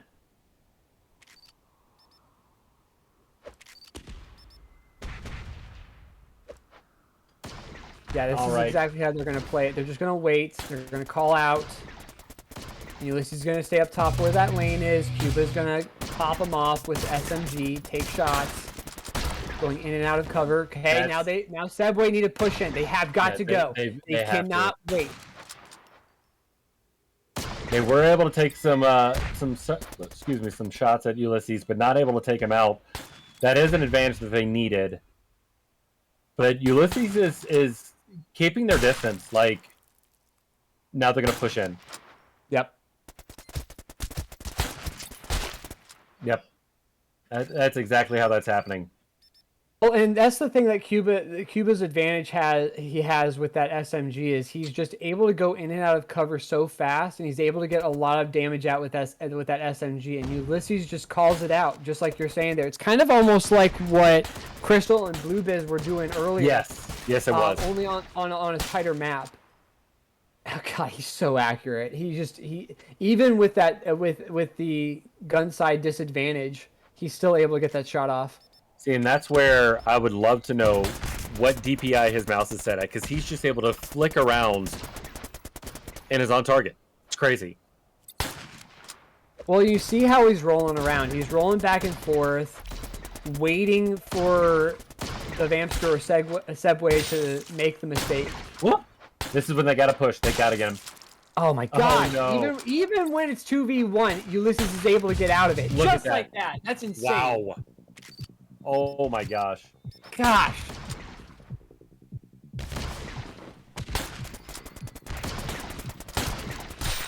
Phenomenal. And you know, with Subway and Dova both using these long range weapons, I don't think I think what Ulysses and Cuba are doing, where they've got like the shorter range and then the long range call out, I think it's perfect. Right? I think the dual long range isn't working out, especially with Ulysses. Because if you peek out, you're done. No, the thing is that you're cut with the long range and then the medium range really setup. You're covering this entire map, right? And again, it forces your opponent to come to you, right? Because you're just like, hey, I'm waiting for you. Especially when you've got the lead, you can just wait, and that's exactly what they're doing. Watch, Ulysses will go up top, take a couple shots up top, then he'll roll back, and he'll call it out. And then no once they're down to pressure. 1, they just rush in. Yeah, exactly. It's super smart. And it's working really, really well. Oh, did you see that combo where Sebway was trying to roll away? So they launched in a mortar to force Sebway to roll backwards so that Ulysses can take a shot as he's rolling backwards. Right. He's just so accurate. I wish we could see his stats, because he commits to a shot and makes it. Now that, he's not on the gun side, so he did hit the wall there, but... Right. I want to focus on Kuba here for a moment. He's got 15 kills here, while Ulysses has 9. He's playing up front and personal. He's like the mortar shots. He'll wait, and then once you come out of cover, or they're in a 2v1 situation, he pushes in and allows Ulysses to cover him from behind. Yep, it's brilliant. He'll wait for Ulysses to call it out. Then once they peek out of cover, he goes in there with the SMG, brings him down to low health. It just mops up. He just asserts himself. Their communication is awesome, even when it comes to health pack, and I think that's why they have the advantage here. Mm-hmm. Right? They have this system that works. It works well. Oh my god! Oh, very nice mortar. Wow, to a double mortar. Yeah, that's... Ow. Well, and coming here's down to the last 10 kills here. Yeah. This is a very brutal ground. Monster kill. Nice mortar from Sebway.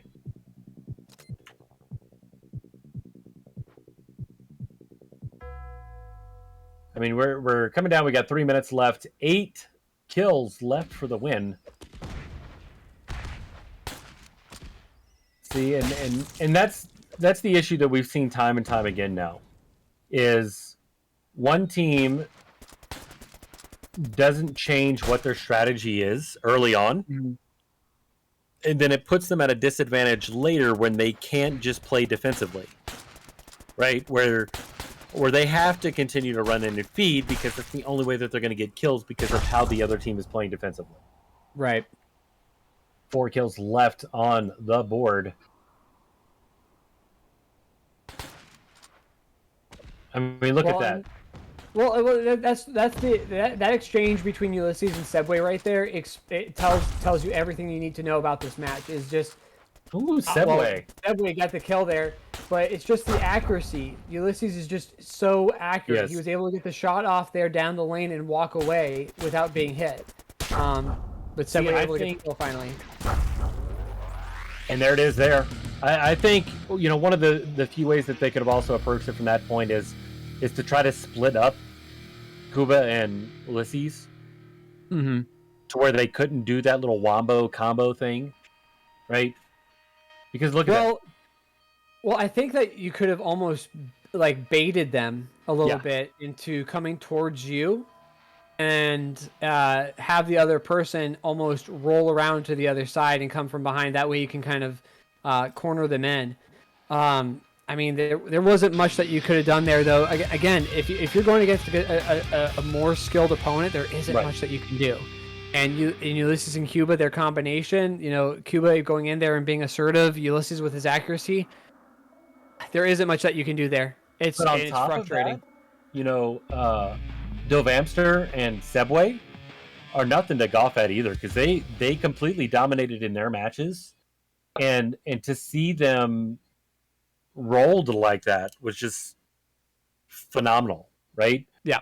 Because we talked about in Sebway's first match how they're able to make those corner shots, but Sebway couldn't get into a position.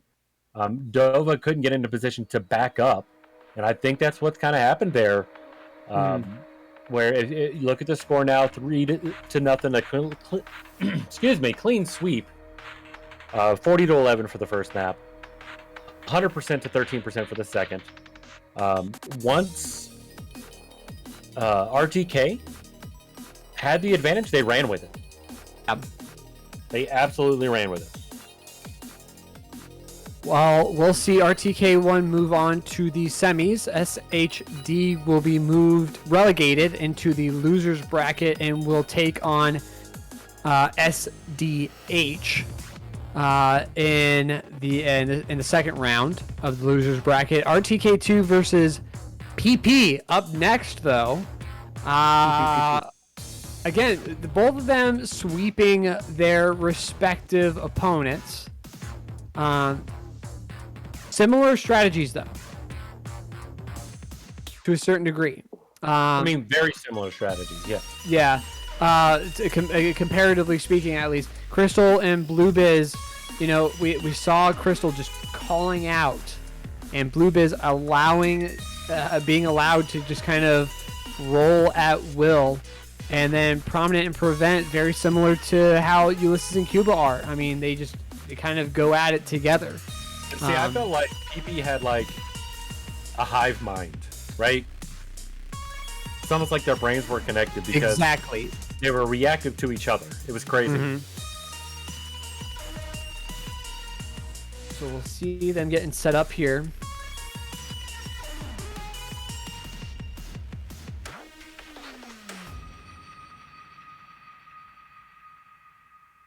Sorry, I got into VR heads.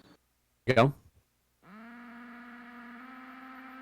I mean, I need some sugar for these matches because they're sick. Like,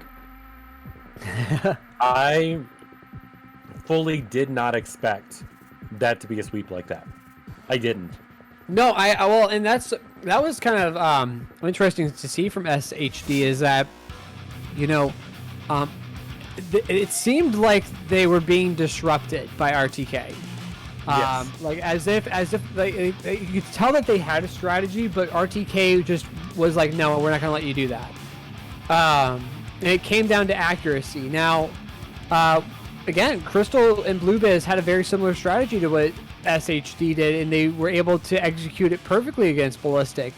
We'll see if Prominent and Prevent are able to disrupt that strategy, or if maybe RTK2 comes up with a different strategy altogether. So I don't know. Well, I'm stoked to find out, though. I am too. I think this is going to be a really good matchup. And for me, I think it's going to be about who can adapt the quickest, right? Because I feel like once you start getting into the higher level of gameplay, it's more about being able to react to what your opponent does quickly. Mm-hmm. Right? So, if you have an opponent that's shutting down the lanes, or if you have an opponent that was setting up for what we just saw recently, being able to react and neutralize that quickly. Right? One of my favorite things that I've seen so far is watching Sebway, in particular, focus on not getting the kill, right? And focus on just bringing down the health just enough so that it's easier to mop up later. Mm-hmm. Right? Because people get bloodthirsty. People get like, all right, yeah, I got to kill this guy. It is team deathmatch. Cool. But that's not always the best way to approach those things. Right? Now, chat reminding me of Prominent and Prevent's strategy of taking the suicide. That way you can go in with the same loadout. Do you think that they're going to do that again here? I think so, but I think that RTK is going to look at that and try to prevent it as well. Like, they're not going to be able to prevent the first one, but they can prevent them from doing it over and over. Right. Well, and I again, the only way that that advantage works is if you're able to stay alive. Right? If you go down, that advantage goes away right away. So it's all going to be determined by if they're able to stay up for long enough for it to really even matter. Right, and started here now. And in team deathmatch, it's a lot worse because you take away from your score. Exactly. And again, we're on this map where you got the tight middle area, wide outside area, and they're deciding not to take that death. Prevent going down first, and Prominent going down as well. Wow. So Blue taking that early lead with 2. They were super aggressive in the middle. Right, and you can see Crystal once again holding back, sticking to those corners, sticking to the lanes. Bluebiss just holding down the trigger almost. Taking the death there. Crystal playing a little aggressive, not backing off too much.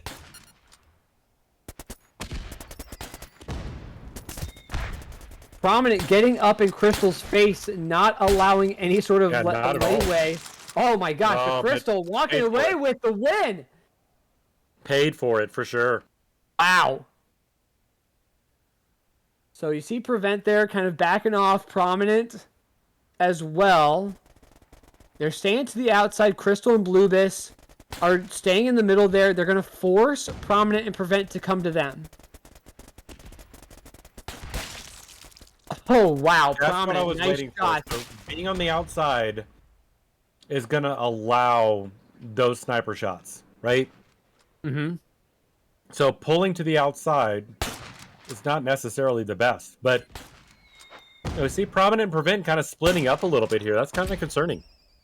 Oh, and they're choosing lanes. They're very clearly choosing lanes. If you look at Prevent, he's staying on that outside, and Prominent's going to the inside, but they're picking lanes. They're rolling from lane to lane. Now, there you go. Bluebiss getting able to get on the inside there and come in where they can't see that lane and open up the advantage. Well, and as we've seen time and time again, using that sniper rifle to see where your opponent is great.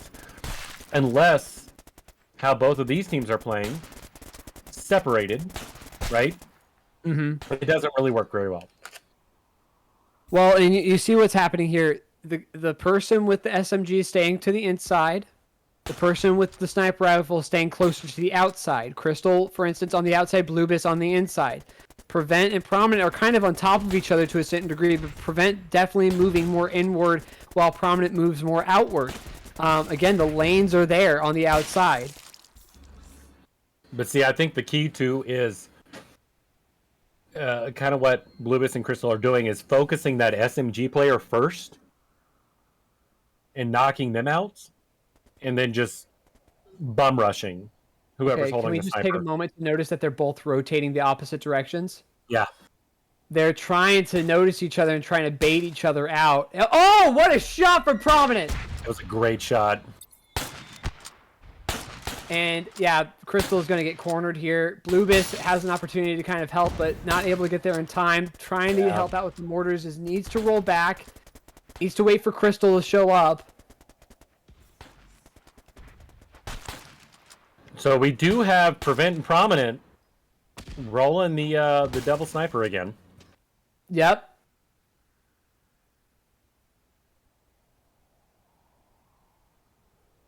I don't know who picked it up and who started out with it, but if I'm not mistaken, I believe it's Prevent that picked it up. Yeah, Prevent was the one that picked it up. He had this SMG to start there. But now Crystal and Bluebiss, I think Crystal and Bluebiss noticed that, and they're staying out of the lane. They're not going into the lane. Crystal flipping around. Oh no! Yeah, just not able to get the shot off. Yeah. And so this is lessening the gap here. Yeah, this is forcing Crystal and Bluebiss into a situation where they either need to go ultra defensed or they need to go way on the offense. Now, 2v1 scenario there, Crystal able to finish it off. So they're going to lose that double sniper advantage here. So it's going to be interesting to see how they kind of change their tactic, because they were sticking to those lanes initially, waiting for Crystal and Bluebiss to pop in and out of cover. Prevent. Getting in there, forcing Bluebiss in and out.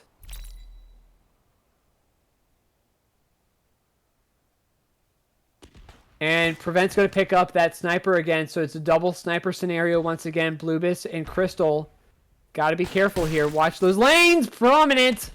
able to get that shot. And once again, Prominent. Now it's a tie game.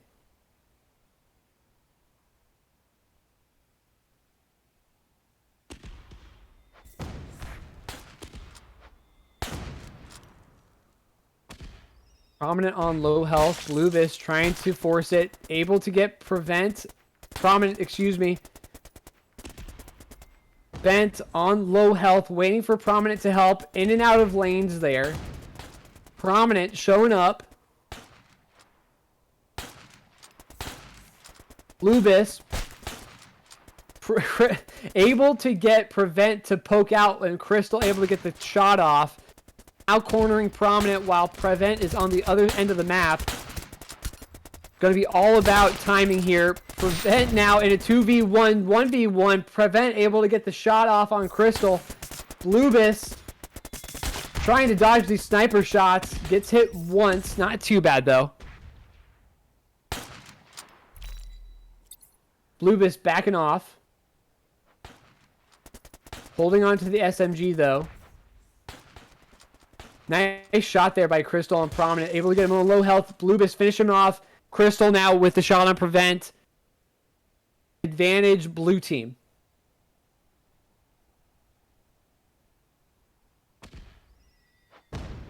Mortar shells coming in.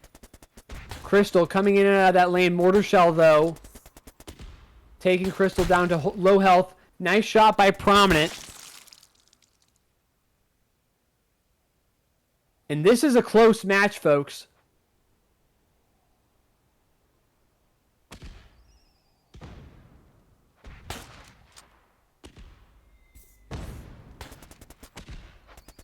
Both teams playing this map very, very well. Very similar strategies. Only difference is Bluebiss is playing as the absolute goon. Getting up there and personal. Forcing Prominent and Prevent to react. Crystal staying out back. Both of them able to get kills here. 21-18 with a minute 40 left.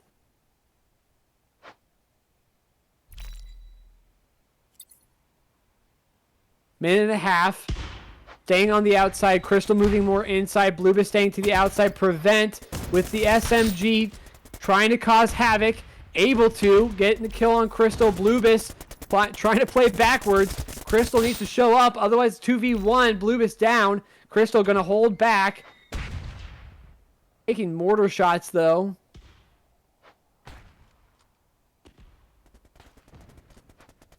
(21-20). This is a very close match with 60 seconds left. Bluebiss trying to just get some damage in. Prominent taking the shot. Prominent down. Crystal and Bluebiss on both on low health. 2v1.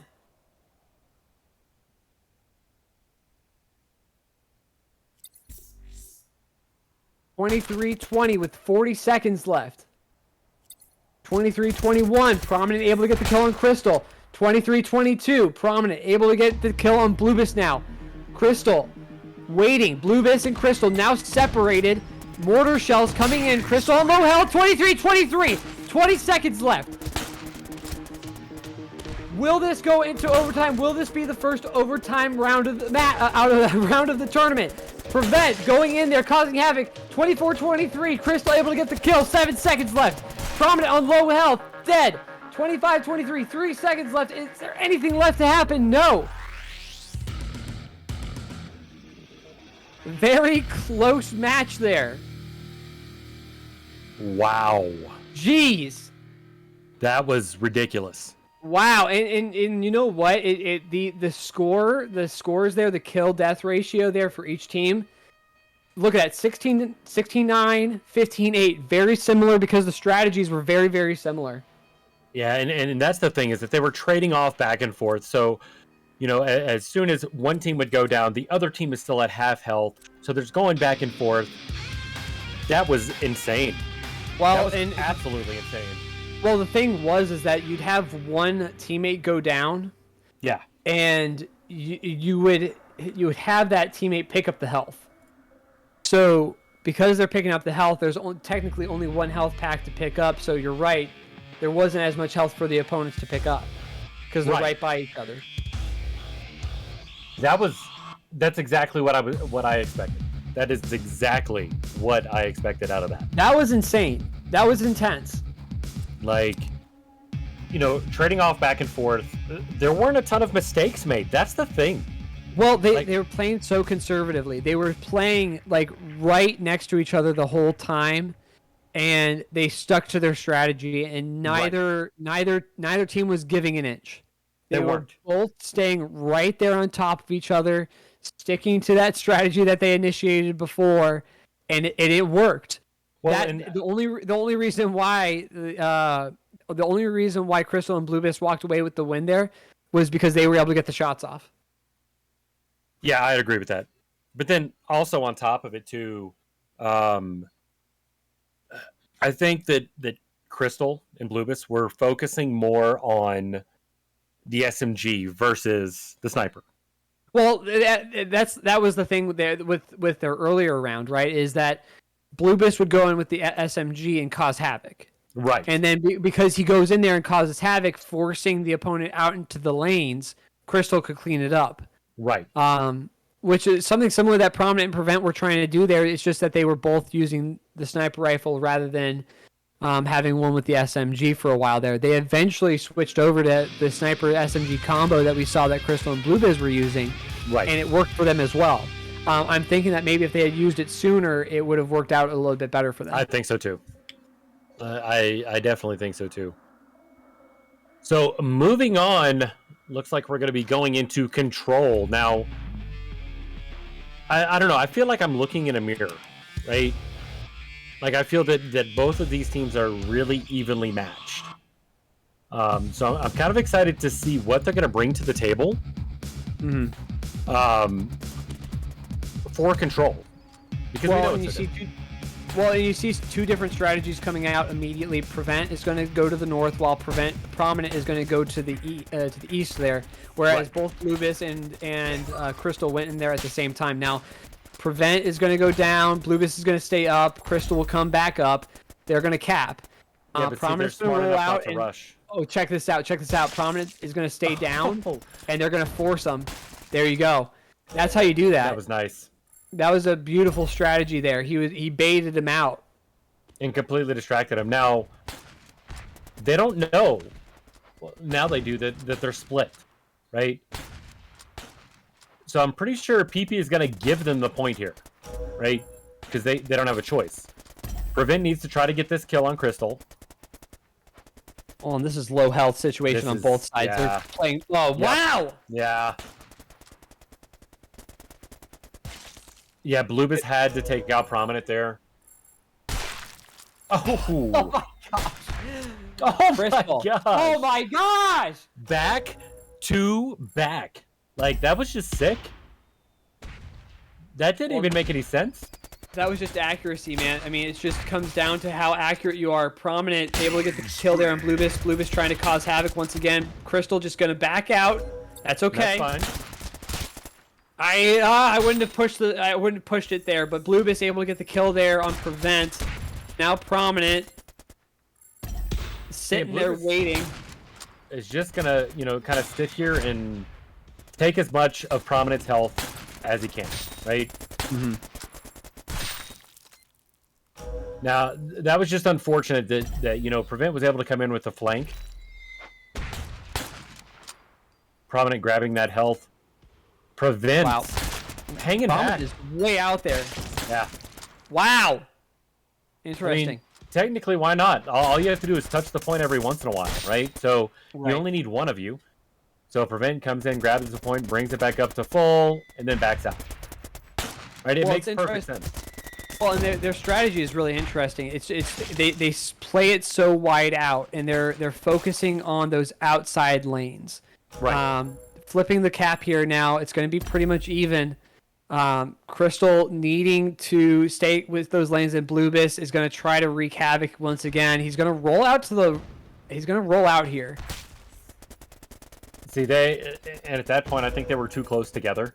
Yeah. Right. So Now Bluebis, his only purpose is to try to take his or give as much damage as he can, so Crystal can come in and try to do something. I would have liked to see. Yeah, I would have liked to see Bluebis roll out to the left out there and kind of come up behind while Crystal stayed on that lane. Prominent on low health though. See, Bluebis went in for the chase because of the low health, and I get it. Right. Yeah. These dashes, they're just working really well for Prominent and Prevent right now. They are. They're a lot more accurate with that sort of thing. Prominent taking a little bit of damage there. Crystal as well. They're going to roll out of there. That's perfectly fine. Yeah. Right. Don't push. Yeah, you don't need to force it. I don't think you need to at this point in time because you're able to, because your strategy is a split strategy anyway. Right. So give them the point for a second. Go with the split strategy. Take them out. Go back in. And Crystal just nailing shot after shot. That's insane. So now, Red is in a position that they're trickling in. So Blue is just going to hit the point, jump off. Crystal has no health. Like, I don't see any blue. Crystal needs to get some health here. I don't know why she didn't. I don't know why they didn't go back and grab that health that Prominent dropped. They had plenty of time to do that and Prevent. Oh, wow. No. I thought Crystal was going to get a shot off there. I mean, they're keeping it close, though. Yeah, they're keeping it super close. Wow. Trading shots. Prevent coming in. And just gets shot from behind. That was nice. That's what they need to be doing more of. They need to be getting the 2v1, allow the other person to roll out and around, get them in a situation where they can squeeze them. Right. Ouch. Now Crystal needs to just roll out. Yep. Don't force it. Let Bluebis come back in. Bluebis needs to come in from the right. And just take pot shots from the outside. Exactly. That's perfect. That's exactly what he did. I mean, the point is changing probably every 10 to 15 seconds. Yep. Now they're both again. It's the same strategy on both ends. It's that split strategy. Now Crystal needs to roll back and wait. Yep.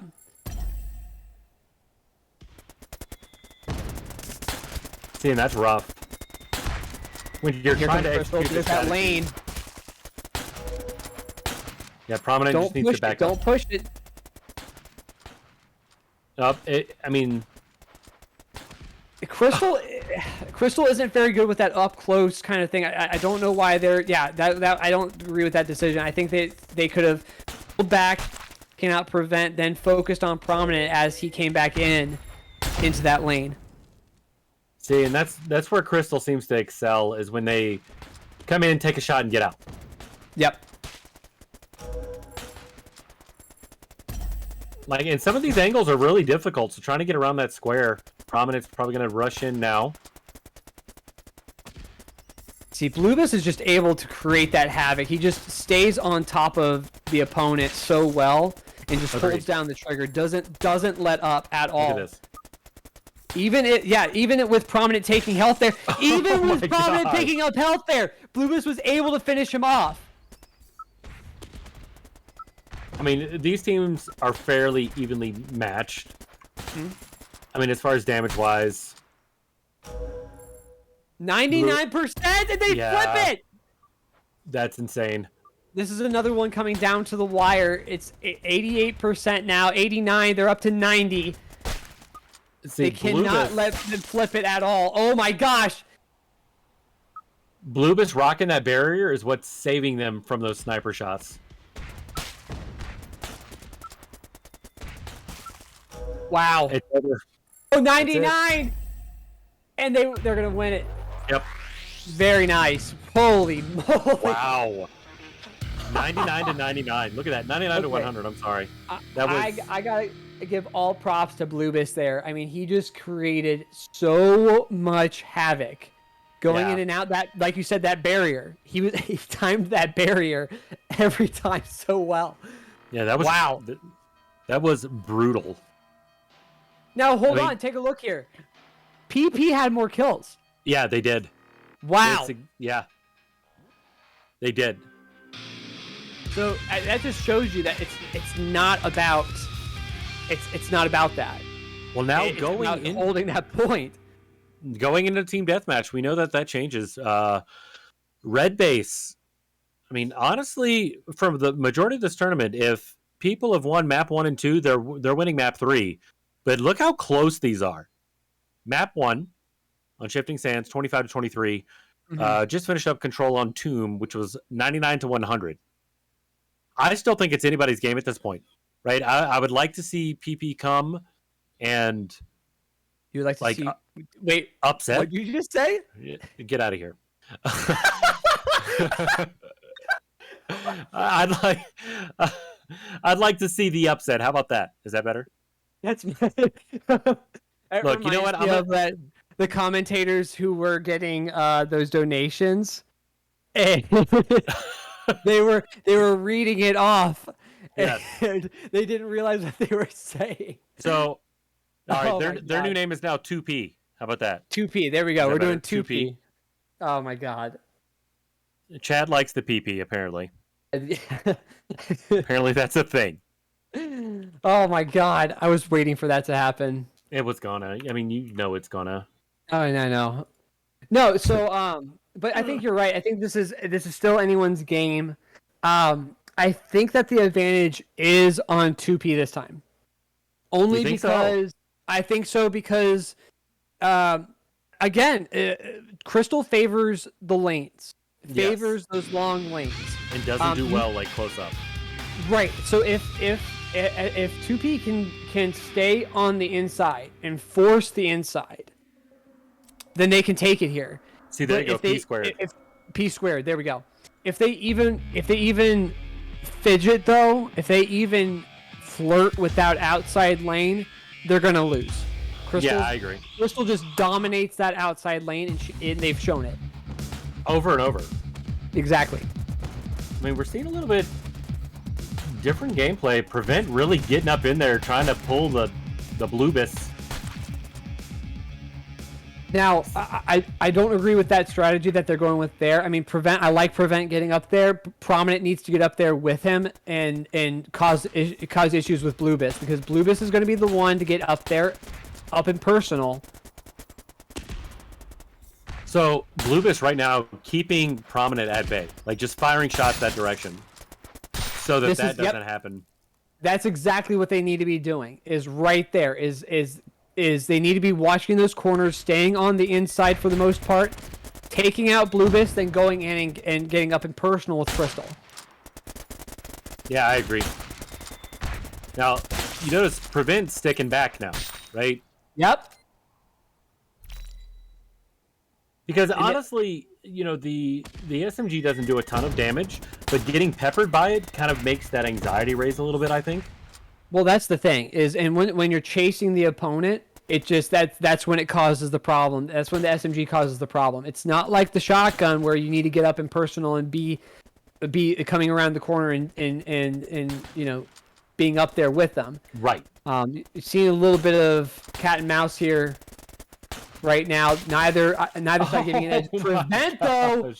That's what I'm saying with the SMG, man. It's just a consistent fire rate. You just take down their health little by little, and they're not able to get any health because you're right there in their face. Because there's no reload, right? There isn't. You know, it's just consistent fire rate. See, I'm so bad. I would just tape down my mouse. See, and this is where they're starting to run away with it now. So it's starting to kind of fall apart. And one of the things that I didn't think of specifically on this map is how... I mean, I'm sure you played older Call of Duty like Black Ops, how you can adjust the spawn by where you are. And I kind of see P squared doing that, right? So forcing players to not spawn by each other is super smart just by rotating out. Right. Wow. Oh, nice. Was that was timed? That was 3, 2, 1, go. simultaneous. Yeah. Yeah, that was pretty good. Bluebis was able to pick up some health there. Now the question is going to be is... Wait, we've got a switch here. Lubis getting rid of the SMG. Yep. And so he's playing more back. He's not playing up close and personal like he's known for. He's been known for in this tournament. He's playing more to the back and sticking with that lane. So you've got Oh, Crystal. Wow. That was a great move there. But see, here's the thing with that. With no SMG, they can't just go in and hold down the mouse button anymore, right? Well, you can get that you can get a more consistent fire rate, and you can still hold it down with the fusion rifle, but it's just not the same. Right. And you're right. So I mean, there you go. You're seeing it there. They're trying. So what I think they're trying to do there is they're trying to keep it to where Crystal has the obvious lane, but then Bluebis goes in there and creates a lane. Right.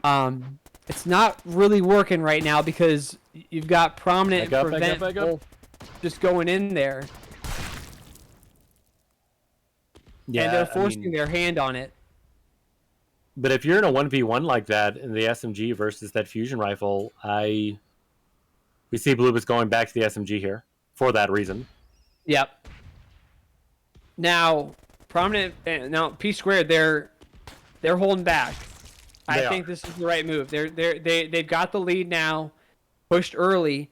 Now they're just saying, "Hey, I'm gonna wait." Oh, Bluebis is gonna go the other way. Bluebis is coming around. He's gonna squeeze him. Flank. Oh my god! That would have been perfect. Almost worked too. Yeah, but look, they're at low health. They're at very low health. They're gonna do it again. They're gonna do it again. He's gonna go in there and push. Where's Crystal going? I do not agree with that at all. Yeah, I think Crystal should have stayed to flank. Yep. Good on Crystal for grabbing the health right there. Yep. Before getting out of there.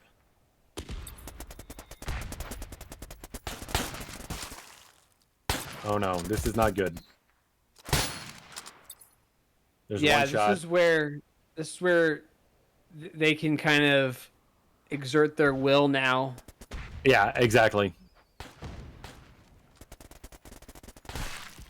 Oh, wow. Yeah, with Crystal gone.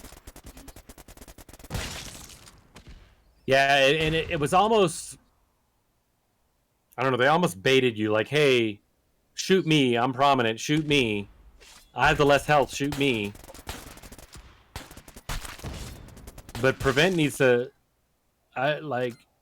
Prevent should go down first. Because it'll be much easier to just bum rush whoever the sniper is. Crystal with a great shot there. Yeah, you're seeing some good shots here. It's just the coordination. The coordination just isn't there. It seems like it's. And the strategy that Crystal and Bluebis go with, they're just not able to do that in this scenario because Prominent, Prevent just they're just like you were saying, they're a hive mind. They just go, and they just don't stop, and they're not going to stop until they've got you.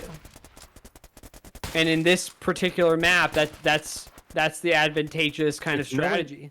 Knowing when to push and when to pull. Yep. We've seen Bluebis, do some crazy stuff by just rushing in there, but it's not effective right now, right? Because Crystal doesn't have the lane. Right. When Crystal has the lane, Bluebis is able to exert himself. He's not able to do that because Crystal isn't there. And that makes sense. Now Crystal switched over to the shotgun. I see that.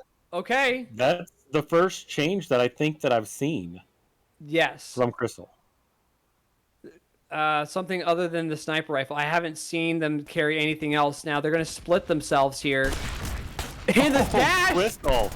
That was dirty. That was dirty. Wow. Now, this is a situation where Bluebis can do what he does, which is exert himself, because you got Crystal up there with him doing that. And now they're coming in from both different angles. Yeah. Oh my gosh, you're seeing this completely flip now. Yeah. They're getting traction, but Is it too little, too late at this point? That's what I'm thinking. It's 15:31, and they may not have enough time. But if that's Because the case, Prominent is still getting shots out. Prevent still has that SMG. I mean,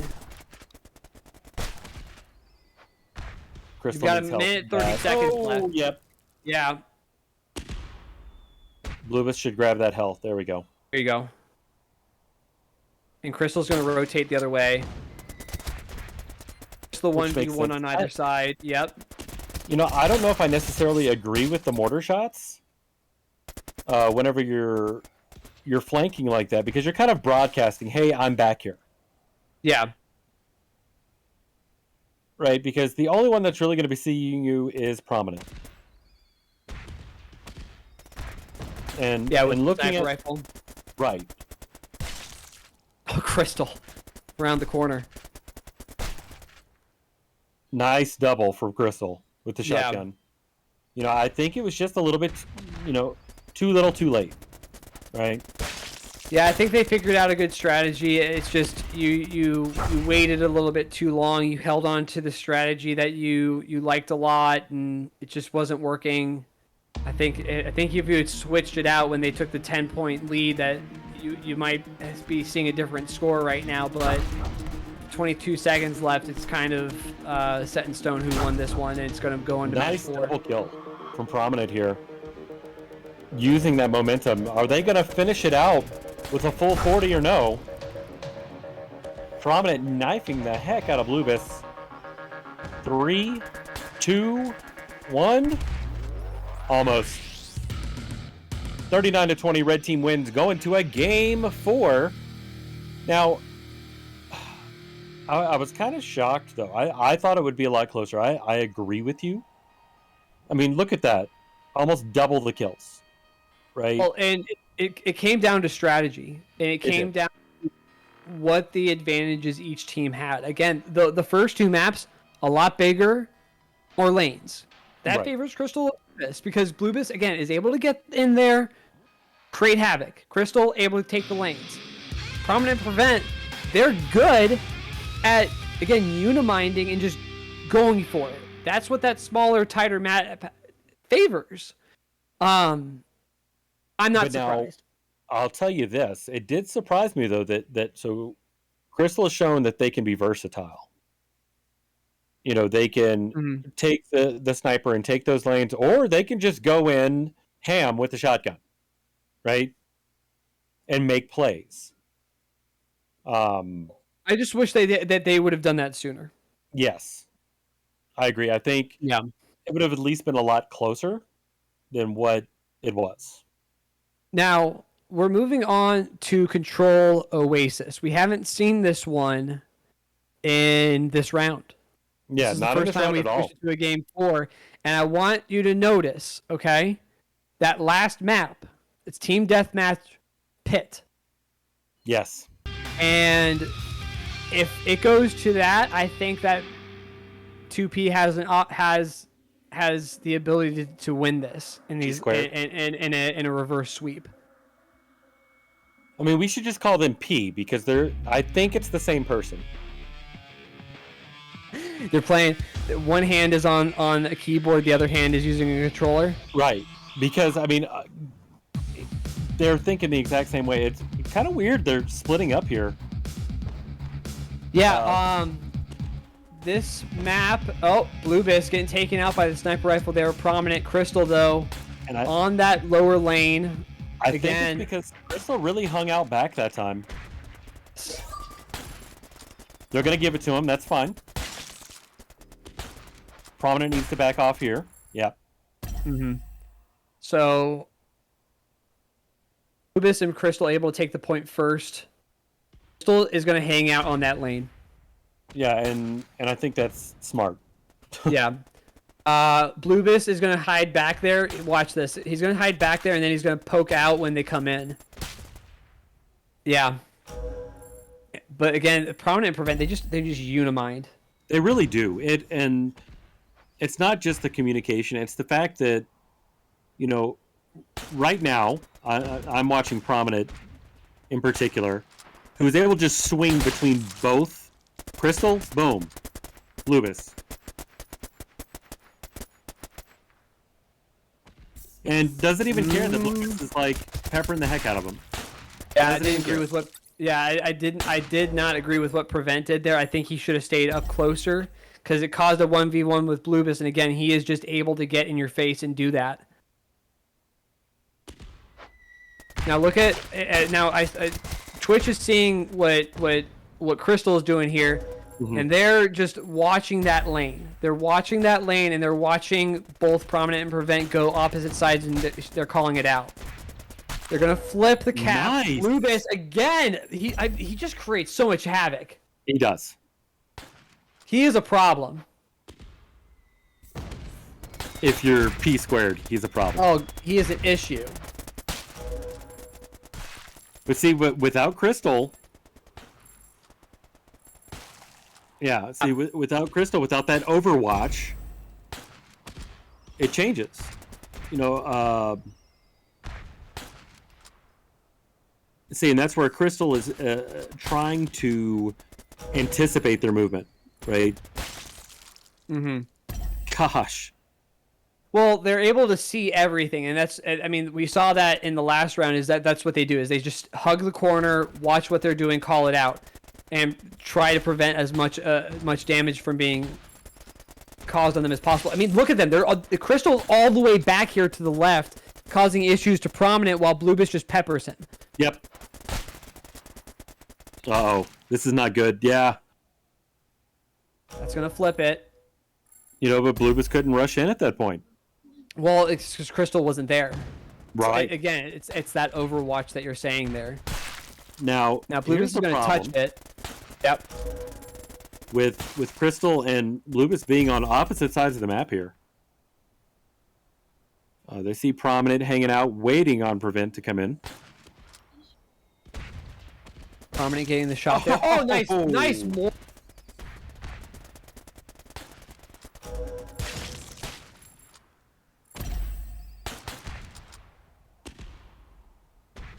And remember, this is still a do or die for P square. Like, yeah. It is. They need to win this to go to the next round. If they're able to win this, and they're keeping it close. They are keeping it very close. I think if they win this, they're going to be able to take the match, and they're going to be able to move on to the semifinal against RTK1. Crystal, the lane's there for Crystal.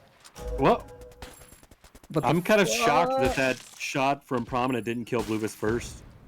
Yeah. Now Crystal's going to back off. They're not confident in that shot there, and Prevent is right there. Prominent coming up, though. Bluebis, again, causing issues, peppering Prevent. The sniper shot, though, from Prominent. Wow. Prominent's got to go get that health. Crystal coming in down the middle, taking whatever shots they can. You know, the key is to split Crystal and Bluebis to where they're not focusing a target. Yes. I've noticed that's kind of their kryptonite. Prevent stealing the health from his teammate. Yeah. I don't know if you saw that, but that's a little rough.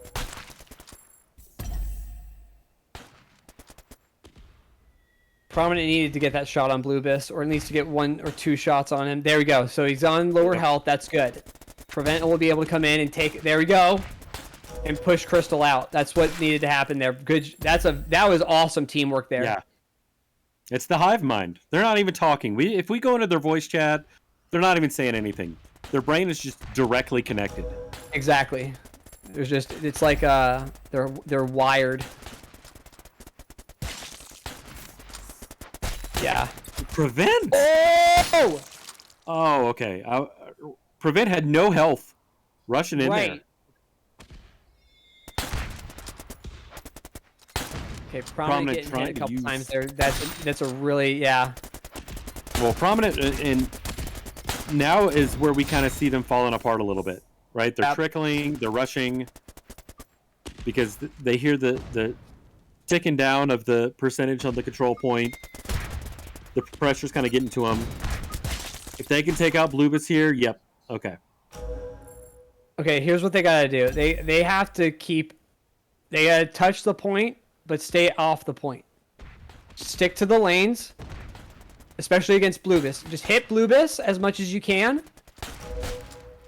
That's what you gotta do. You gotta keep hitting Bluebis as much as you can and stay out of the lane from Crystal, because Crystal is just gonna get you. Yep. Crystal's able to launch these shots so quickly. I don't even Now understand. Crystal isn't paying attention. Wow. Lubit's just going ham. He's like, no, you're not going to snipe me in the face. I do not want to know what that rock looks like right now, because it's just been wrecked with SMG. Well, yeah. So that's the big thing here is they have to separate Bluebis and Crystal. If Bluebis and Crystal get together, they're not gonna win this.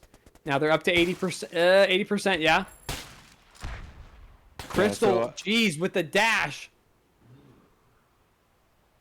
Prominence just waiting up. I don't. Yeah, why isn't Crystal pushing in there? Crystal needs to push in there right away. Oh. Bluebis, low health.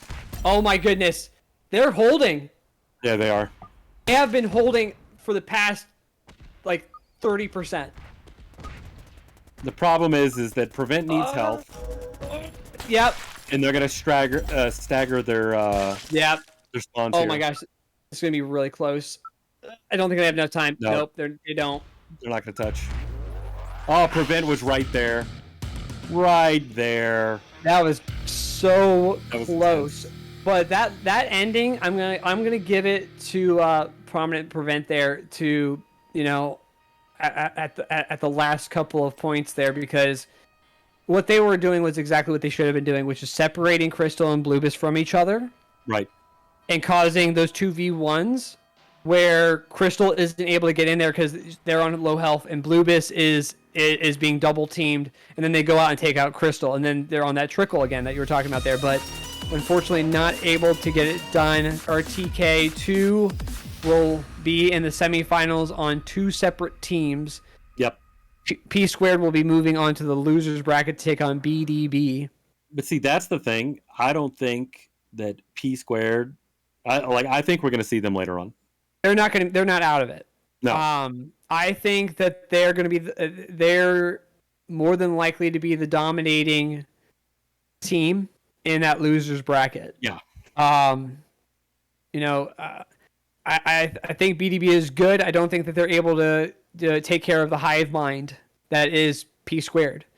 Well, yeah, it's just out of most of the teams today, like they just react together, which was really cool.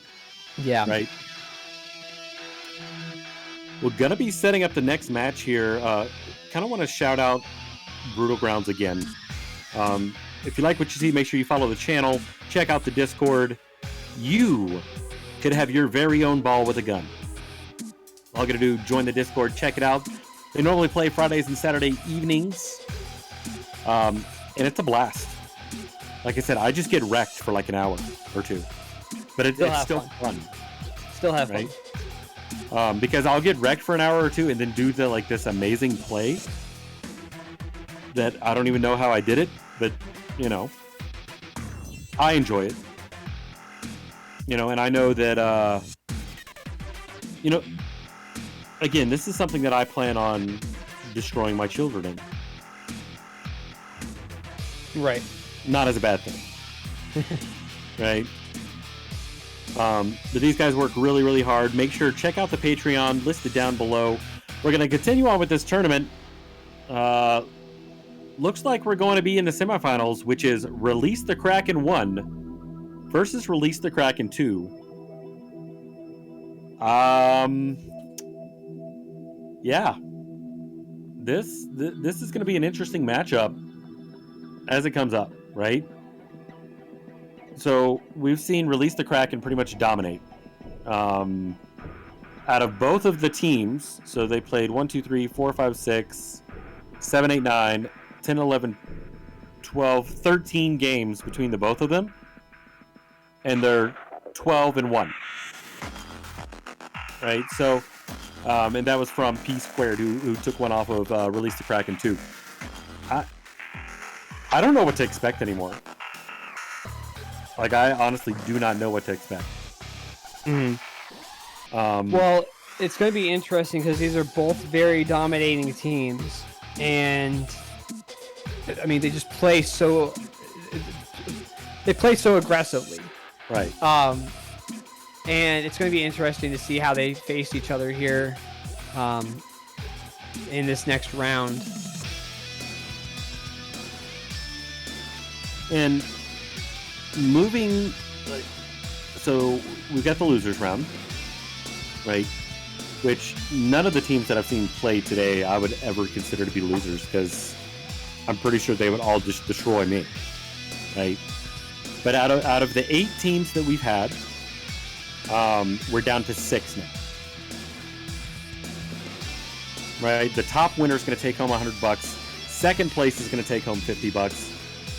And the number one will be the world champion 2v2 Battlegrounds League champion.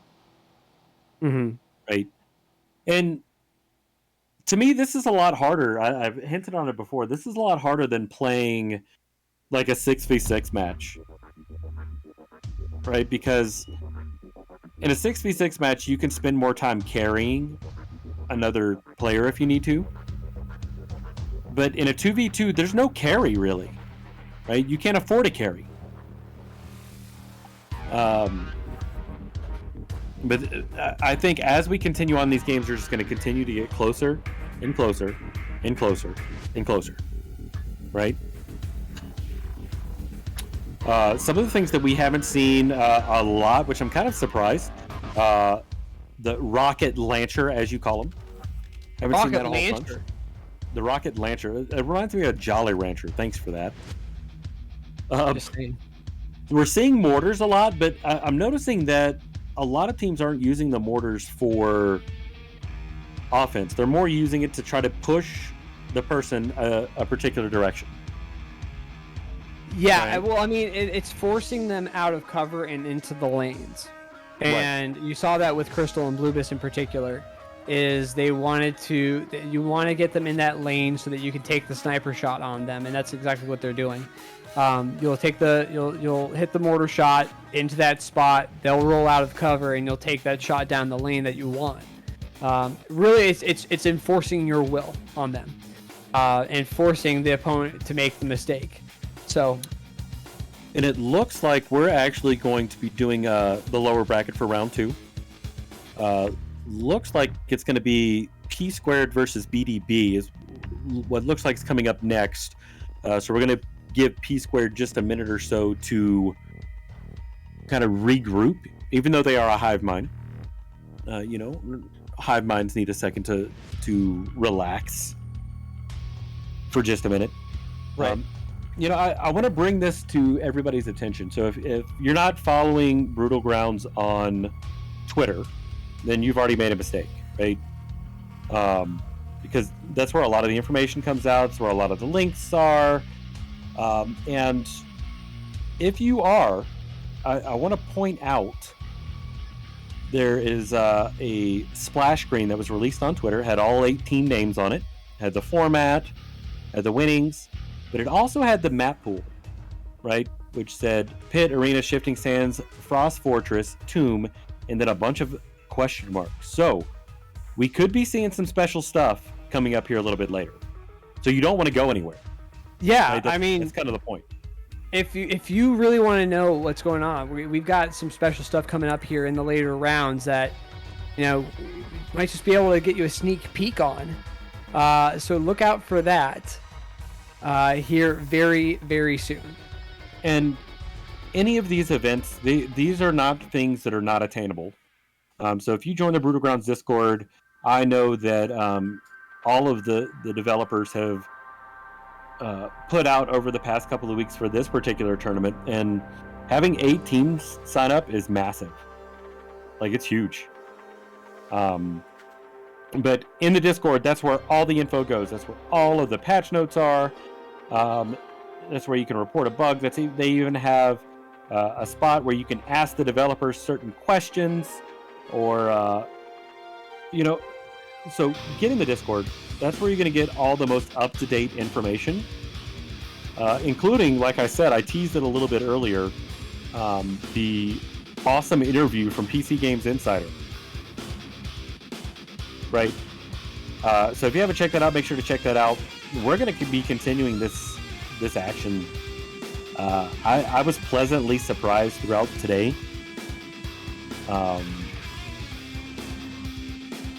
Because it's just nonstop, right? I don't think we've seen one bad match. Even the map. I'm sorry, the matches where it was like 3-0. Those were still great. Like it's great to see how people are approaching the game, and trying to figure out different ways to figure something out. Does that make sense? Like I'm sitting here, I'm watching you, Scotch and Tie Guide. I don't know what you're doing in Meltdown, other than having a meltdown.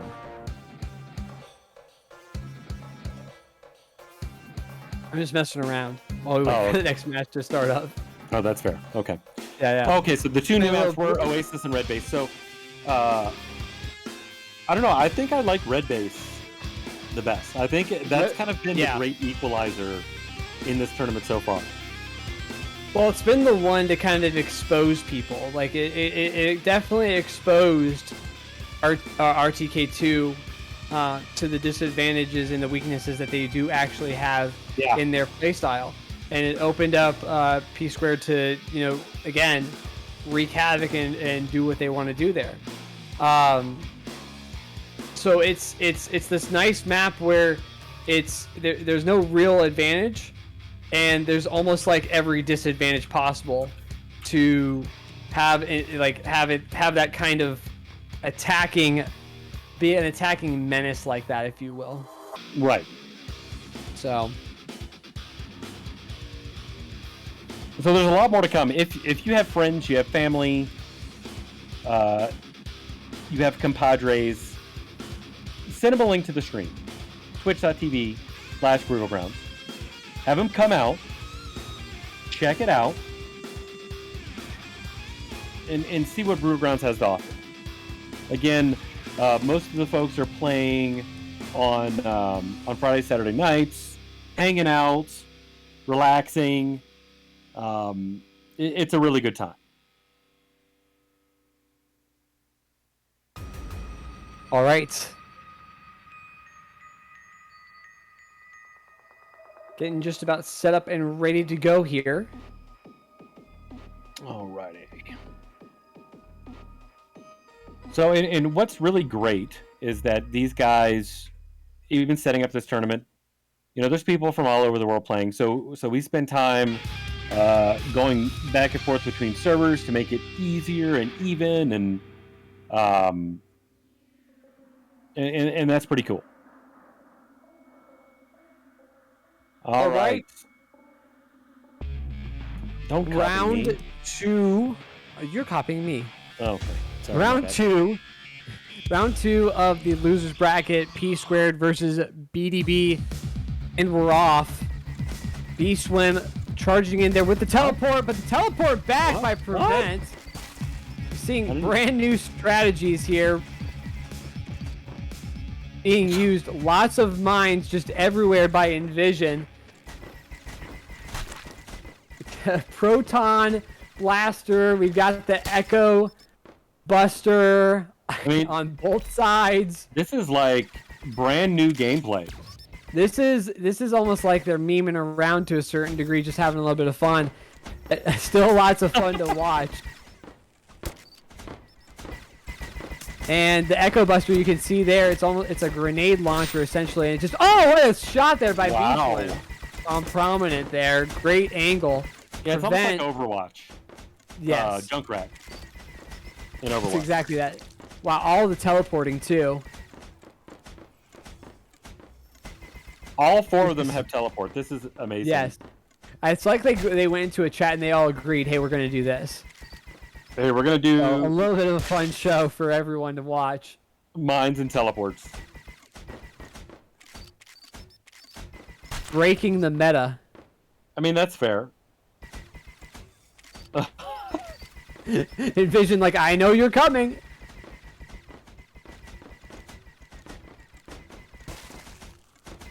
So far, really fun to watch, though. Vision and B-Swim holding their own. Proton Blaster with it by Envision. But Prevent with the Echo Buster. Oh, no. You know, Prevent and Prominent sticking together. Watch this as they move. It's like they just teleported at the same time. They're the same human. They're the same person. Has anyone ever seen Prominent and Prevent at the same time? No. Okay. This just proves it, right? That's fair. It proves what everyone's already thinking. All right, B-Swim putting out that Echo Buster there, getting the shot there on Prominent and on Prevent. Oh my gosh. But Prevent getting the mind kill on Envision.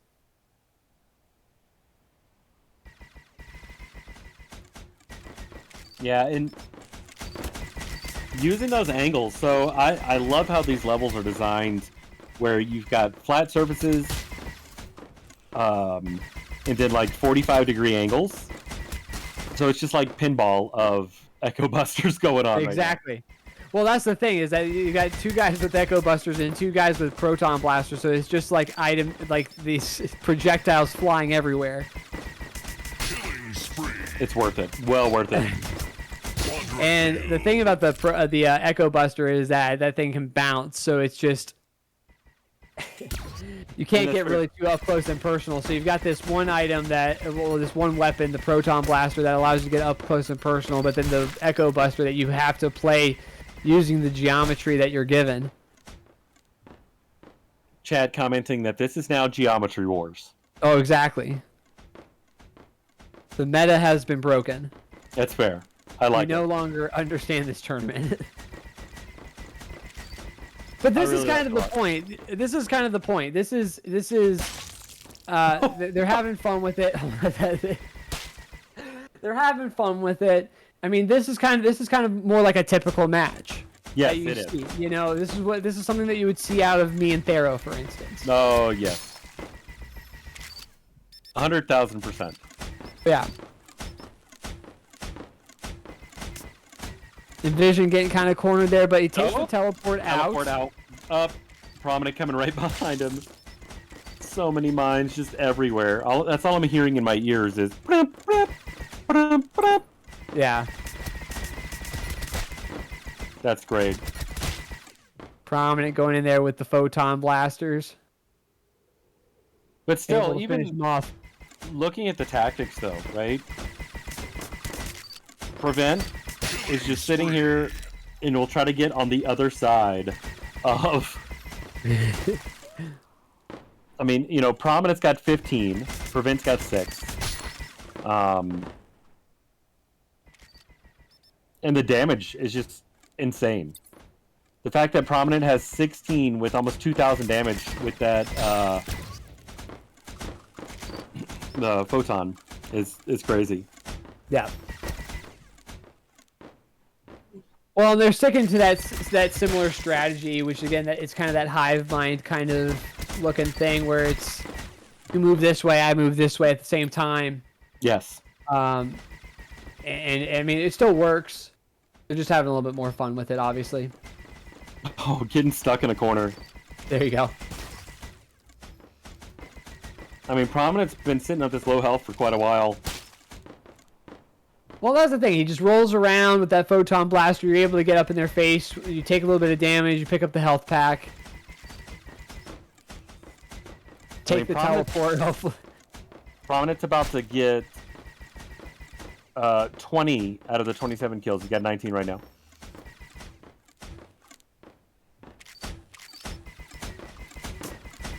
But that's what maps like this are made for, I think. And using those angles, that sort of thing. Right. Exactly. I mean, and let's be fair. I was a Junkrat main for a while. We don't really aim. You just click and pray. Click and pray. You're just launching bombs. Exactly. Swim walking into that one. I mean, and But the fact that P squared's strategy still works in this is crazy to me. Right? Like, how is this a thing? Right.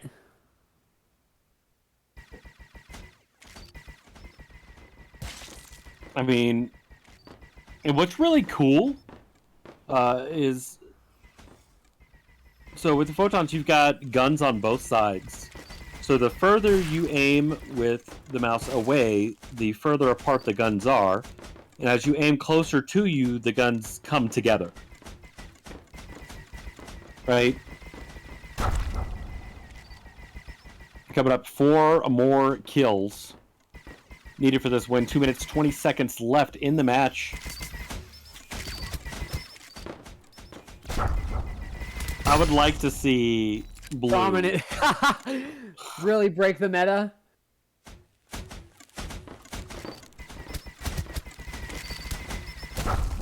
What? Okay. I'm telling you, the meta is just absolutely destroyed. That's fine. There is no meta anymore. It's just gone. Dominating. And That's that would be right the there. winner for P squared. But that was a fun one. I mean, 40-16, Envision and B-Swim able to get some kills in there. Plenty of damage on both sides. I mean, look at that, 3309 on Envision and B-Swim side compared to 4372. And look at the kill difference compared to the difference between damage. Yeah. So, I mean, Echo Buster. Yeah. So, 27 kills from Prominent. 27 kills. Yeah. Out of 40. So, P squared going to go ahead and take this first one. Like I said before, they're not out of this. 40-16 is the final for P squared. Double P. I can't say PP anymore. I can't. Yeah. But I'm gonna head over to Shifting Sands here shortly as we're getting switched over to Control again. Not really sure if they're gonna have a team meeting again and say, "Hey, this time we can only use knives." Wait, no. The meta is now the flat cannons and the rocket launcher. Cannons in the rocket launcher. There you go. There you go. New meta. All right. Shifting Sands Control on this map. I like this map a lot. It's a nice open map. It is open, but your lanes aren't just up and down. Like, they're mainly diagonals. Yes. Well, and that's what I was just about to say. Is you've got these lanes that are really awkward and they're rotating the opposite directions. Yes. It's funny. Woo! Yeah. Again, meta is now flat cannons and rocket launcher. So that's what we're gonna see With from him here. teleport and And the all health of that jar. now facts. That's amazing. Listen, you got to give the people what they want. They want the meta. oh my gosh. This is just absolute chaos at this point. There's like It no is. order. But it's fine. Because, this kind of takes away the ability to see across the map, right? Right. So flanks are going to happen a lot more often, I think. There's broken glass everywhere now, apparently. Triple kill. Killing spree. I like it. I like it a lot. I really like the teleport.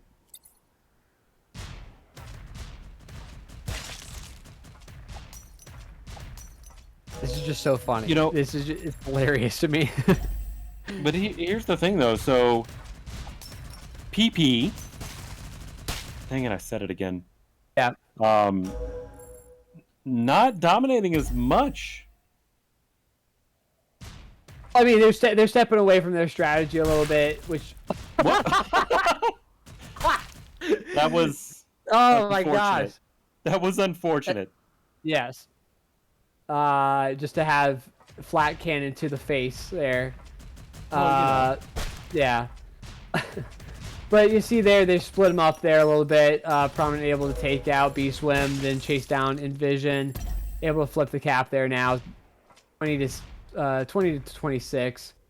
Prevent trying to bait out Swim with the rocket launcher. Sees Envision coming, but B-Swim kind of pressing in with those flat cannons. Oh no. Yeah, the aim there, man. You have to. There's a special type of person that can aim with that rocket launcher. Oh my god, he tried to anticipate the teleport there. Yeah, and Cat Neek is one of them. I take a rocket launcher to the face at least 10 times. Yeah. Playing with Cat Neek.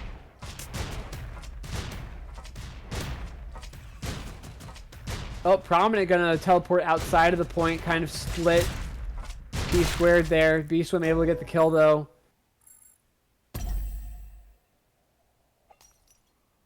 But see, getting healed back up. Oh.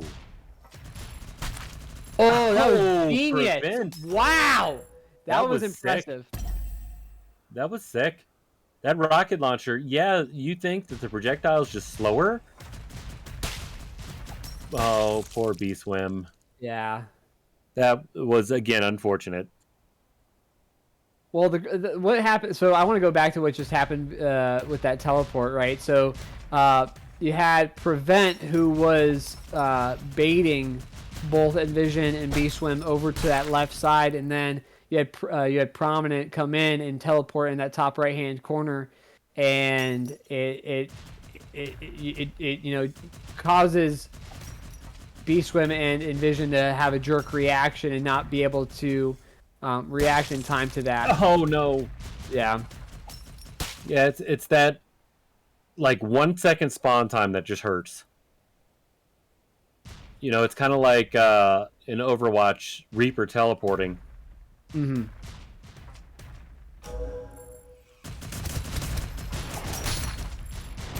Very nice from B-Swim. I mean, in looking at the score, Prominent still dominating. But what's interesting is Prominent and Envision have about the same damage, but Prominent has 13 kills versus Envision 7. Yeah, doubling it. So it's just it's showing that Envision's needing to put in more work, Right. be able to get the kill, whereas Prominent is able to finish him off. 87 to 44. Envision not in a good spot. Well, that was a good teleport out of there. That was. Kind of put yourself in a better situation, and back up and regroup. Oh, Just not able to get out of that out of the way of the rocket there, and all that B-Swim needs to do is just touch, and he might be able to flip it here. And he does, and Prominent Prevent just gotta kind of go out. Okay, legit. I think they're legit the same person because of the way that they just rotated together. yeah, that was weird. Did you saw that, right? Yeah, I did. It was like yin and yang, like turning in the direction there. Again, are we gonna have to put a bounty out for the first person that has seen Prominent and Prevent, And Prevent in the same time. room at the same time?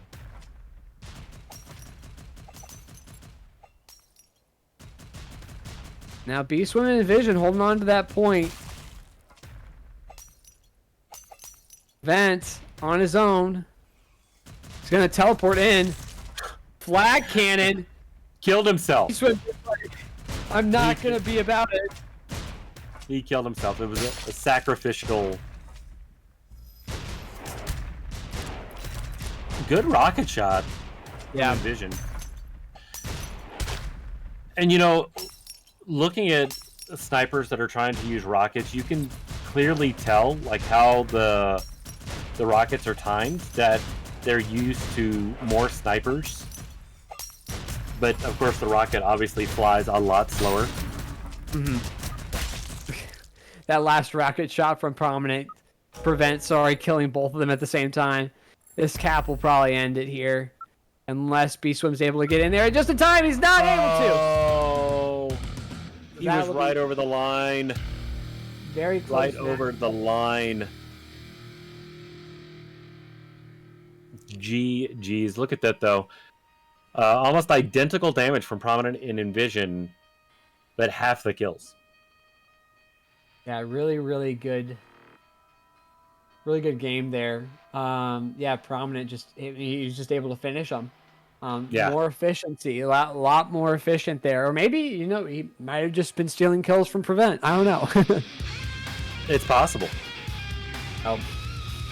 Moving on to the third round, though. Yep. If P Squared can take this one, that'll be it for BDB. They'll be knocked out here, and P Squared will move on to the losers round bracket, round 3. Yep, and that's where we're going to Frost Fortress. Another team deathmatch. What are they going to come up with now? Knife only matches. Knife only kills, yeah. You know what would be cool is if there was a game mode that was kind of like gun game, where like you start off with knives and then just work your way all the way through all the guns, and whoever gets to the sniper rifle and gets a kill wins. That'd be kind of cool too. Yeah. Like free for all gun game. All right. Shotgun, flat cannon, shotgun, fusion rifle. Not sure if there's a... Oh, they all... Beast Woman and Envision have knives. Prevent has a knife. And Predominant has a teleport, though.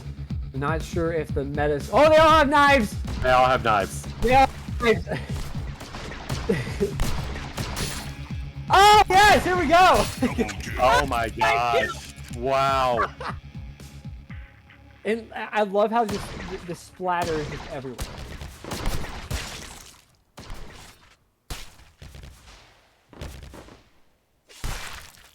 When they say the meta isn't real, they don't realize this game.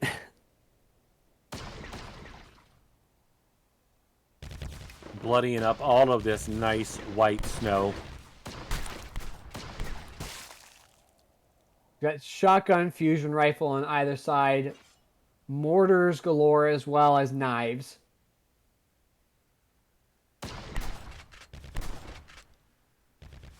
Envision has an opportunity here. I like how Prevent is just firing from like way too far away.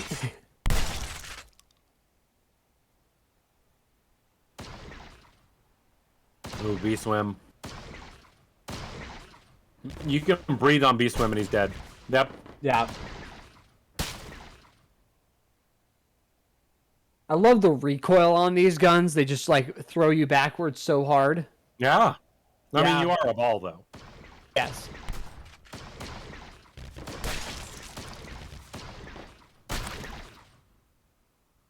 I mean, and this is, I think, the first time that I've seen Blue take the lead over P Squared. Yeah. A little bit of uniformity here. And trying to get the knife kill there, but unable to. Envision able to, though.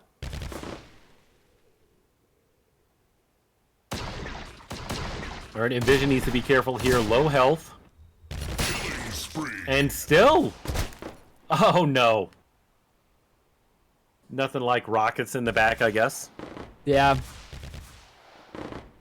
And these rockets are kind of fun because it's a little bit faster than the rocket launcher.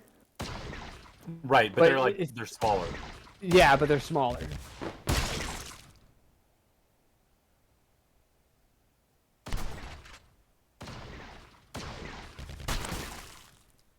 You can tell these guys are just having fun.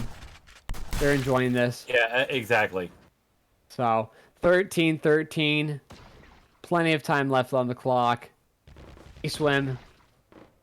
Taking a little bit of damage from the rocket shot straight into the wall, so kind of in his face. Trying to hug that corner. Prominent able to take him out. Prevent able to get the shotgun kill there on Envision. Prevent needing some help here. Yeah, he's holding back.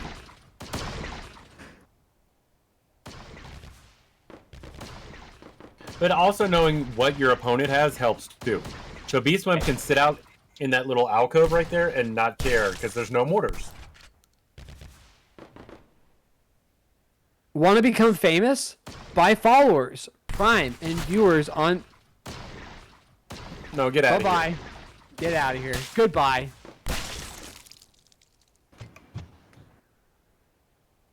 All right. P squared leading right now by 3, 6 minutes and 5 seconds left in regulation play.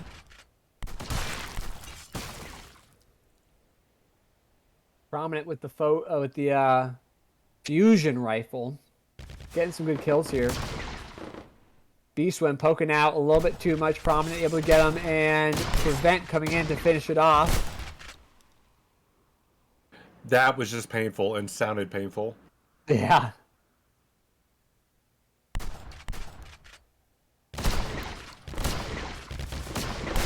Dominating. Envision and Prominent in a fusion rifle battle here. 1v1. Who's going to get the shot off? Double kill.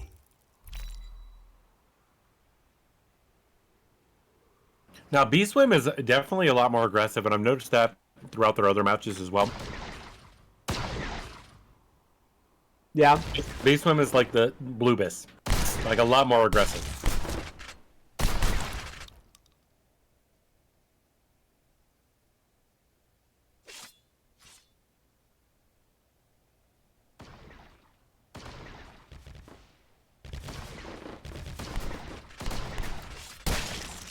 Ooh. Simultaneous. It's still, they're maintaining a 5-point lead. I mean, I think they're comfortable here. I think they're comfortable. Prevent switching places with Prominent for this particular match with 14 kills versus Prominent's now 12 kills. B-Swim sitting at 12. Envision is at 8 kills. About 3,400 damage for the red team compared to 2,874 for the blue team.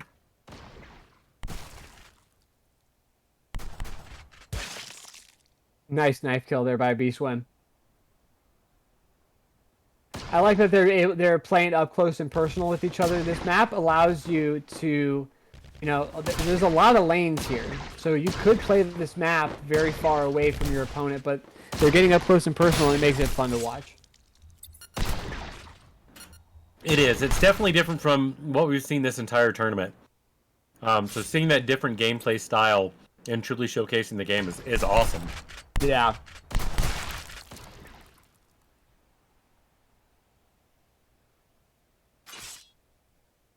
Trading knives. Each other in vision, able to get the finish there and pick up the health twice on the hive mind that is P squared. Because you got to remember, P squared was all about creating that distance when they were in the winner's bracket. Yep. And it's just different when you're forced to use a shotgun. They're just following them around. They're trying to... Oh, they're just going for knife kills now. Oh, literally they aren't using their guns at all. They're just doing knife kills. Oh my gosh. It's awesome. Knife v knife. Knives only. This is awesome. They must have heard us. They had to have. Again, give the people what they want.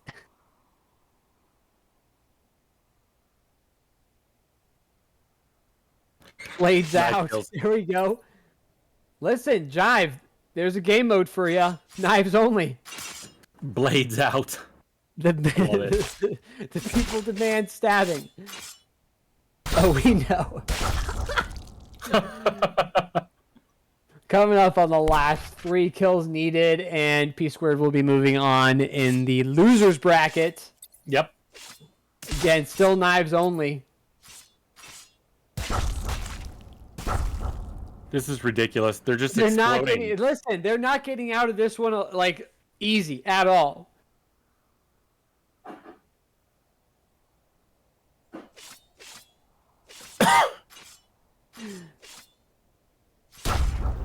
Oh, there we go. And Prominent gets the final stab That is it.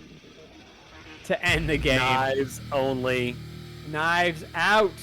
The people demand stabbing action. Stabby wabby. That was good. That was fun. That was fun. That was a lot of fun. So, P Squared will be moving on. BDB unfortunately gets knocked out of the tournament, but a really good showing here in this round. Yep, started out with 8 teams, now down to 5.